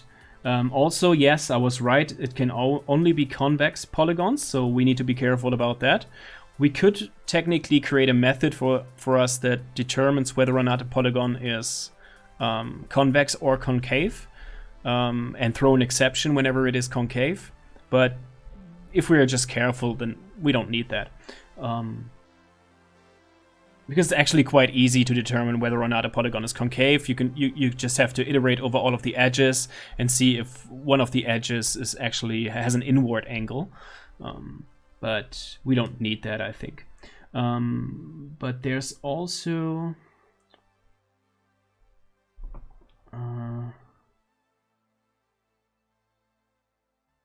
so there's a limit of vertices. Okay, great, but they also have to be arranged in counterclockwise order.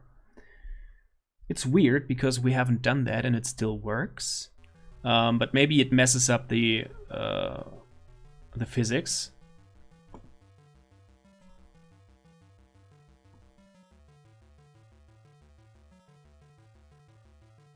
This is not counterclockwise order. This is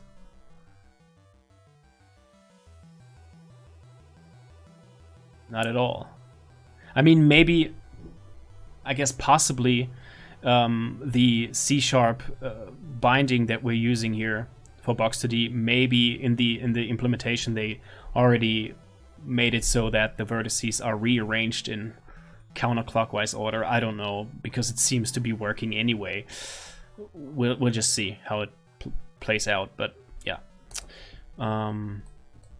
but we need to be aware of the limit, and it's also weird that it's absolute. That's really weird.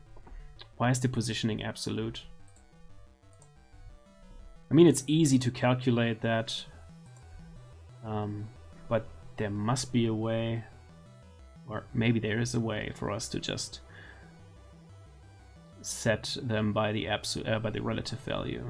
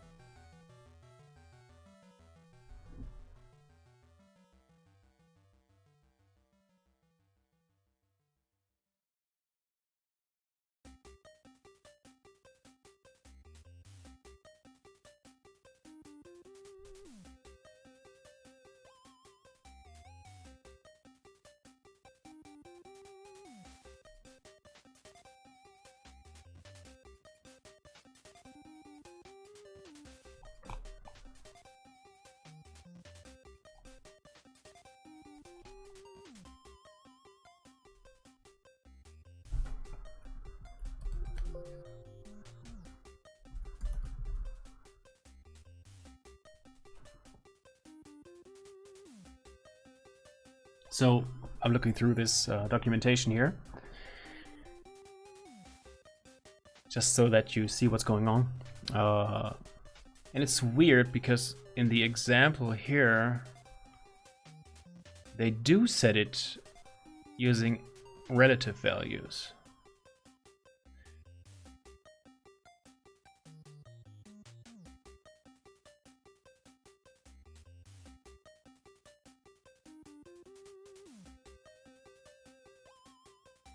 Did we maybe not set the position right?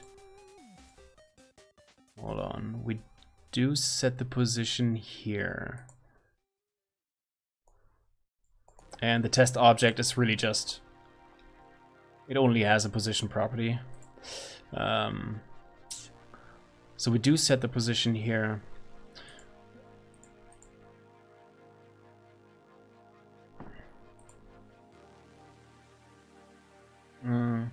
But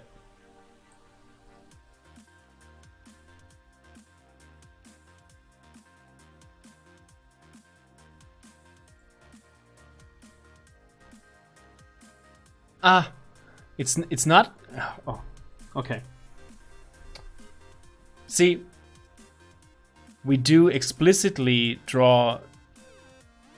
Okay, that's my fault. In the debug draw method here, we iterate over the vertices and we take them as they are without factoring in the position. So the physics engine does it correctly. The physics engine does actually use relative positions, but here we just don't factor in the position. So, oops. So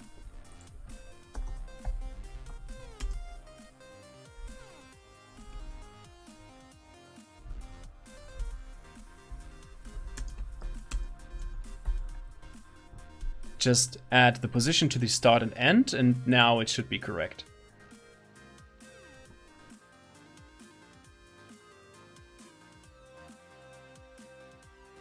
Yes, now it's down here where it's supposed to be. And since this is a static collider, it should actually already work, I think. Or maybe not. Maybe we forgot something here. Let's just check one thing again here. Maybe the draw position is off for some reason. Maybe it's actually there and we can collide with it, but it's just somewhere else on the screen. Not sure.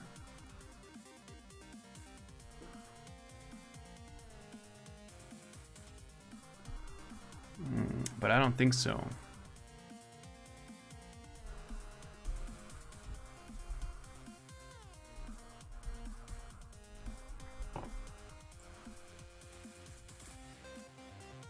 Yeah, maybe it is the counterclockwise requirement, Robin.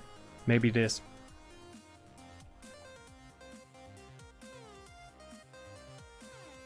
Let's try that. Maybe it is that.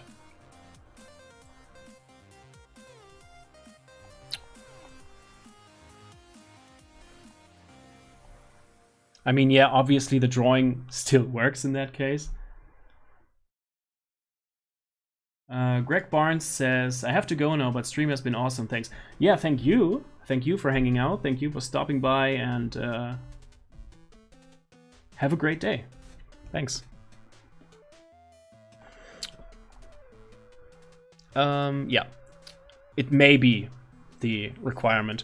Obviously, the drawing will still work. So the drawing is no indication that the polygon works in the simulated physics world. So yeah, it might be that. So yeah, let's order them in counterclockwise order.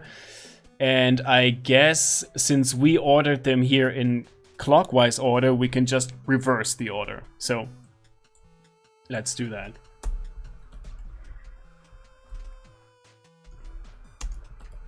Oops.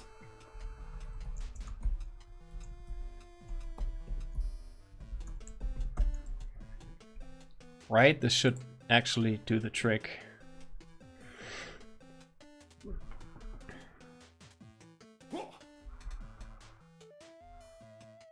Nope.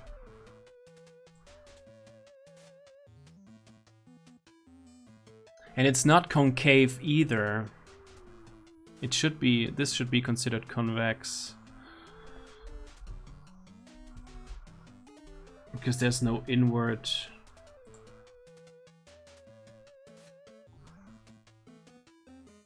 Angle? Or is this actually? Nah, it should be okay. Is it maybe just somewhere else on the screen and the drawing is off?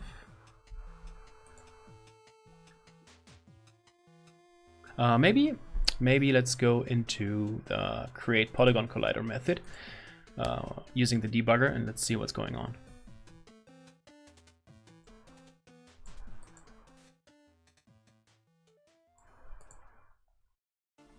Let's have a look here at the polygon depth. Vertices.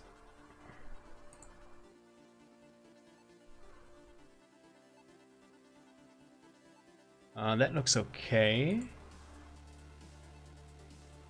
That also looks okay. But wait, are they still in?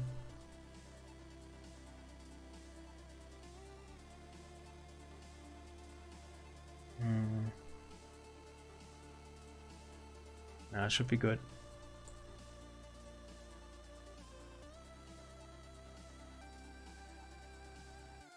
Yeah, it should be counterclockwise.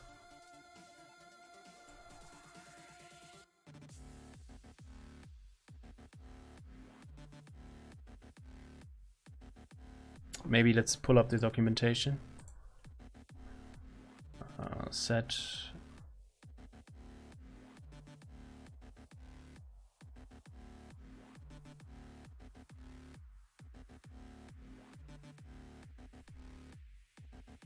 Oops. Robin's saying, where do you offset the vertices relative to the entity? I set the position here. Up here, I set the position to...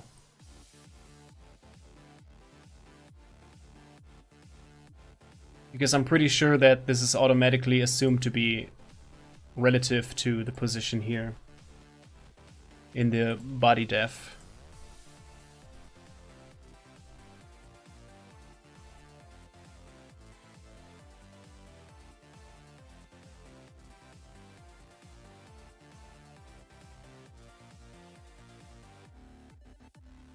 Maybe for some reason it doesn't use the vertices property here from the definition. Maybe we do actually have to go polygon shape.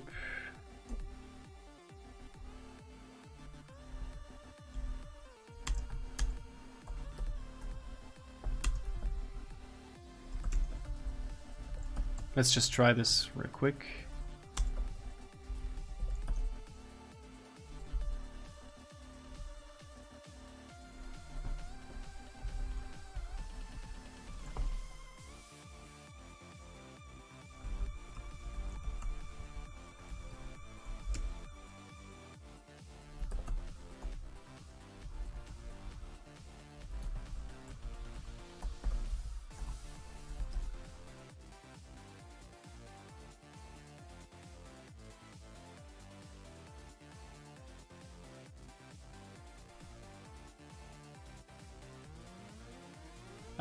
Yes, I do use the non-converted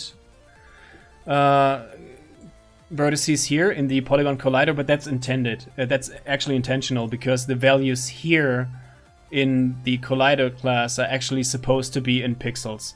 So here, so basically this is an abstraction so that we don't need to worry about physics units and stuff. In the Polygon Collider itself, the vertices are in pixels. We did the same in the rectangular collider here. So when we get, well, where is it? Here, when we get the position, it is also returned in pixels. And also here, the vertices here, they don't really affect anything. They're just for us, for information.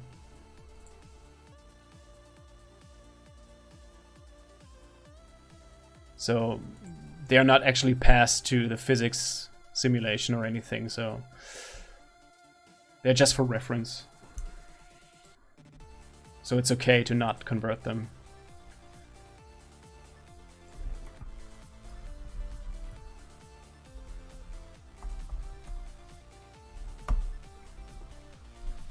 Let's see if this helps. Setting them here directly in the shape.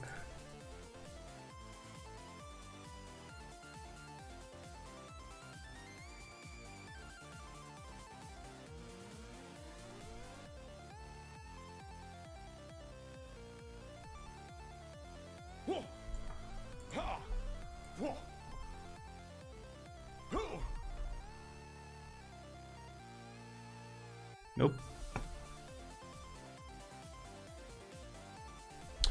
That's funny.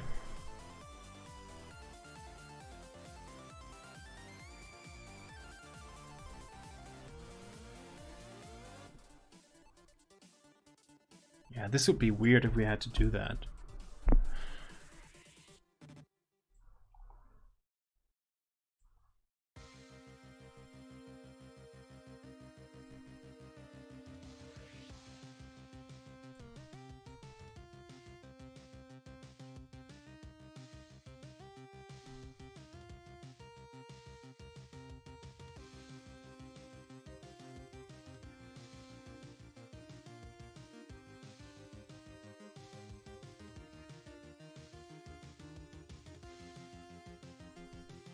Huh.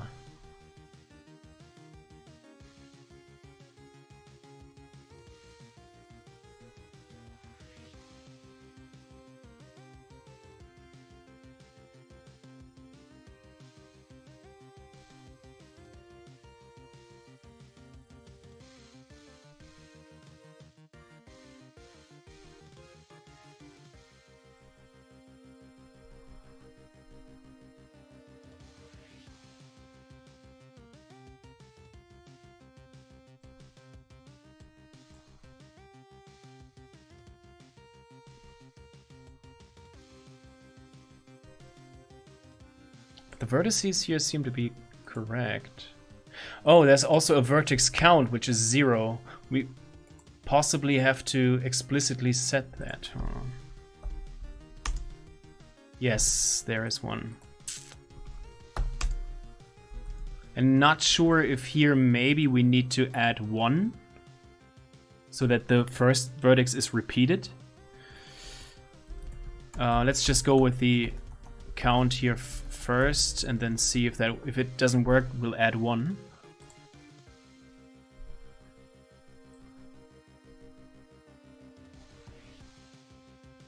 Yeah.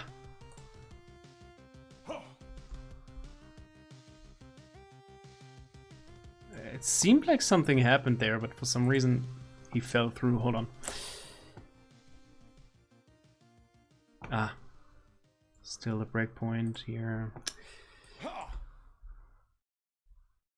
Yeah, he does bounce off the ground for a second and then he just falls through it. Maybe that's because of the vertex count being off, but I don't know. Maybe let's add 1 here. It's also weird that they need to specifically, that I specifically need to specify it. I mean, why can't they just, whoa. Yeah, no, that doesn't work. Okay.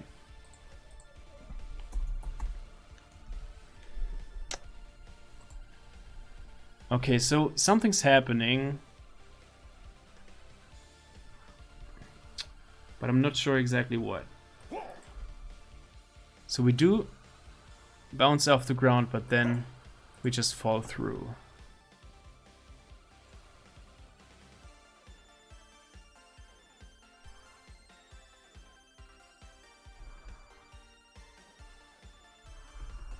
I can still jump in here. Whoops. So the player controls are not done at all. I just implemented the very, very minimum so that we can move. So I can still jump in midair, but that's good for testing purposes. So it does bounce off the polygon, but then he falls through. Why could that be?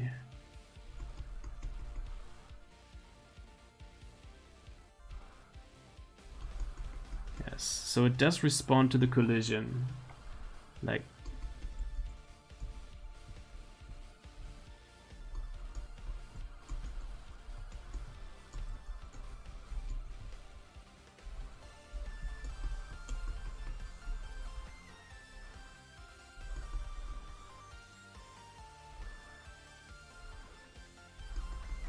that's very weird. Let's unreverse the vertices. Maybe that has something to do with it.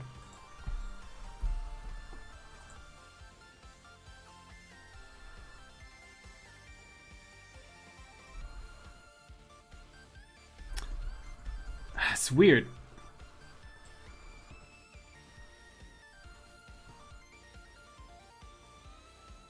Or maybe I should, hold on, here. So, okay, something's going on here. Okay, so see, here, there's this, it seems like it's actually inverted, because when I, here it does respond to the collision, but when I go up here, he slides up, as if this edge here was on the other side. So that is probably because we didn't reverse the vertices. Let's try again, and let's see how it behaves now.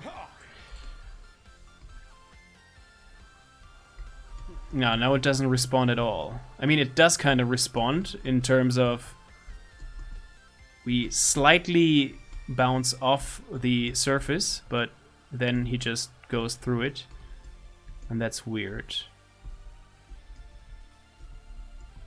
Maybe there's just something wrong with how we set up our polygon. Maybe let's try something. Let's keep it really simple and just use, let's comment this out. Ah, whoops.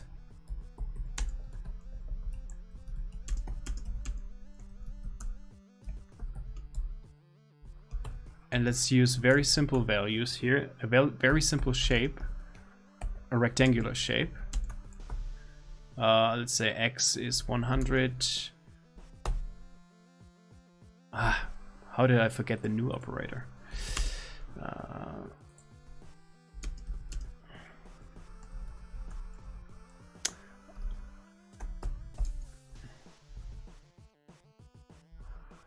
Maybe actually we need to provide the first vector, the first vertex twice. Right now it might just be a line and not actually, yeah, that's probably it. We probably need to specify the first vertex twice, as the start point and as the end point. That might be it, but let's check it with a rectangular shape first here.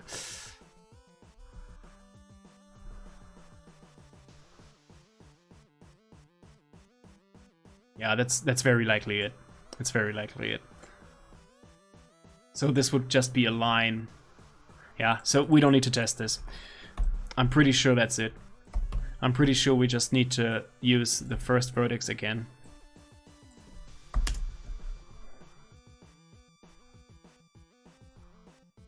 So otherwise it's just a line and not a box, or not a full mass, full shape. Or maybe not.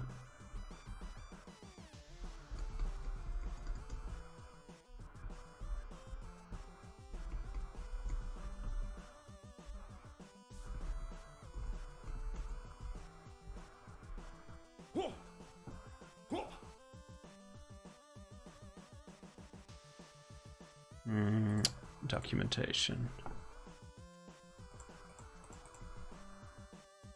1, 2, 3, 4, 5.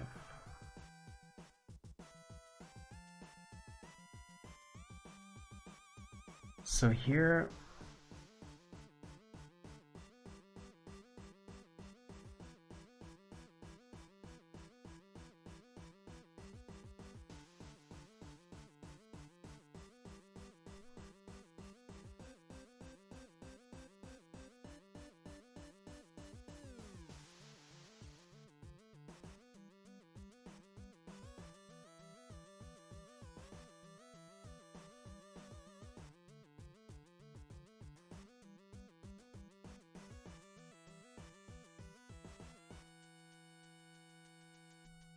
So in the example here, the first one is minus 1, 2, which should be here. Then minus 1, 0 should be this one. The step size is in the physics engine is always the delta time of the MonoGame game loop. So it should be around 60 frames per second.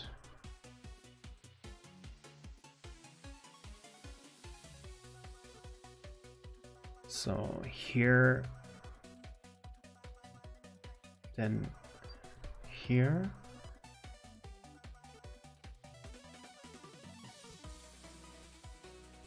No, we don't need to repeat the first one. It doesn't do that here.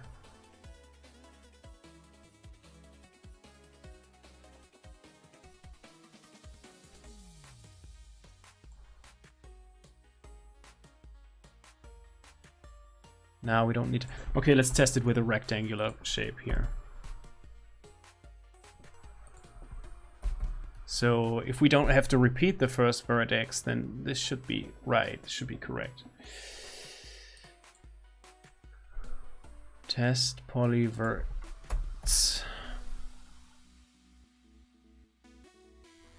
So now it should be a rectangular shape. Oops.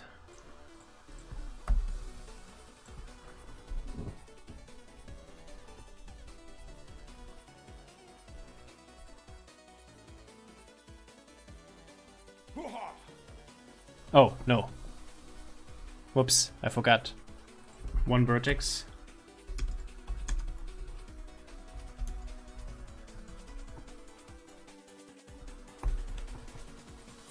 Otherwise it would be a triangle. So now we have a rectangular shape. Let's see if that works. It still does the same thing. It bounces off. It halts for a second, but then just falls straight through.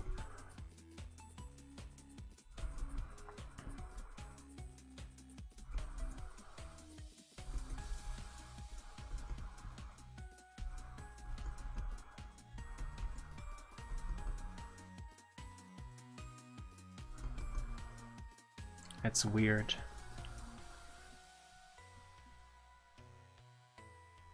Let's unreverse it and test it with that, but there must be something obvious that we're missing here. Oh, it's working.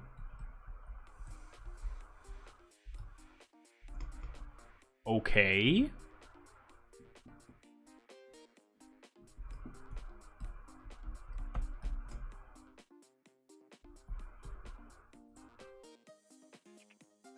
Okay, so now we have a rectangular shape in counterclockwise order. So maybe our polygon is concave, I think it might be. It's technically it's not concave, but okay, I think I know what's going on. The problem is if we have a polygon, maybe, let me just take a screenshot maybe. Let's go back here.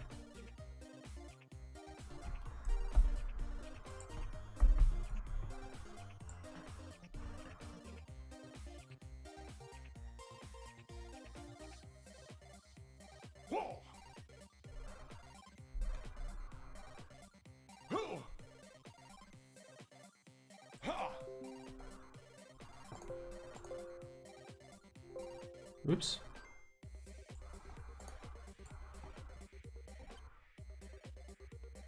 Why is it not added? Hold on. There. So yeah, I guess this is an inward angle. Not really, but I think so. Since this is a straight line,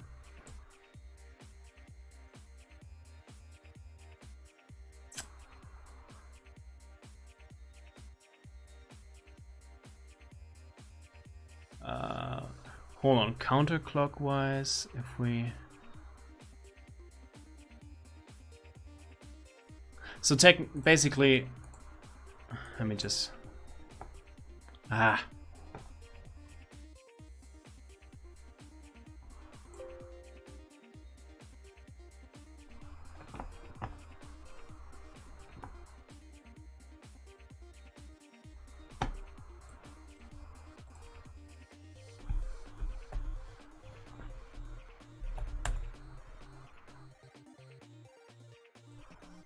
So,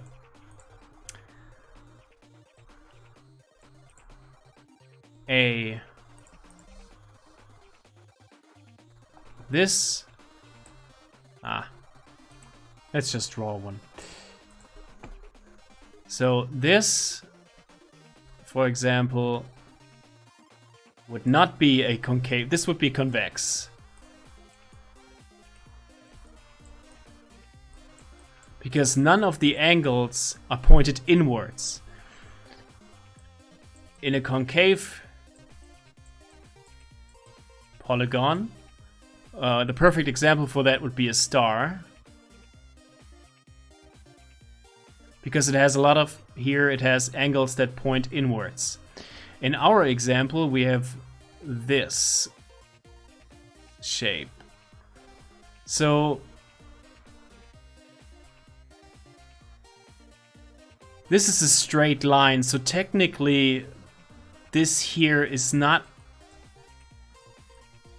an inwards. So let's say if it was this, or maybe, hold on. Maybe this, let's assume this was not a straight line, but instead it was a line that goes like this, slightly upwards, and then like this.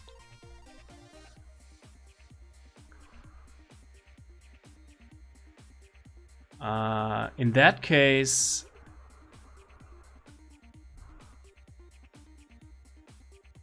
it would not be convex? I'm confused. So this is not okay, but this is okay, but... Is this concave? I don't think so. It doesn't point inward. I mean, if it went like this... then it would obviously be concave. No, actually this is concave, now that I think of it.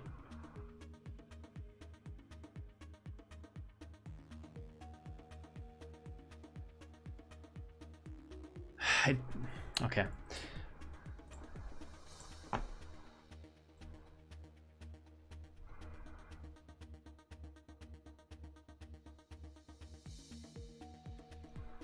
Yeah, I think the physics engine does consider this polygon concave, because obviously it works with a rectangle.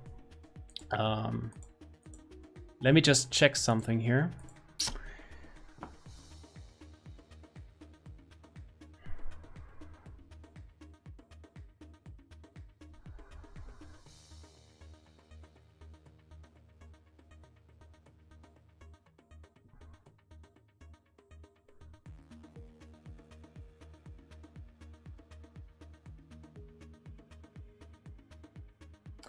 A convex polygon is one which, if you were to walk around the edges of it, you always turn the same way at each corner, either left or right.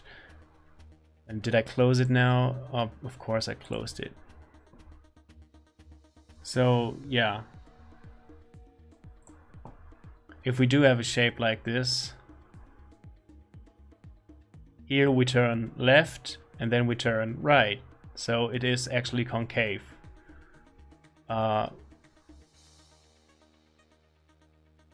So I go here, I go right, and then I go left, and then yeah. Yeah, it is actually considered concave. I was just being stupid again, so I should have noticed that. But we can simply, now that we know, let's go ahead and just simply, instead of using a shape, and now I closed it again because I'm brilliant. Instead of doing this, we will simplify this to this. So we need to get rid of this part here. So we need to be aware of this during the mapping. When we create maps, we have to be careful and split our polygon colliders into multiple convex colliders instead of having concave polygon shapes. So, okay.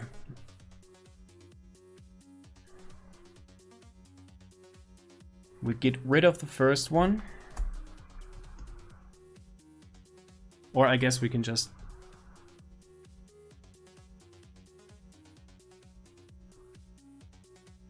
get rid of this one here.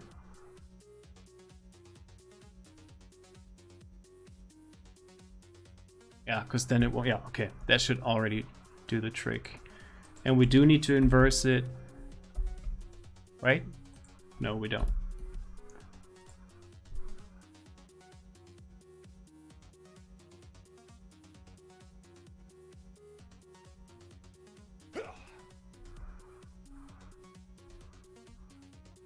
Yeah, it's working.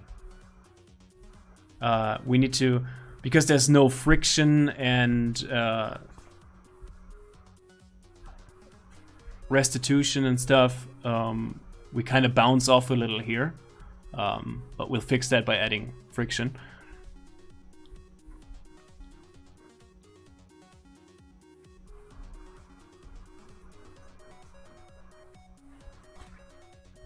For testing purposes, maybe let's set the friction directly here. Let's set it to 20 maybe.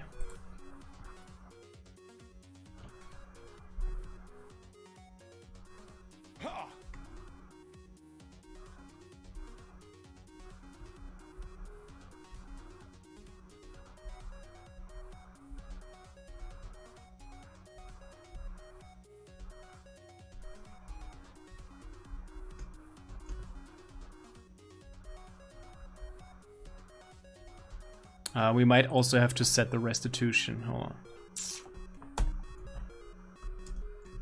That's basically like the bounciness of it.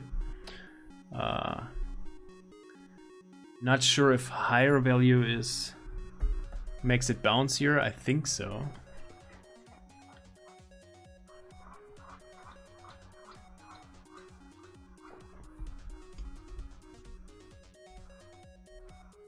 Yes, it's super bouncy now. You didn't see that, but let me show you. Now that I set the restitution to 30, we just basically bounce right off here. So I guess 0 would actually be fine. What if we provide a negative value? I think that's weird. That would technically make it magnetic. I don't know.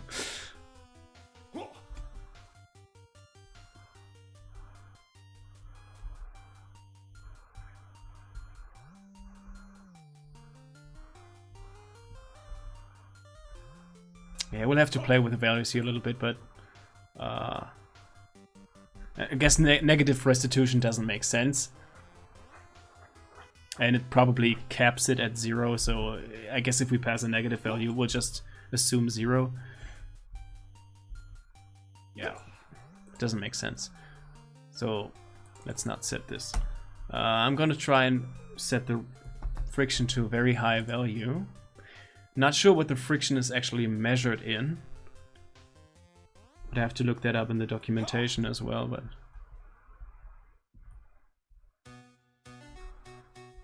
yeah, we still bounce off a little.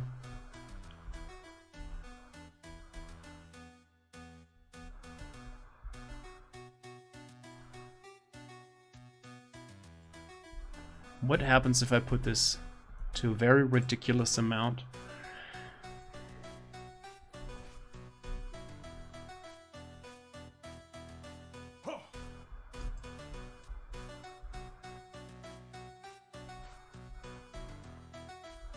I'm not actually sure the friction is actually applied, because here, if I set it here directly in the physics manager, obviously this applies to every single collision object. And as you can see, this red little rectangle test object, it's still sliding on the surface here, even though the friction is 80,000. That's a little weird.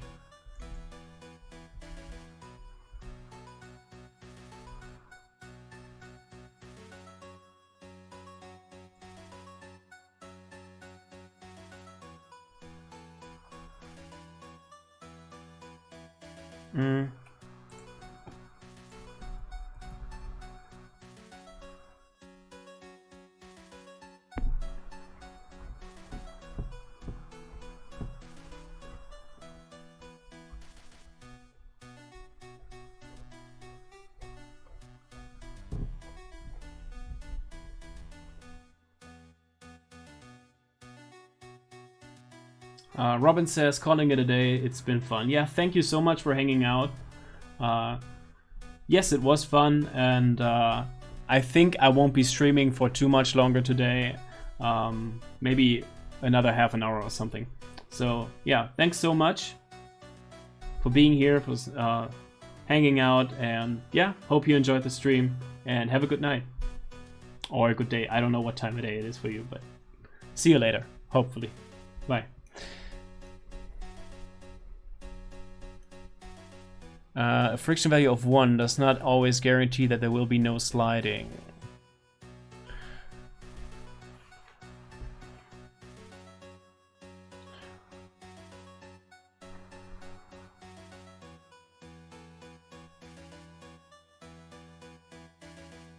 Friction settings can be given a value between 0 and 1. Okay, so it's normalized. So it doesn't do anything to set it to 80,000. Probably that even makes it completely ignore it. Let's see.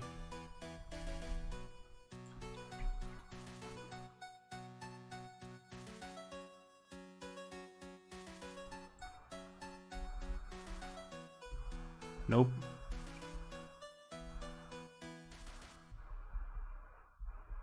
That's weird. I mean, it's working, but it's weird.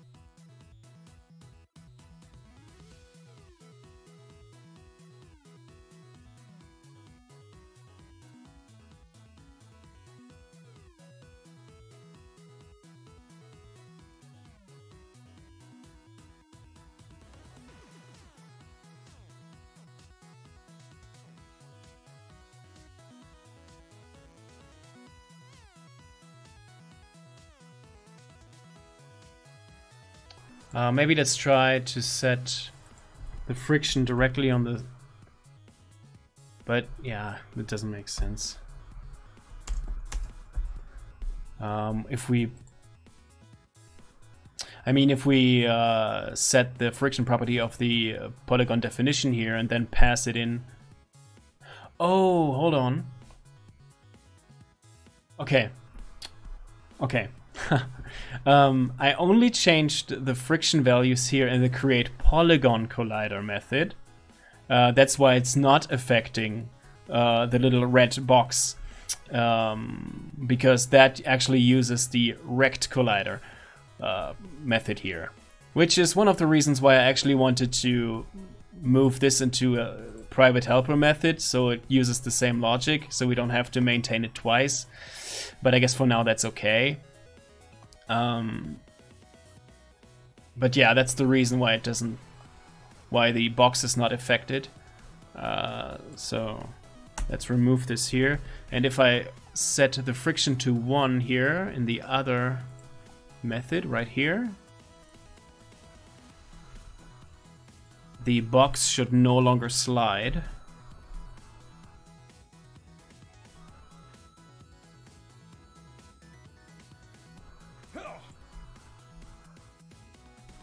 Maybe it does.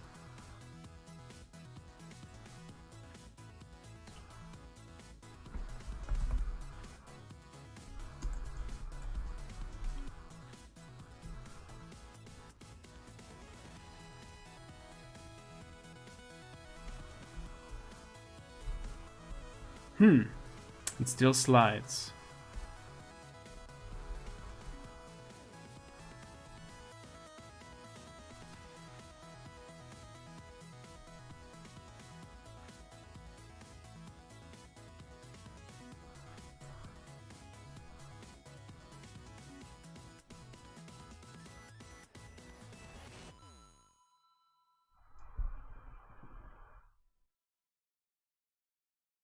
A friction value of 1 does not always guarantee that there will be no sliding.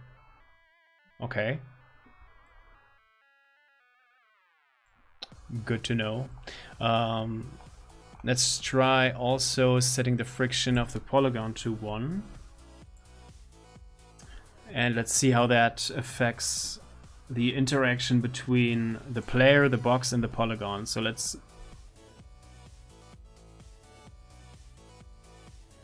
Okay, still sliding.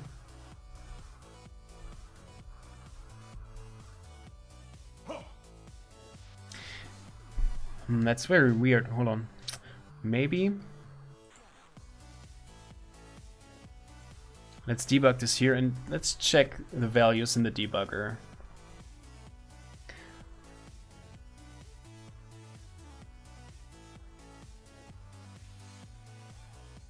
Oh, whoopsie.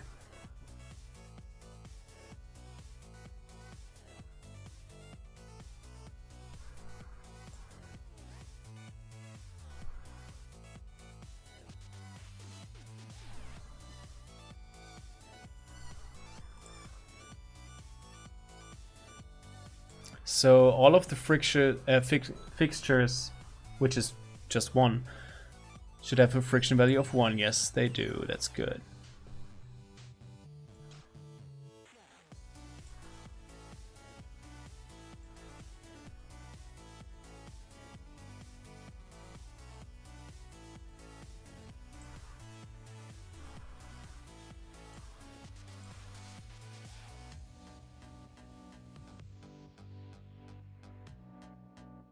That seems okay.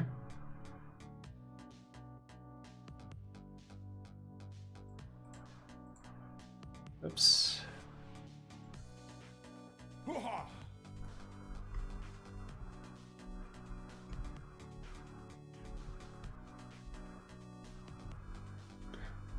So the collision is working right, it's just that when we move up a slope and I let go of the button, we just bounce off it a little bit, and that's weird. Not sure exactly why that happens.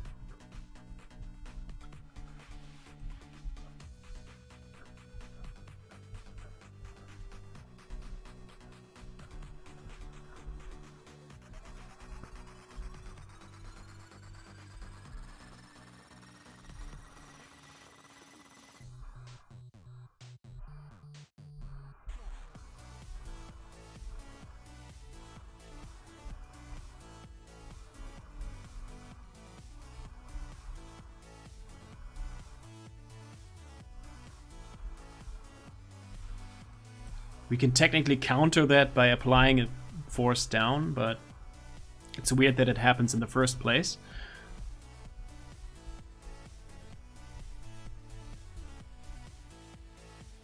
But anyway, that's an optimization thing. We're going to handle that later. It's not that big a deal. There's probably a very easy solution for this. So let's not worry about that for now. So first of all, let's set the friction back to 0. I will allow to set the friction via the method as a parameter or something. Maybe we're even going to introduce materials so that different objects can share the same properties in terms of material. But for now, let's not worry about that.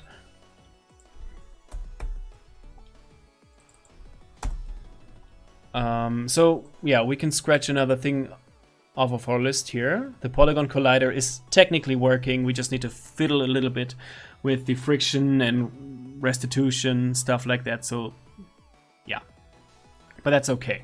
So we can scratch this off of our list.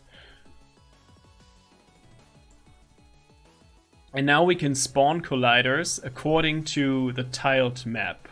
So here in the tiled editor, we added these polygon kind of objects, which now that I see it is also not convex, it's concave. So we would have to change this. We would have to split this into 2 polygons. So basically,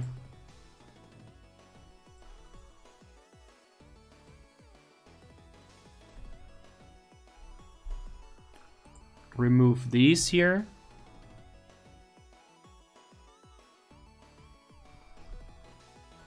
Put it here, so now it should be, yeah, this way it's convex. And now we can add another polygon here.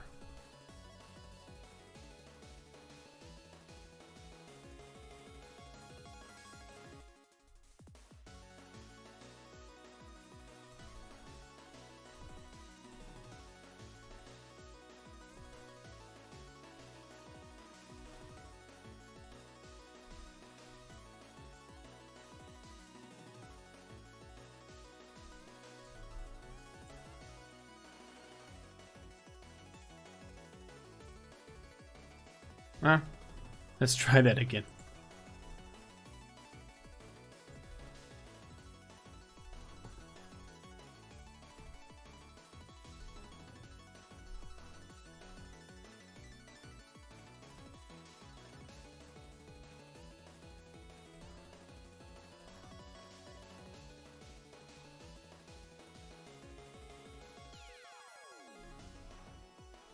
Yeah, that should be fine, I guess.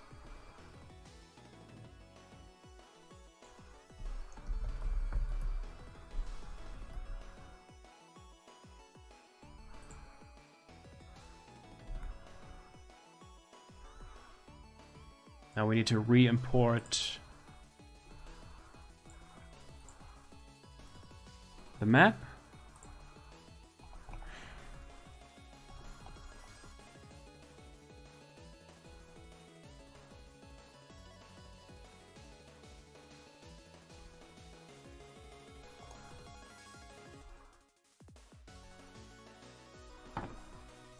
Override it, open the content pipeline.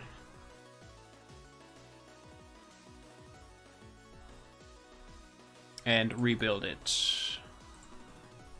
There we go.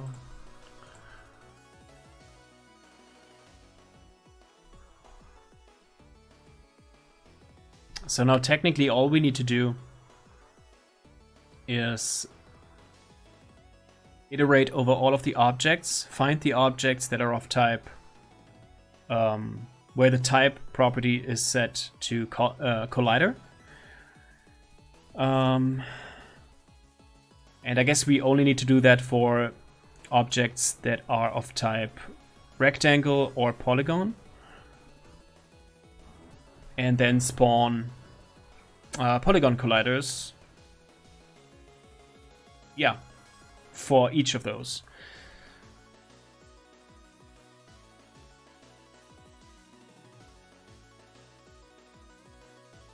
But before we do that, let's take another 5 to 10 minute break. And yeah, so I'll take another break now. 5 to 10 minutes, like I said, and then we'll implement that last thing to scratch it off of our list, and then we'll call it a day. And I don't think this will take too long, at least I hope. So just a 5-minute or 10-minute, we'll see. Just a short break. And then I'll be right back.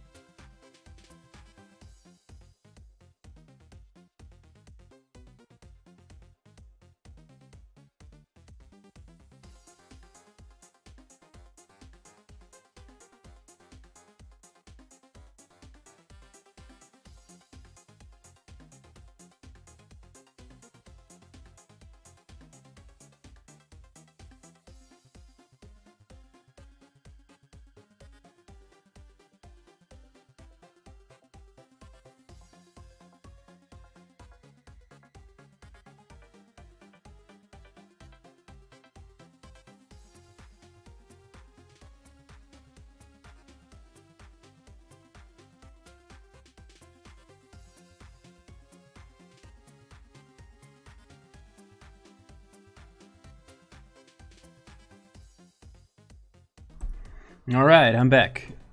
So let's not waste any time and create polygon colliders according to the objects in our tiled map. So first of all, we need to go here and implement the object type polygon. So far we only implemented the point object.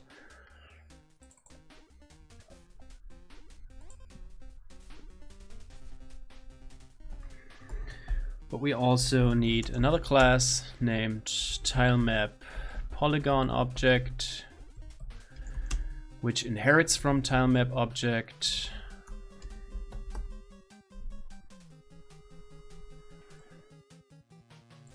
Let's implement the abstract class and provide a proper constructor.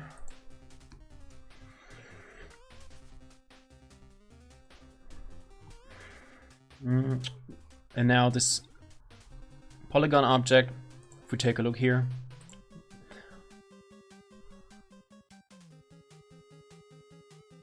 in addition to the other properties of that each object shares, it has a bunch of points here, which in the XML is basically just provided as a attribute, a string attribute, where each of the vertices is separated by a white space. So let's just go here and say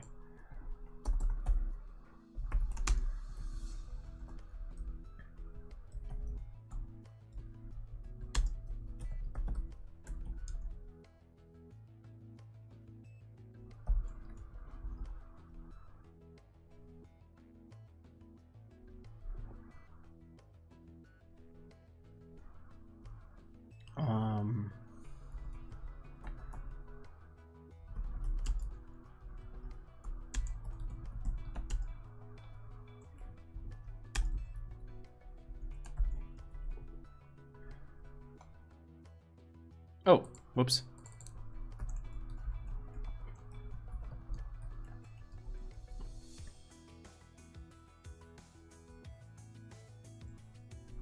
And then we'll simply pass the vertices to the constructor.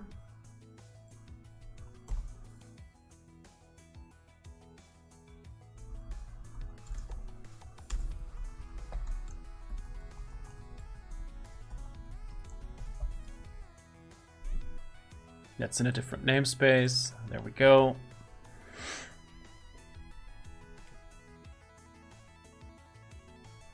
And I think that's it, because that's the only difference between a polygon object and any other kind of object. But here, obviously, this property needs also, we also need to properly implement that. And we'll simply always return Polygon. And now I'll move this into a separate file.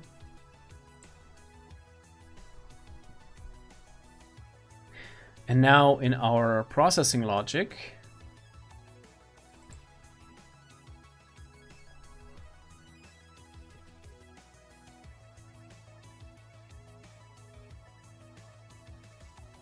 we need to also check for the polygons. Time at processor.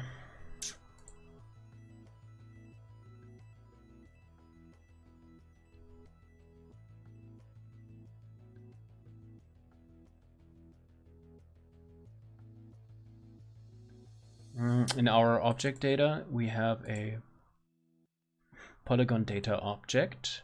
And I guess if that is not null, then the object is a polygon. So let's go into the processor and say else if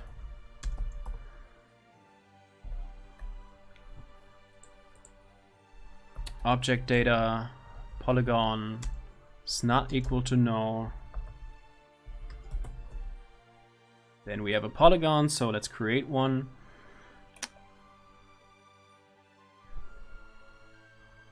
And I guess we need to parse over the list of vertices here, this string.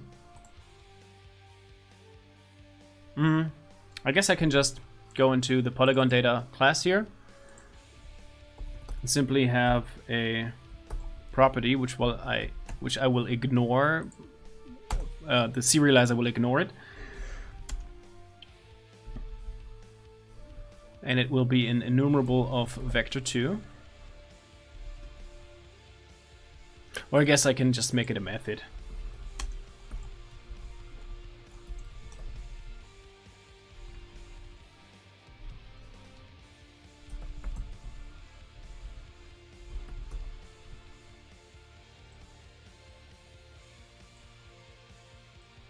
So it will simply say string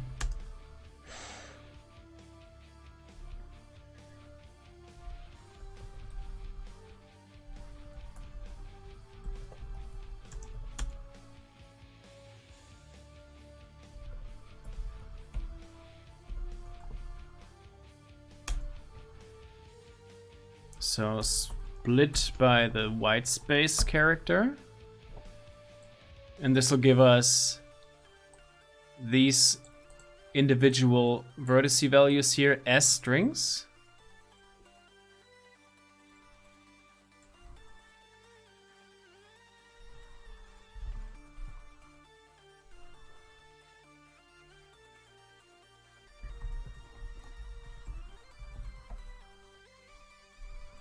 Well, I guess technically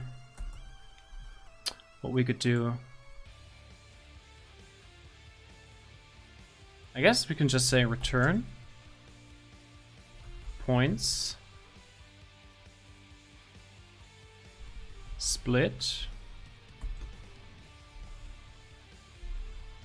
select. We split them, and then we need to again split them by the comma. Maybe the vector2 class actually has a parse method or something. No, it doesn't.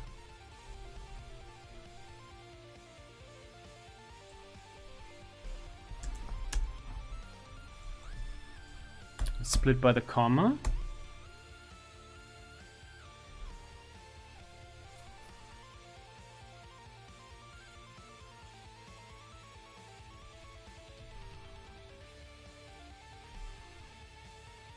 Now let's do it properly. Hold on. Actually,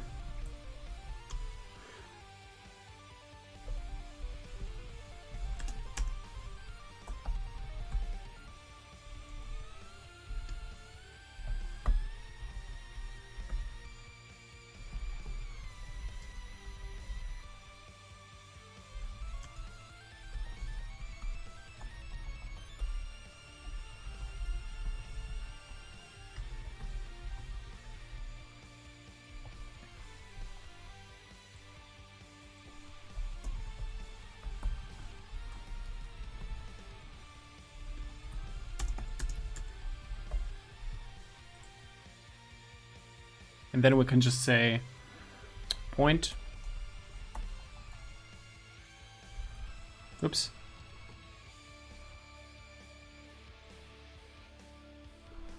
Point, split by the comma.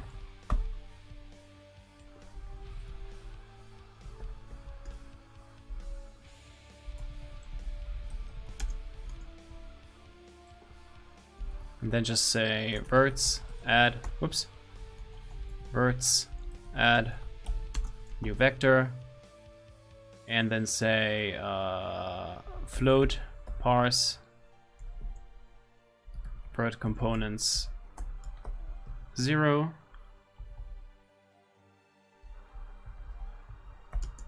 and float, parse, vert components 1.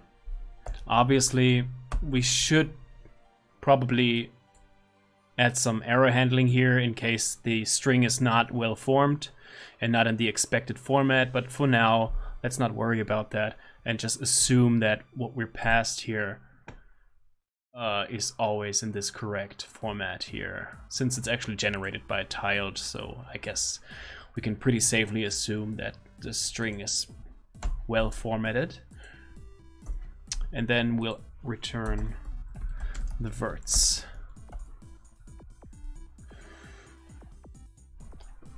Okay. And now in our processor, we can say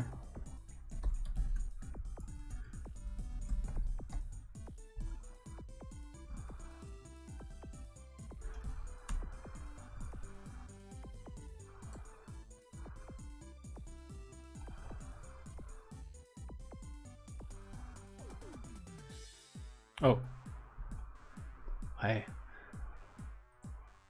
was referring to the wrong namespace here.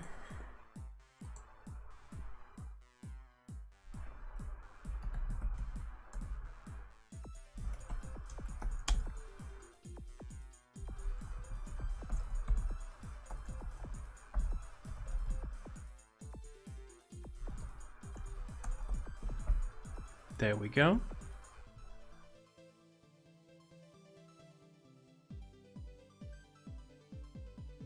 I was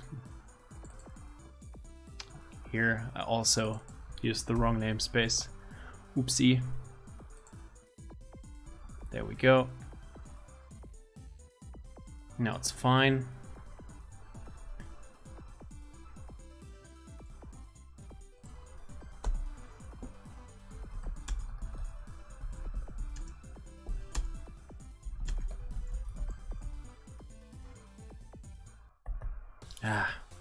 What's wrong? Polygon object,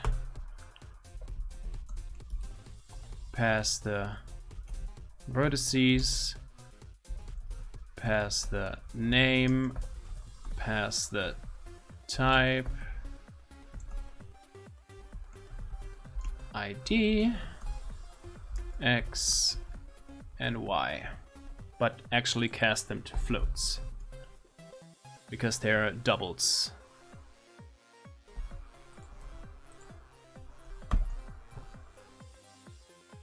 Okay.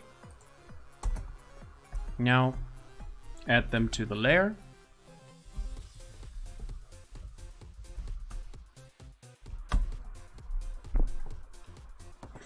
And that's that. Now we also need to take care of the serialization.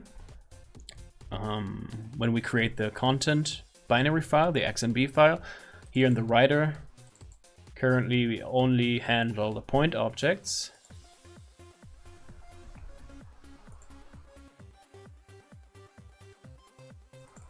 So after counting and processing the point objects, let's proceed by counting and processing the polygon objects.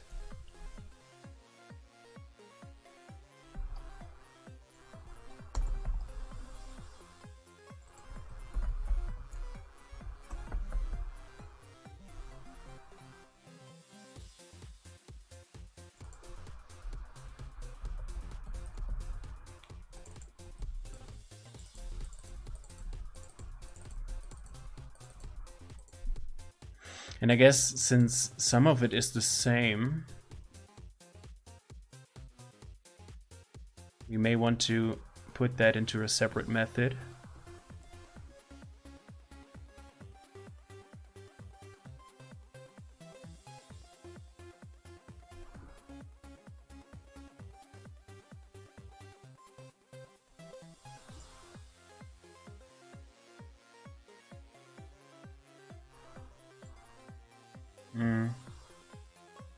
This will always be the same, right? And this will... Actually, all of this is the same, right? Except the polygon will also have the vertices. So let's extract this. I'm not sure why today it won't allow me to extract methods.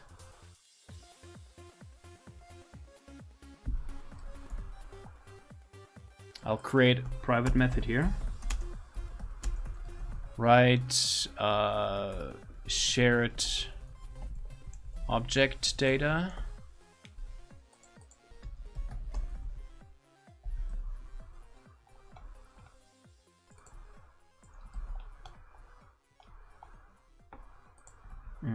I won't need the layer, but I will need the object.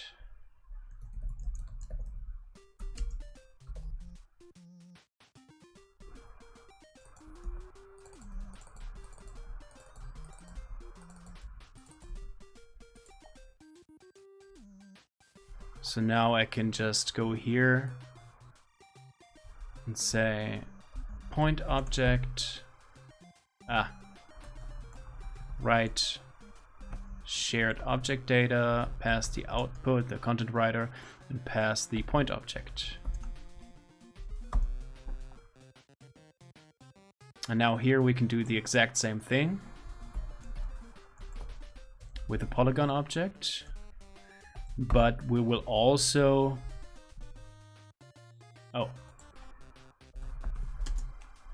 we will also need to write the number of vertices and the vertices themselves. So...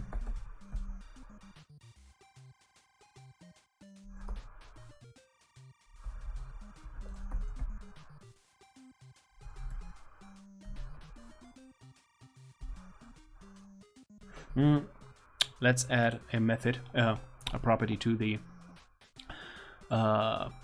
tile map polygon object. Where is it?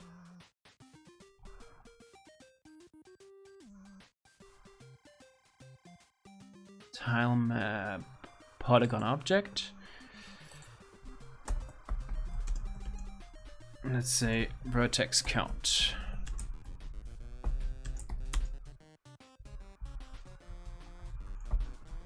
There. Yeah. I mean, we can always just call the count extension method of IEnumerable, but I think this way it's slightly better performance-wise. So, where's the writer?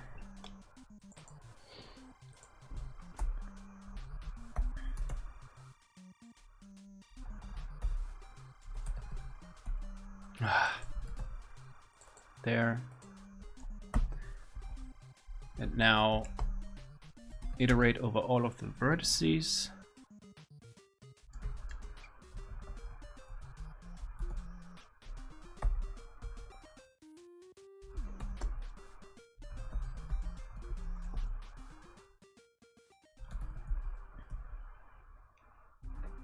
Wait, can I actually write vectors? I think I can. Yes, I can. Great.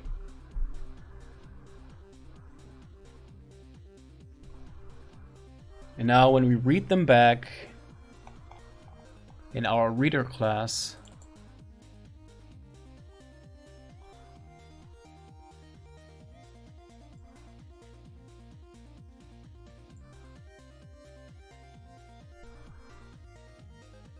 we need to first read out the number of polygon objects there are.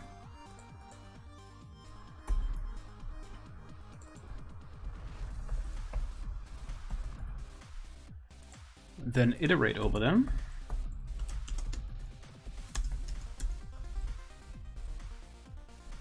We can't use I because we already used I, so let's use J.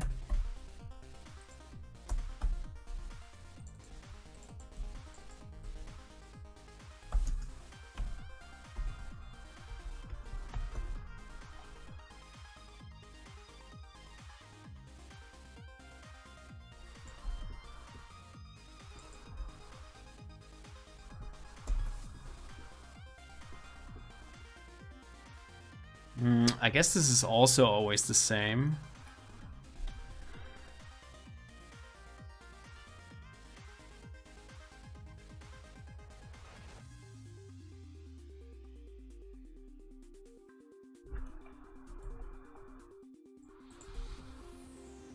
So we might want to encapsulate this in a separate method as well.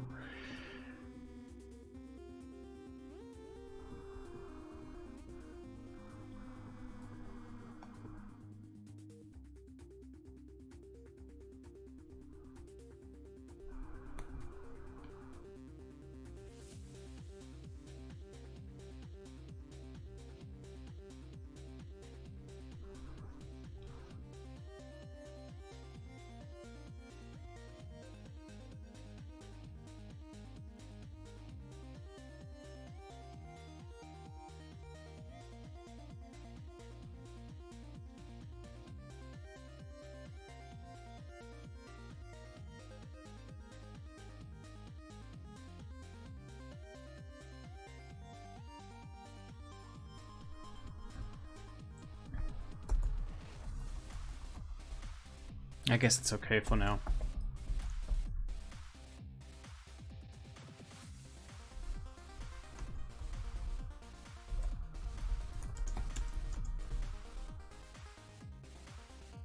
Ah, we don't have the vertices yet.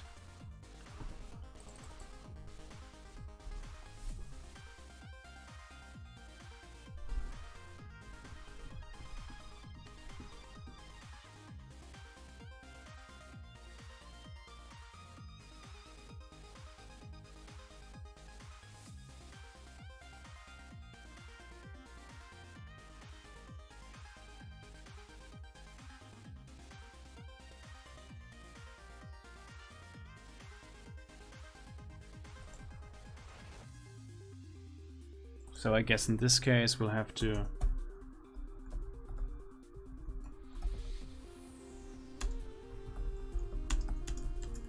store them temporarily, the properties here, and then read out the number of vertices.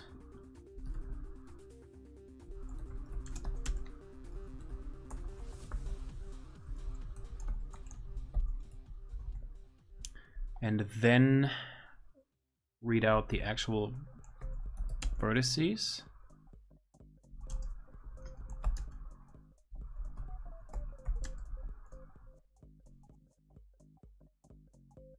Oh, whoops.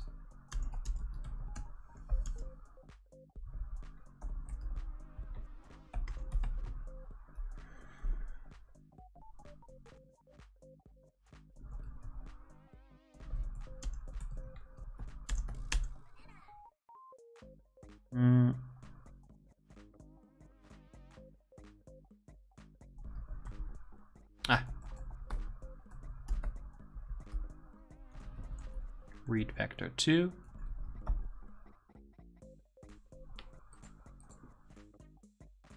And that's it. And then we can create a Polygon object, time a Polygon object,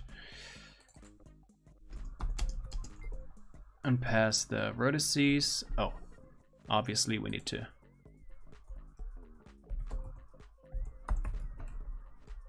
store them somewhere.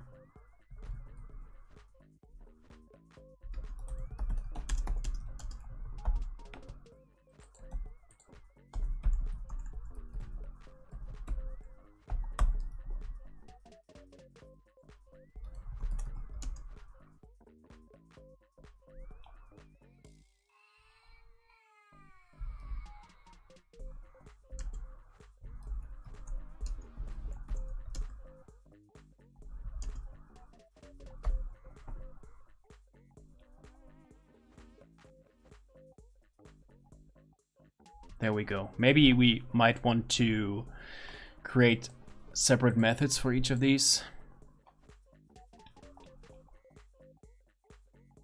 But I guess for now it's okay.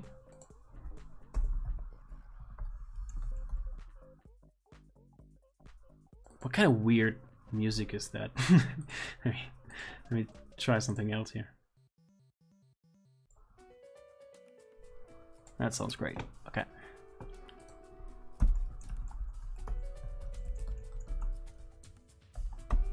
There we go. That should add the polygon to the tile map. And yeah, that's it.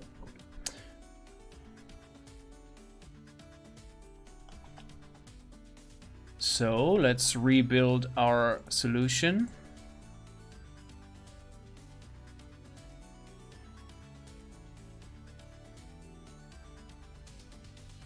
Now recreate the content. Actually only the tile map. That worked. And now let's just for testing purposes, let's see if the polygon is actually properly added to the tile map by setting a breakpoint in the scene. Let's go maybe, I don't know, here.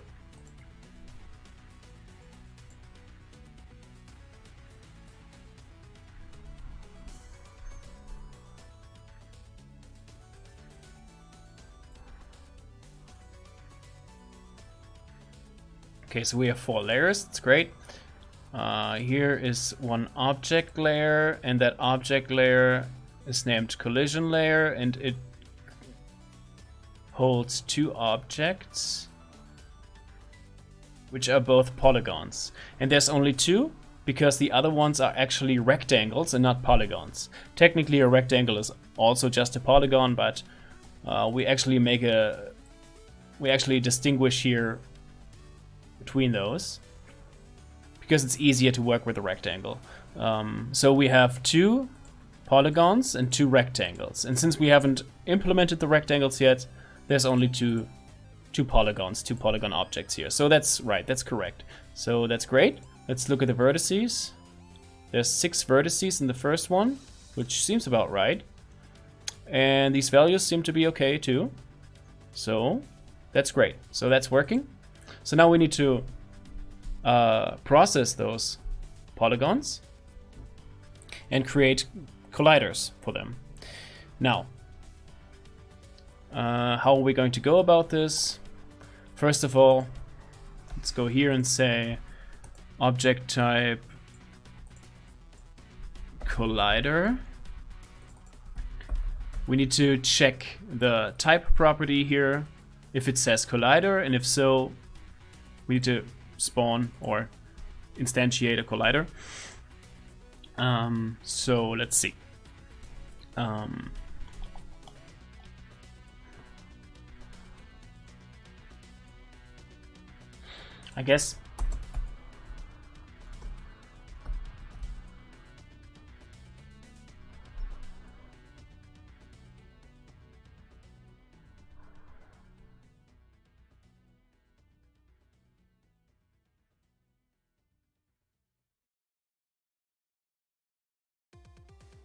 I guess what we can do,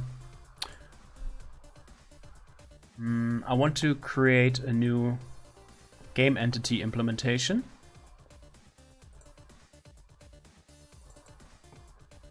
We already have one that takes care of the rendering of each layer, but we will also need one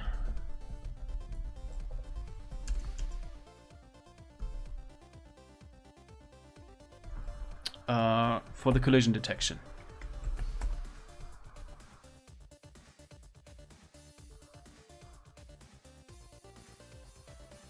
Draw order doesn't really apply. You can just return 0. Render layer doesn't apply either, so we'll just return 1. Same thing here. We don't need to draw anything.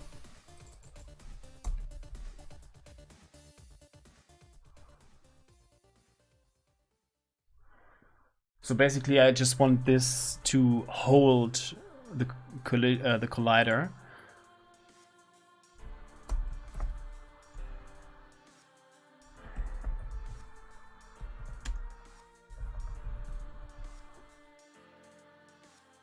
So that it's handled like any other game entity, and basically when we remove it from the game world, the collider should be removed and stuff like that. So that's what this will take care of.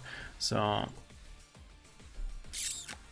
create and initialize property, there we go.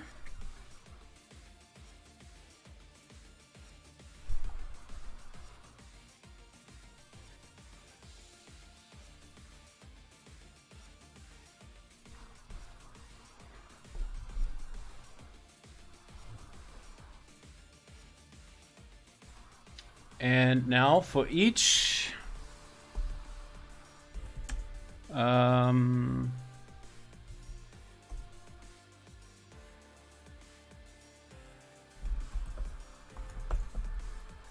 tilemap object in tilemap object in tilemap object layer objects where the object type equals polygon or the object type equals rectangle.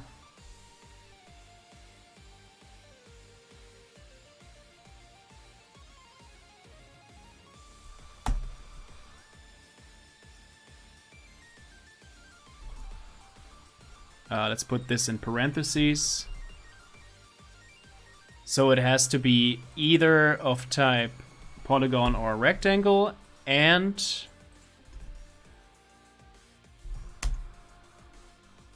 the type should read collider. What's wrong here? Oh, oops.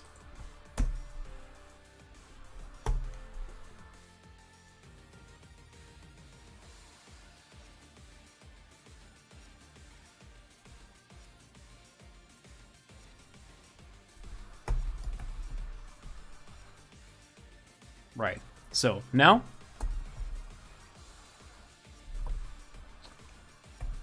we need to still distinguish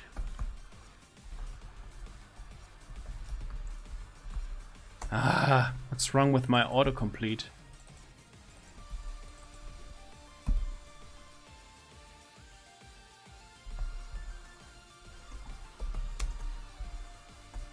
So if it is of type polygon, then we want to create a polygon collider. Otherwise, we'll create a rectangular collider. Let's start with a polygon.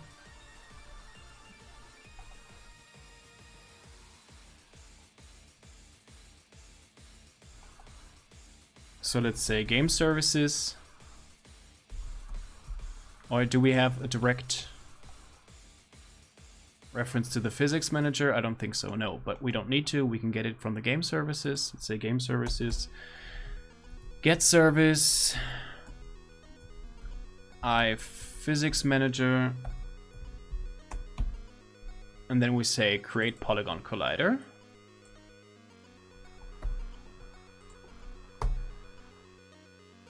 The transformable, oh yeah, first, yeah, sure. First we need to,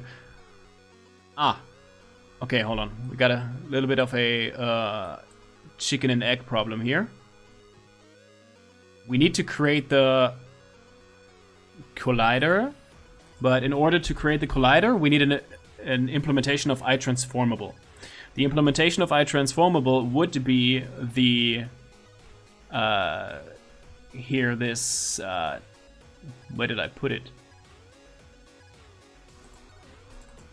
Here, this tilemap collision object, which I'm going to move into a separate file.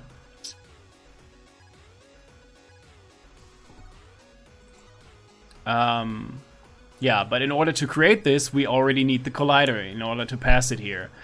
So what we could do is remove it from the constructor and instead set the property afterwards.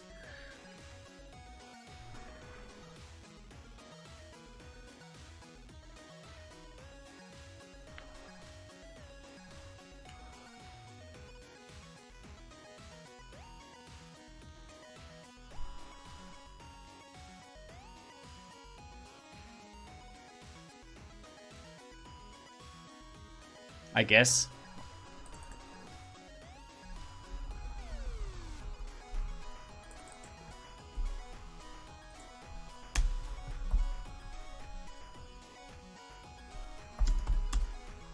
Oops.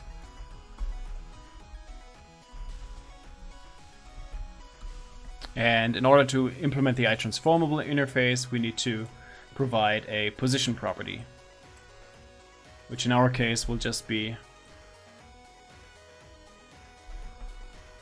an order property, which, I mean, yeah, we can actually it's never going to move, I guess, so we'll just pass that here to the constructor.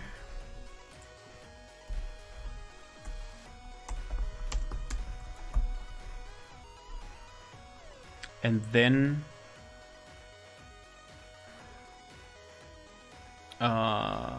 here in the scene, we'll create the collider, but in order to create the collider, we first need to create the instance of tilemap collision object and pass the position, and that we can get the position from the tilemap object.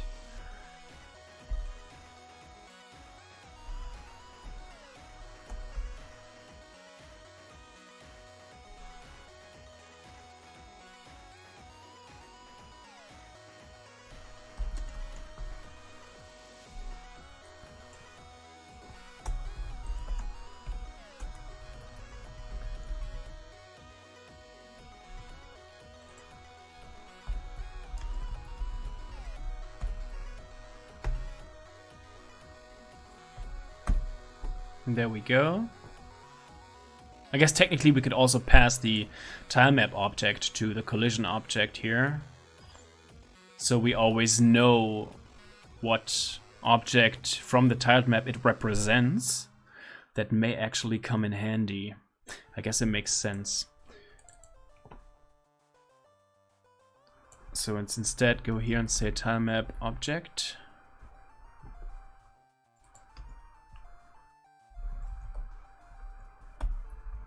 And then we'll just pass, set the collision, the position here accordingly.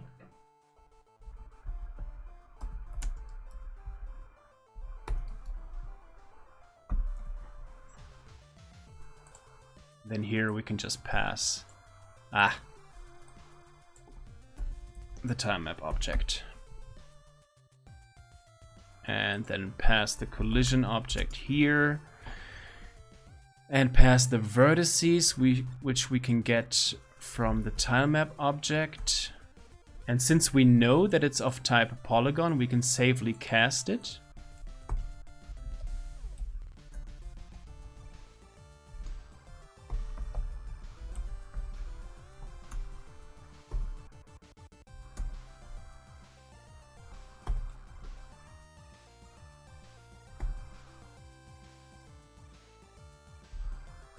And get the vertices from there. And then the density, since it's actually static, with 0.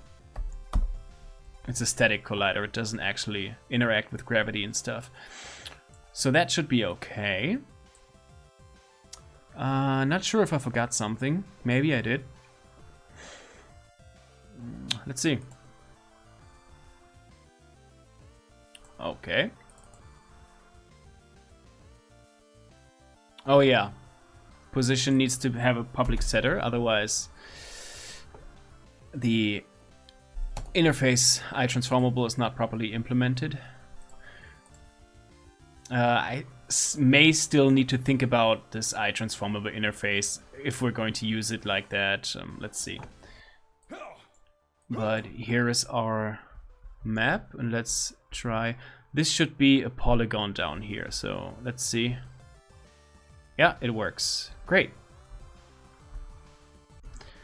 These two here, these little floating islands, they're actually rectangles, so they're not gonna work. I'm going to fall right through them. Yes, I do.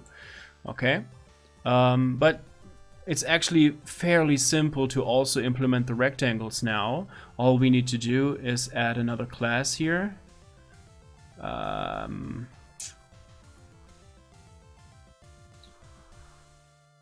Here. Here. Let's go here. Public class tile map rectangle object, which is an subclass of tile map object. Implement the abstract class, and then add a adequate constructor if it lets me. There we go. And the only thing that's different from a regular tile map object is that it also has a width and a height. Let's see. Yeah, here. So the polygon obviously doesn't have a width and a height because it doesn't make sense, but the rectangle does. And so let's add the properties here.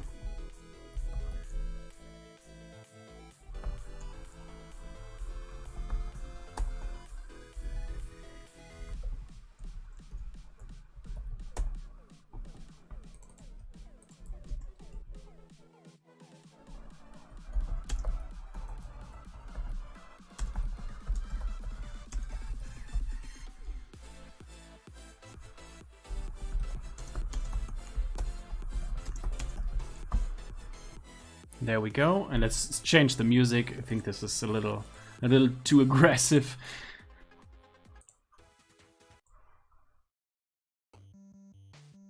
Okay, that sounds better. Now, object type. Let's move this up here since it's a property, and now this will simply return rectangle. There we go. And that'll do the trick. Let's move this into a separate file. There we go. And now we need to enhance our processor a little bit.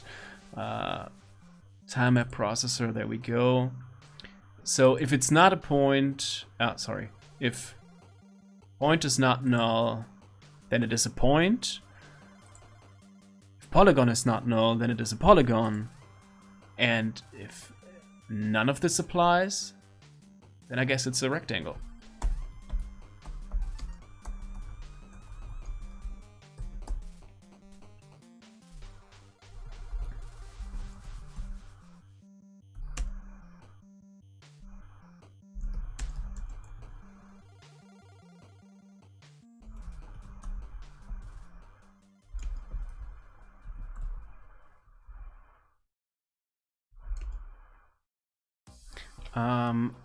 Let me see. Technically, the width and the height can be floating point numbers, and in our object here in our class for deserialization, we defined it as an integer. For now, this won't be a problem, but if we later create objects where the width is a floating point number, then this will be a problem. So we need to keep that in mind, but for now it's okay.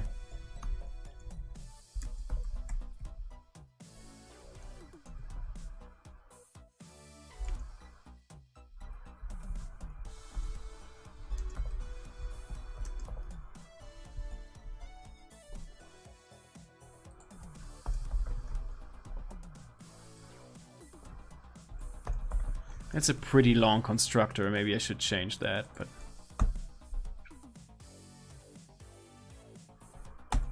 never mind.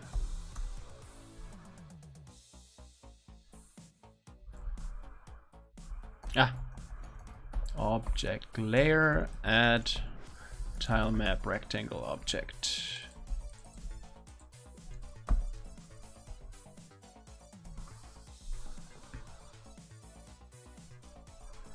But now we also need to serialize that data in the writer. So let's count the rectangle objects and write that value to the output. Then get all of the rectangle objects.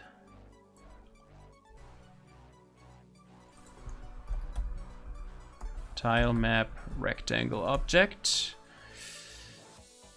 Then write the shared data, which is the same for all of the objects, which includes width and height, I think, or does it? No. No, why would it?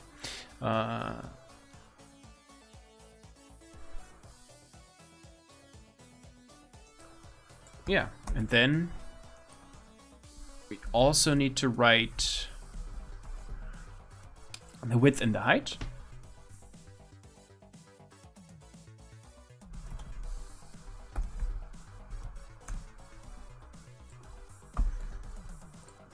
And that's it. Then go into the reader.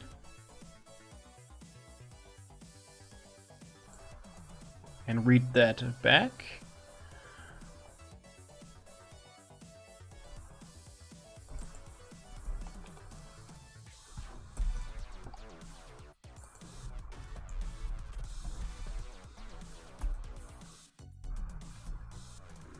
And I think I really should move this logic here to a separate method.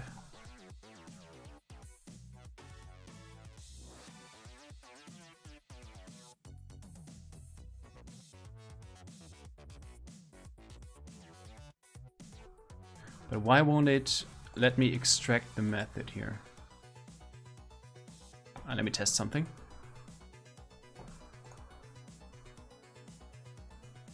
Nah. Okay, never mind.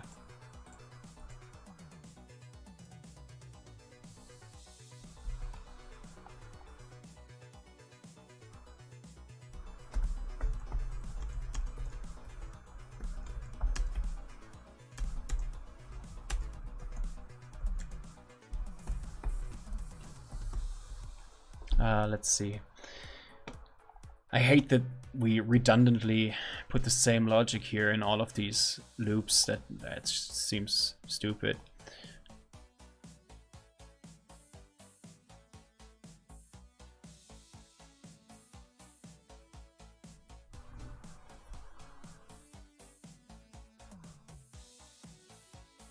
Oh, by the way, we forgot to actually add the properties to the timer polygon here.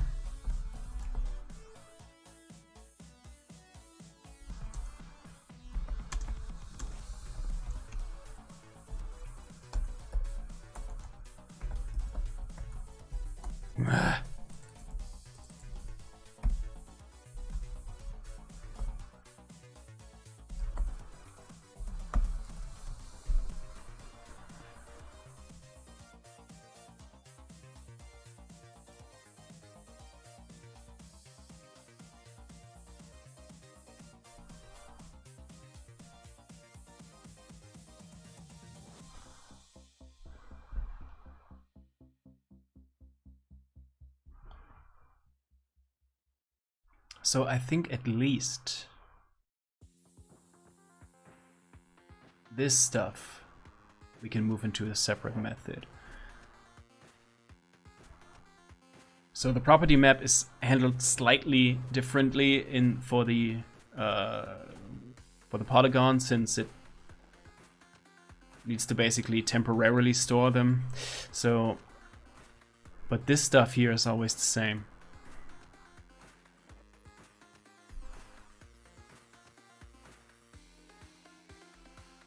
So maybe let's create a nested class here.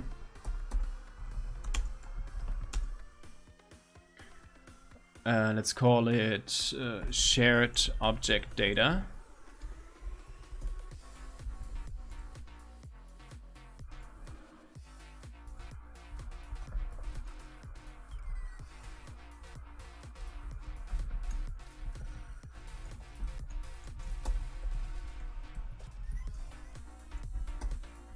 And that's it, right? Type. There. And now I can just move this into a separate method.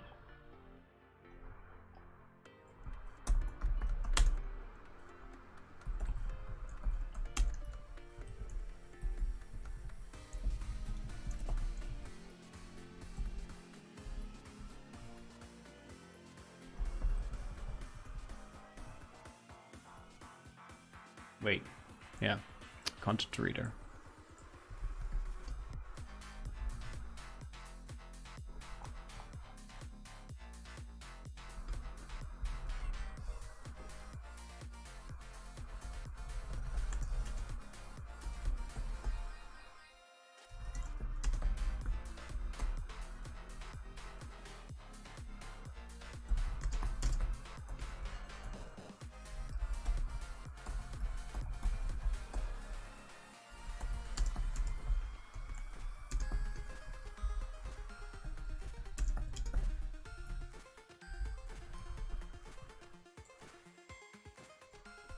Oh, X and Y are actually floats.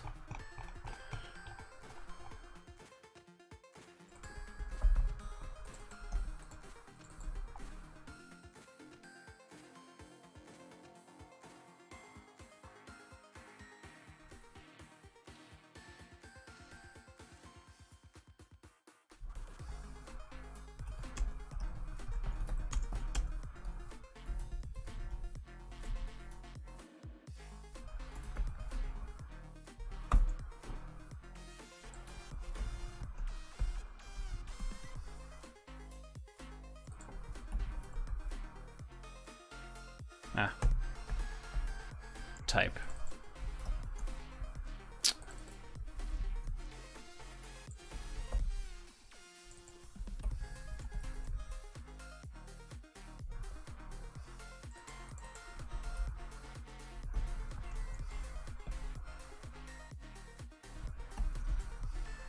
And there we go. And we can do the same here.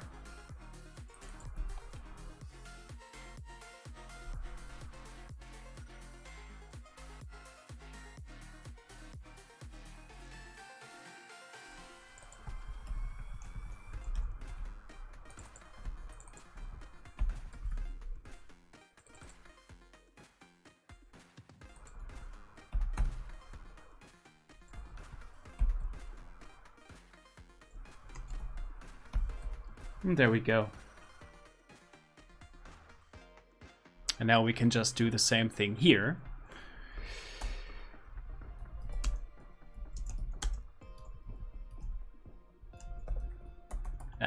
Input. And then create a rectangle.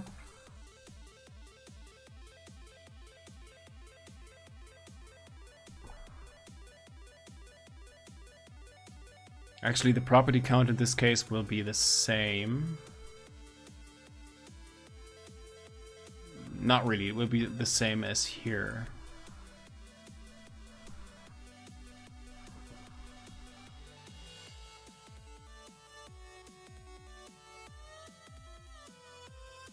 We can also move this into a method.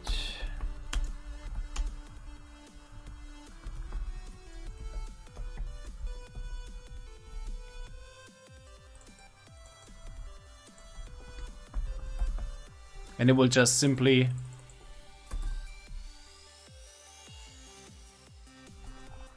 what's the property count?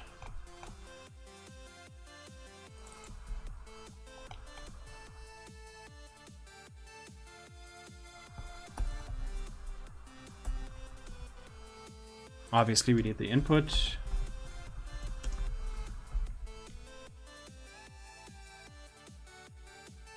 So now we can just use this here.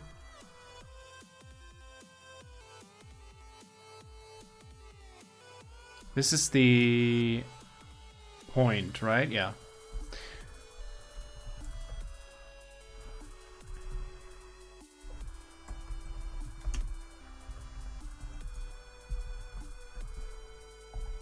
There. And same for the polygon.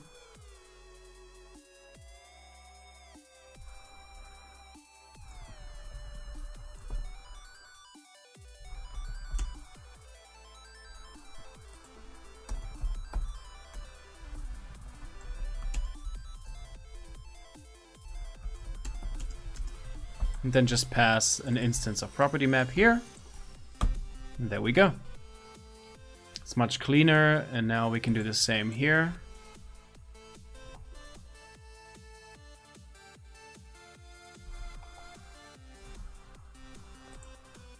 And after that, we need to also read out the width and the height.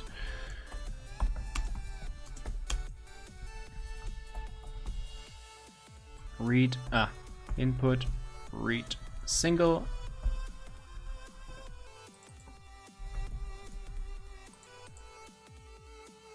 Let me just check the writer again here.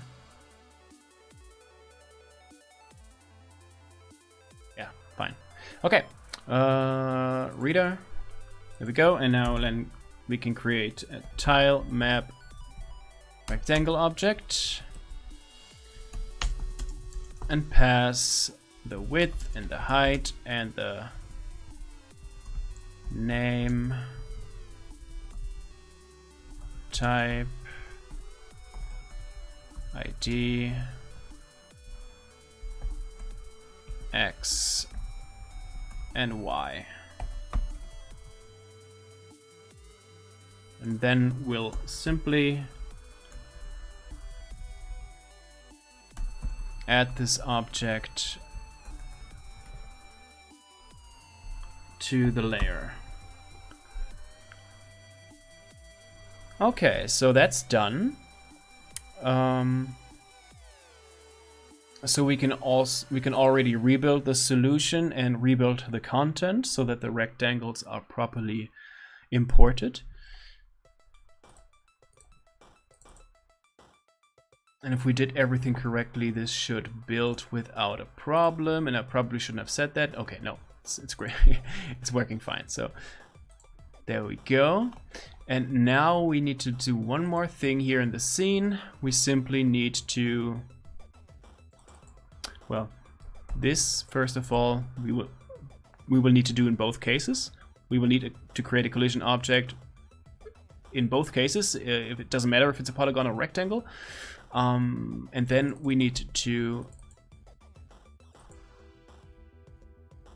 oh, I forgot. Okay, hold on. Collider. Collide.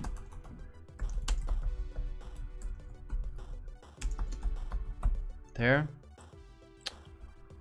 Store it here in the variable, then say collider.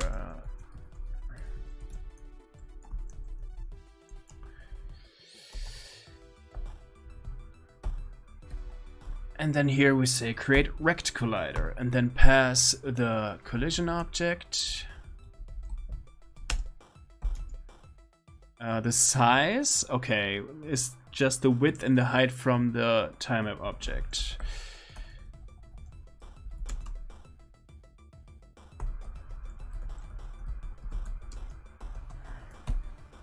Which we need to cast to a rectangular object, which we can safely do because we know for sure that it will be of that type. Why did I copy it? Rectangle object.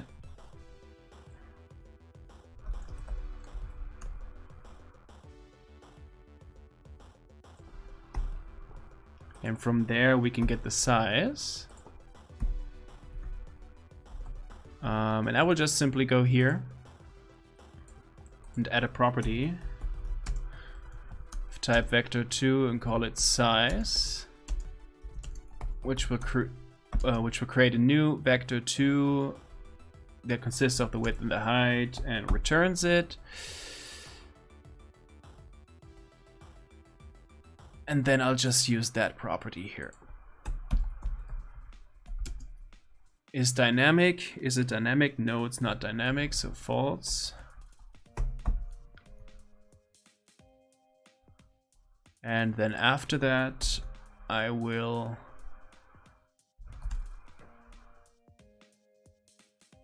attach the collider to the collision object. Collider. And also what we need to do, we need to... what's wrong with the autocompletion here?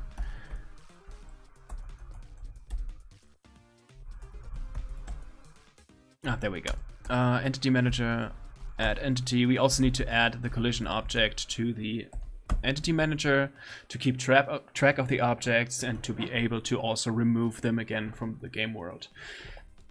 And this should already do the trick, I think. Let's see.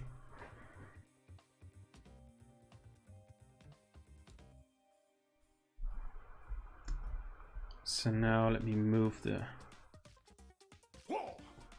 Oops. Here. So now this will work. Okay. This works as well. And now...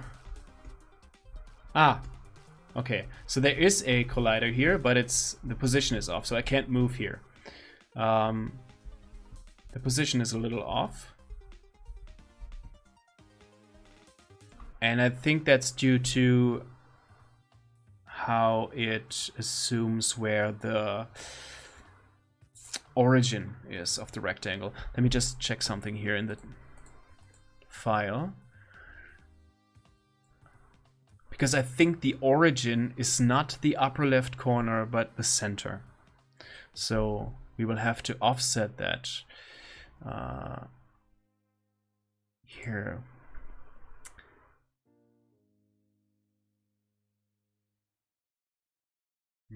X32, why, let me see. This should be this one.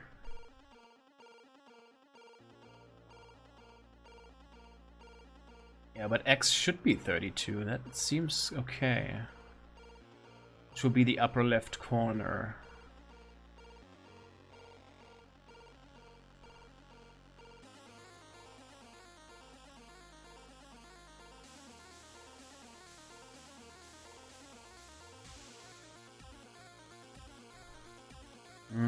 Let me put a breakpoint here.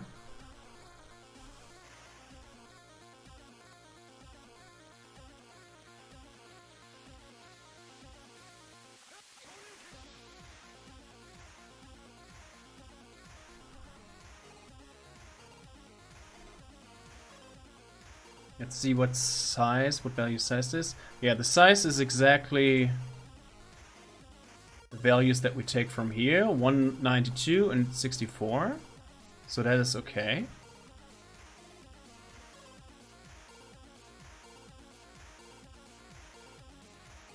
Then why is the position off?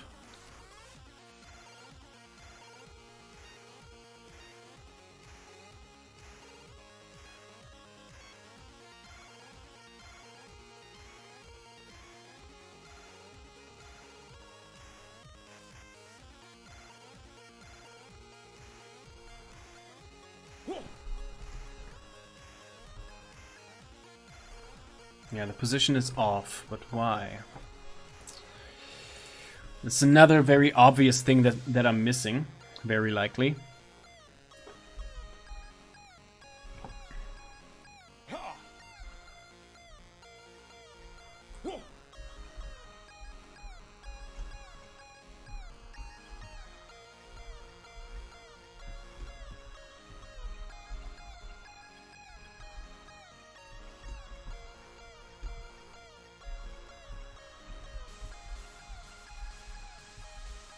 Let's debug draw the colliders to see where exactly they are.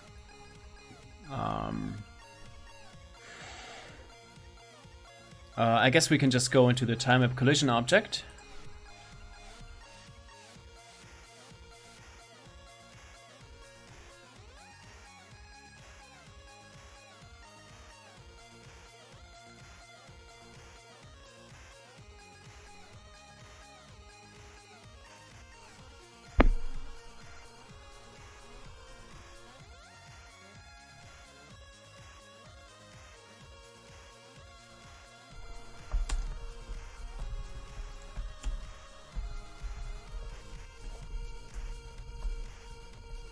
Let's pass a texture here to the constructor. I'm going to store that in a field.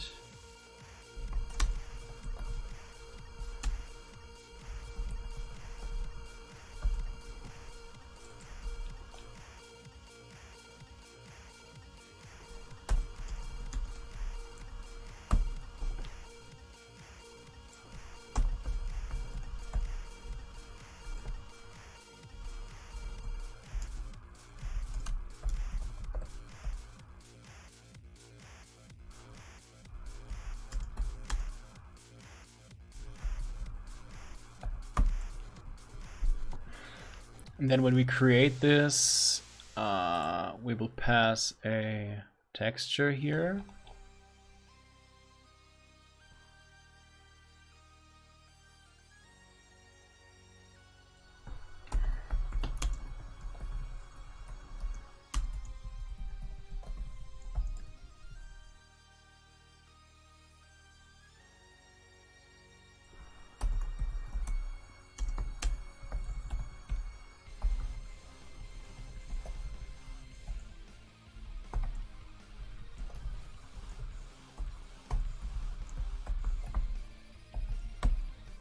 We still need to put this somewhere where it belongs, but for now let's just, for testing purposes, do it like this, and I'll pass the texture here.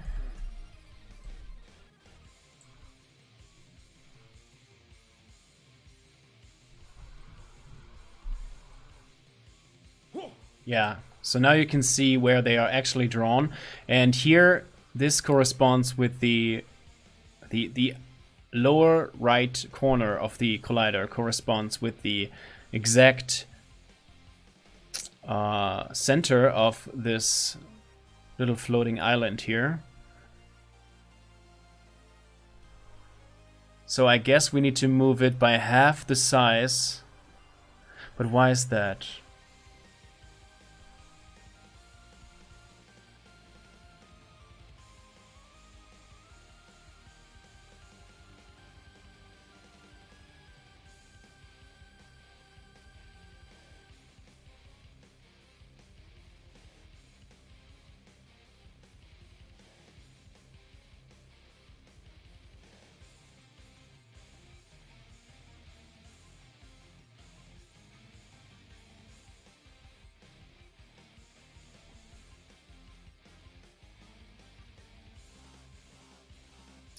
That's weird. Hold on.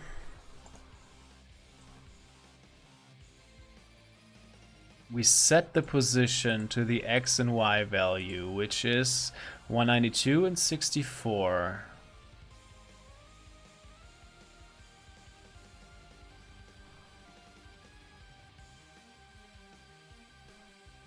Sorry, 32 and 384. So 32 would be here, the upper left corner.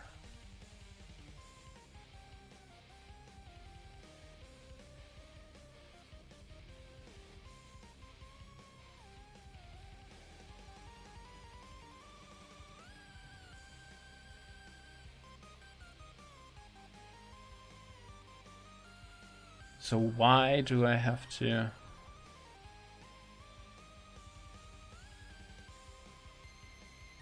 Oh yeah, no, that is correct. Yeah. I want the position to be the center. So yeah, I do have to add half the size.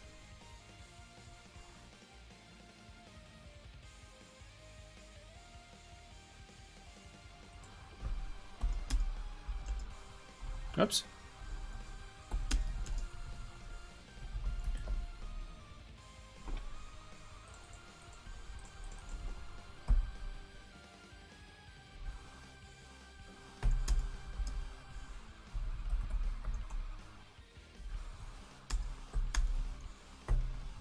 There we go. And this should fix it.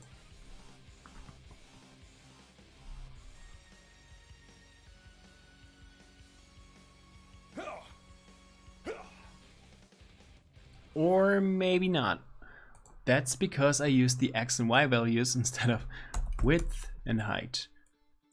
And my auto-completion is completely failing me today. I don't know why. Ah, we can't... Okay. We can't just... Okay.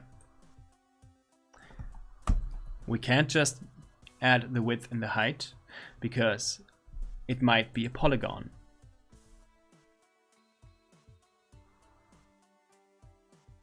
So...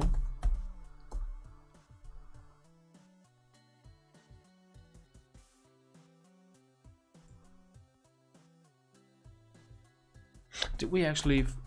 Hold on.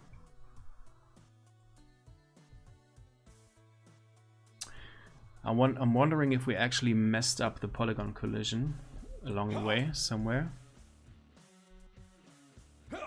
But no, that seems to be okay.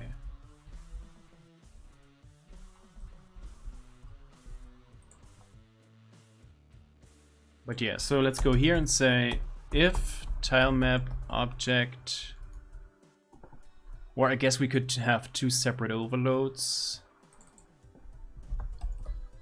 One for polygon, one for rectangle, but let's keep it simple and go if tilemap object type equals rectangle, then we can safely cast it because only the rectangle implementation will be of type rectangle. So we'll say tilemap object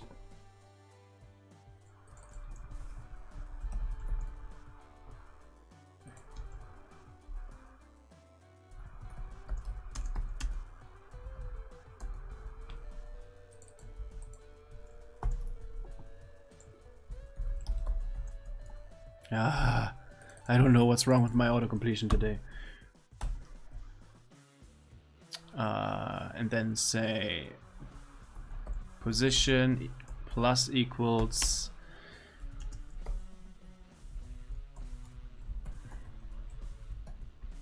I think rect_ob has a size, right? Yeah, and divide that by 2.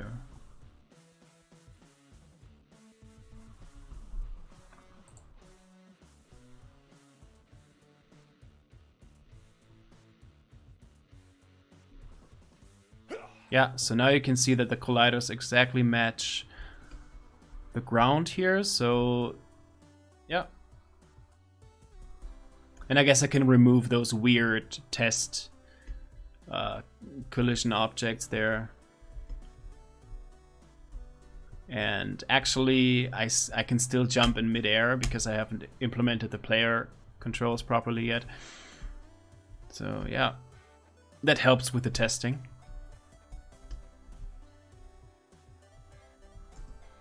Okay, so that's great. Collision works fine. Let's remove those weird test objects. Tilemap, ninja. Where's the ninja game class? Here.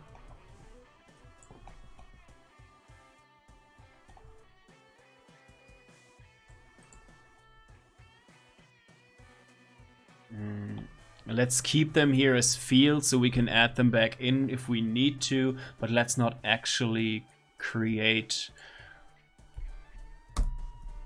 the colliders. And let's not actually add the objects. I think we don't actually do it. Yeah, should be fine. Let's start it up again, and now we should have. Oh yeah. I also need to comment this out here.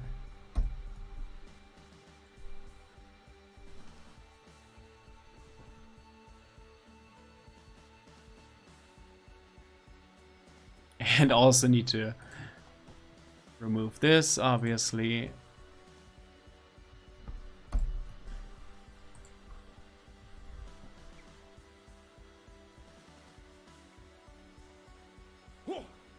Okay, so maybe I should change the spawn point a little, because now I just fall to my death. So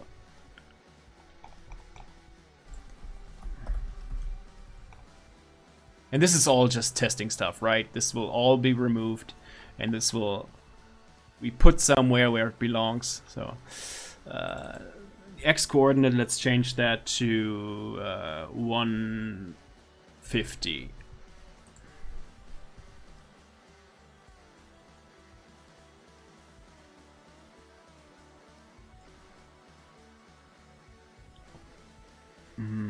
Player.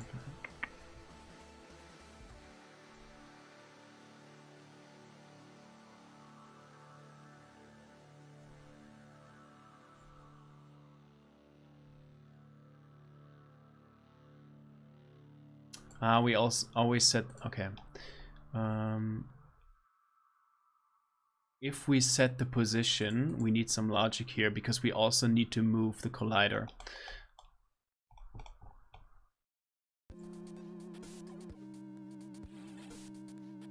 So let's convert this to a full property.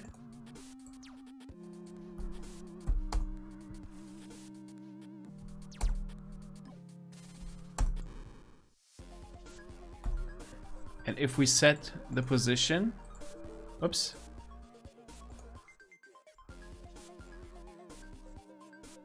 We also need to set, which I don't think we can do. No, we can't. That's a bit of a problem here because we always set the position to the collider's position. Maybe we should do it the other way around, then we won't have a problem.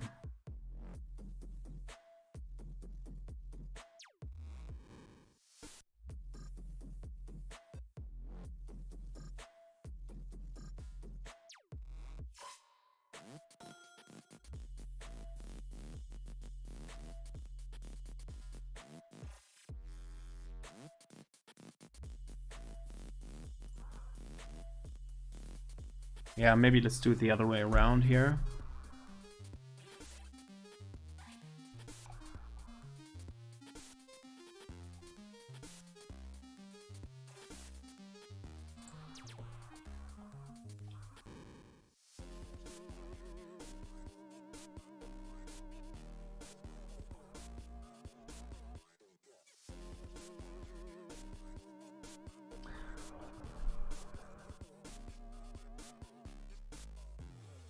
This won't help.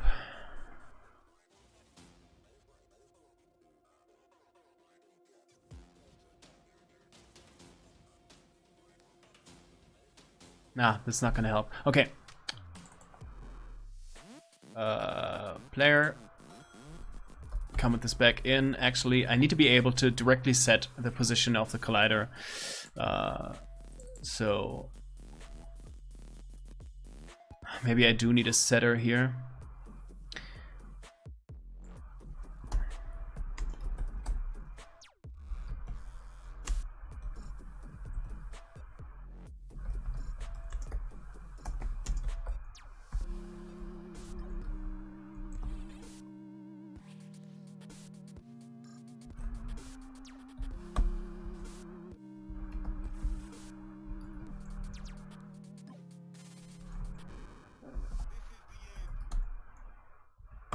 There we go. I mean, directly setting the position of a body. Oh, what's wrong here? Can I convert from... Oh, yeah, obviously.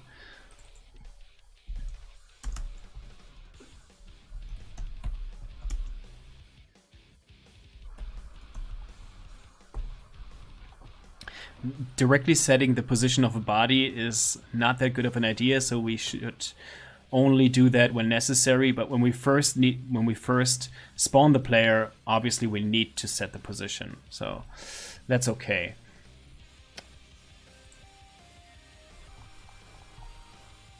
So maybe here I'm not, in order to discourage setting the position directly, I will not do it here in the setter. I will actually have a dedicated method for that. Move to.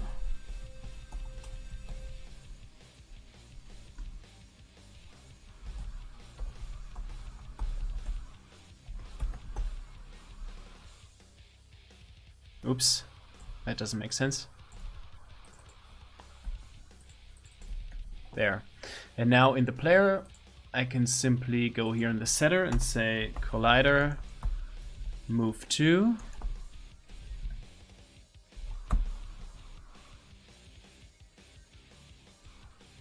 And now that should fix it. Yeah. Let me move over the window here. There. So now the player spawns somewhere around here and he just fell down. And now the collision of our tile map is working. So that's great. We still have this problem with the bounciness of the slopes, but I'm pretty sure we can fix that.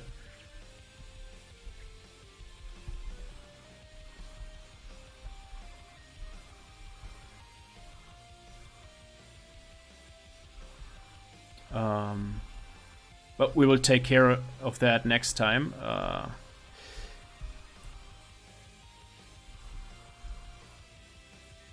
Let's remove those debug render thingies. I'm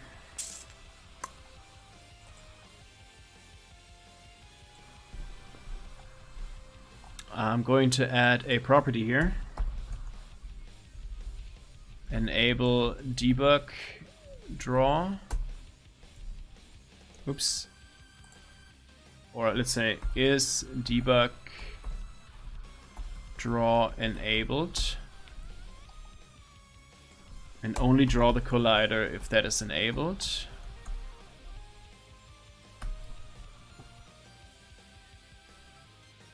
And we also need to do that for the polygons. Oh no, we don't. Or do we? No. No, we don't.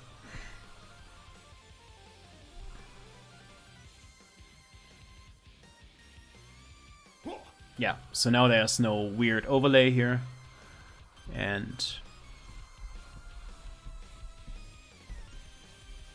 the player properly collides with the tile map, which is just perfect. Yeah, I can still jump in midair. Yeah, next time we need to take care of this. So basically what's happening there is I set the velocity, and since for some reason the object here, the collision object, the rigid body, the surface is kind of bouncy. When I release the button, it kind of bounces off. I mean, maybe increasing the gravity will also help, but we'll see. I mean, I guess for now I can try, hold on, can try setting the gravity to another value here.